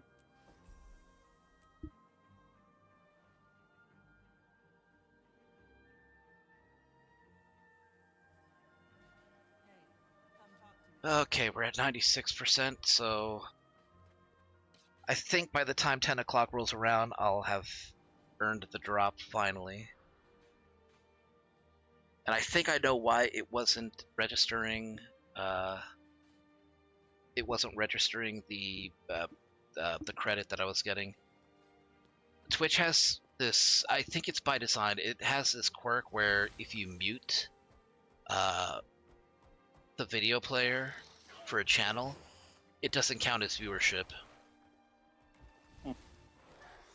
But in contrast, if you mute the tab on like Chrome or Firefox or whatever, if you mute the tab instead and you keep the volume in the player like past at least half, then it does count. It's weird, you know? But yeah. Obviously I can't have, you know, the volume up in the background because then you would just hear like infinite echoes. So, but I can mute the tab instead, and that's exactly what I wasn't doing, you know, when I started.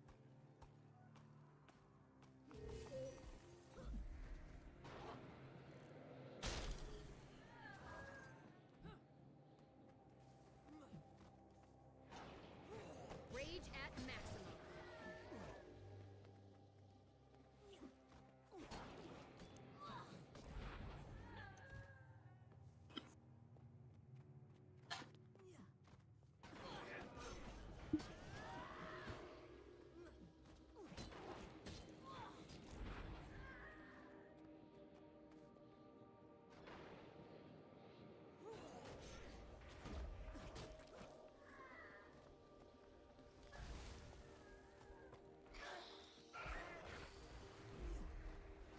So I only recently learned that in Baldur's Gate 3, if you stand on a ledge above the starting camp, just above Asterian's tent,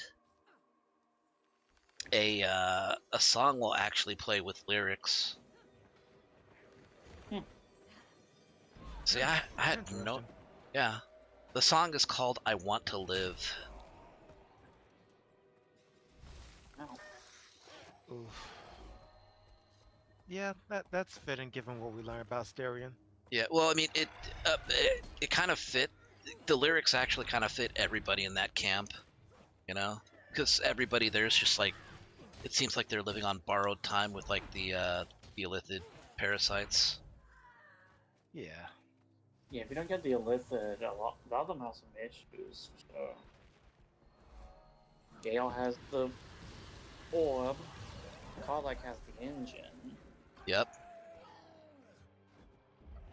Let's see who else has issues. Probably. I mean, Asterion has people hunting him. Mm-hmm.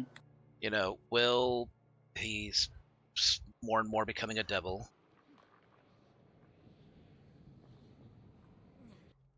Honestly, sold their soul to do the right thing and gets punished for it. Shadow is a follower of Shar. Yeah. Which always ends wonderfully in these types of stories. Yeah. Yeah, none of the origin characters have a good ending in the future. Sorry, Axeman, I missed your message about 4 hours 45 minutes. That was like 30 minutes ago. I feel awful about that. I hate missing out on messages that people have sent. I guess because I'm focused on... I guess it's understandable because I've been talking to you guys too. Yeah, that's the one downside talking with us. You miss out those by accident. What was that question? The question was, how much is such percentage of 5 hours? I think it was 91% at the time when I asked it.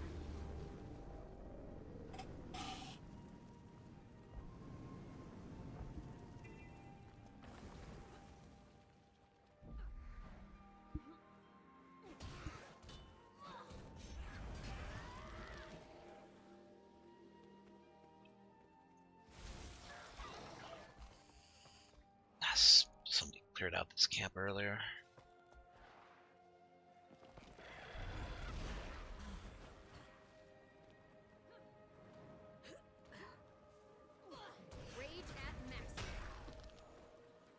I'm gonna.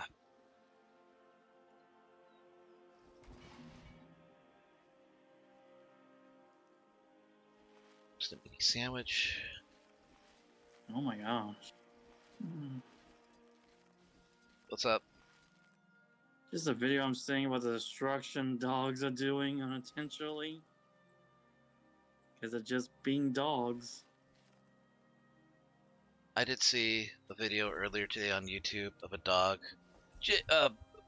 which they say, which the caption said it was a service animal, basically cutting loose and just covering itself with mud from a mud hole, while the owner just looks on. It's like, stop doing that. Stop getting muddy. I'm not going to let you back in the house like that. And the dog just does not give a shit. It looks like he just looks like he's having the time of his life.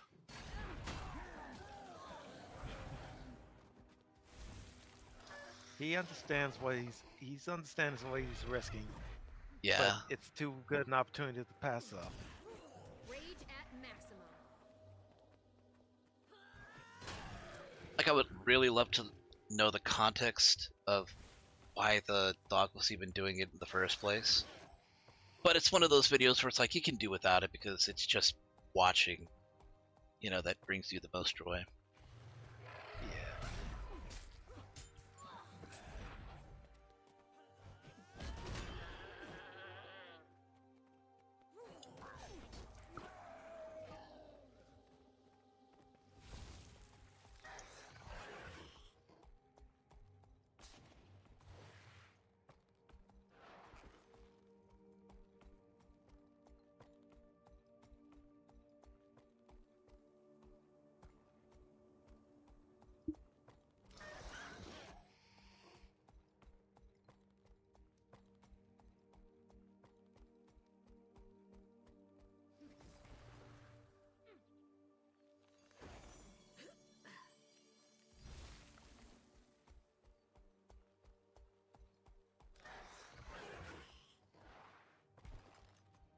Oh god, when are these things gonna...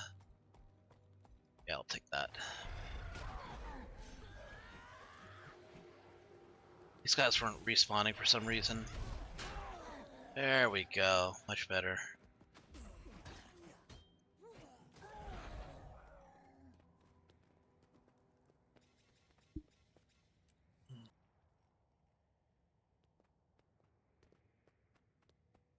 Oh boy. I think I'm gonna head off myself right now. Yeah, I only got about 15 minutes left, you know, for me before I end the stream. So, but yeah, thanks for dropping by this the stream. It's great to have you guys. Mm-hmm. Yeah. And it's 3 total for this, or that you caused. I would like to do this a bit more often. I'm not gonna like pressure you guys into it, but if I can do it like every other day, you know, just hang out, chill, and you know, stream at the same time. Yeah, that'd be great. Yeah, like I said, it's always good talking with you guys. But both of y'all have a good night. Yeah, you gentlemen have great nights yourself. Good night, Jackal. Good night, Kosh. Good night, Jackal. Good night, Don. Don. Night, Ajax. Okay.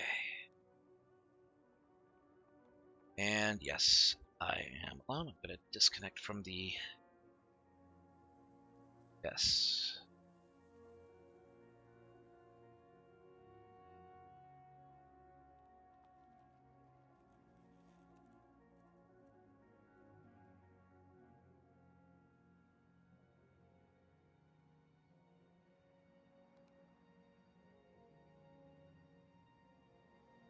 There we go.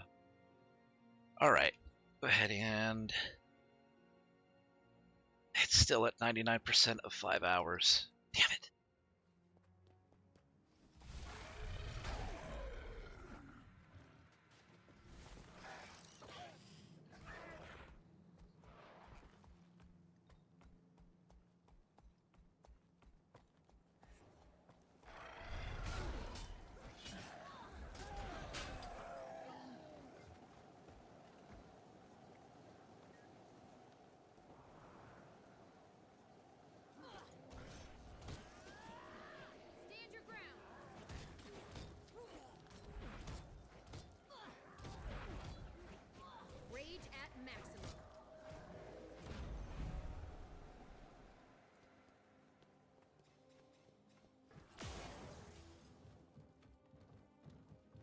Yeah, you know what? 10 o'clock might actually be the best time for me to stop streams. I don't think most of the people that I stream to are able to go beyond that time slot. I might just reserve it for weekends. I think that would be the best bet.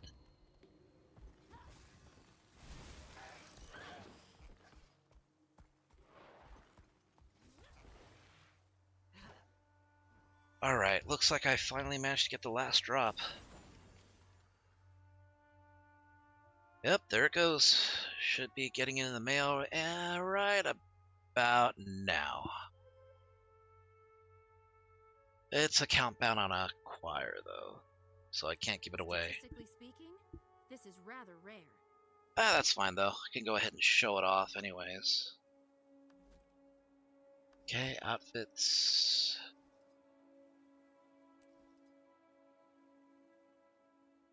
So that's what it looks like on female Asura. It's basically a lot of beads, a lot of bones, a lot of chains.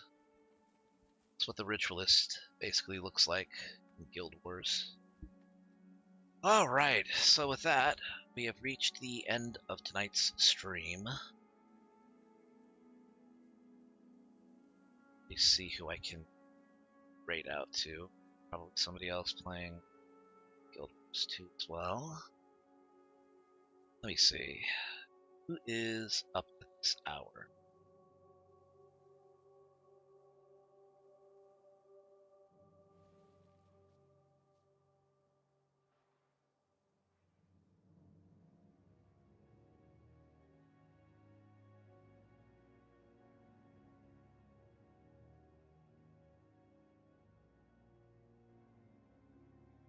I'll drop you guys over at Lexi Lore, who's doing Return to Secrets of the Obscure right now. Alright, starting the raid. Stick around if you would like to raid them. I gotta raid and run, though. I'll pick up the stream tomorrow, starting around about 5 or 6, going on till 10 again, as I have been doing so lately, so I hope to see you guys there. But you guys take care of yourselves, you have a great night. I will see you guys next time.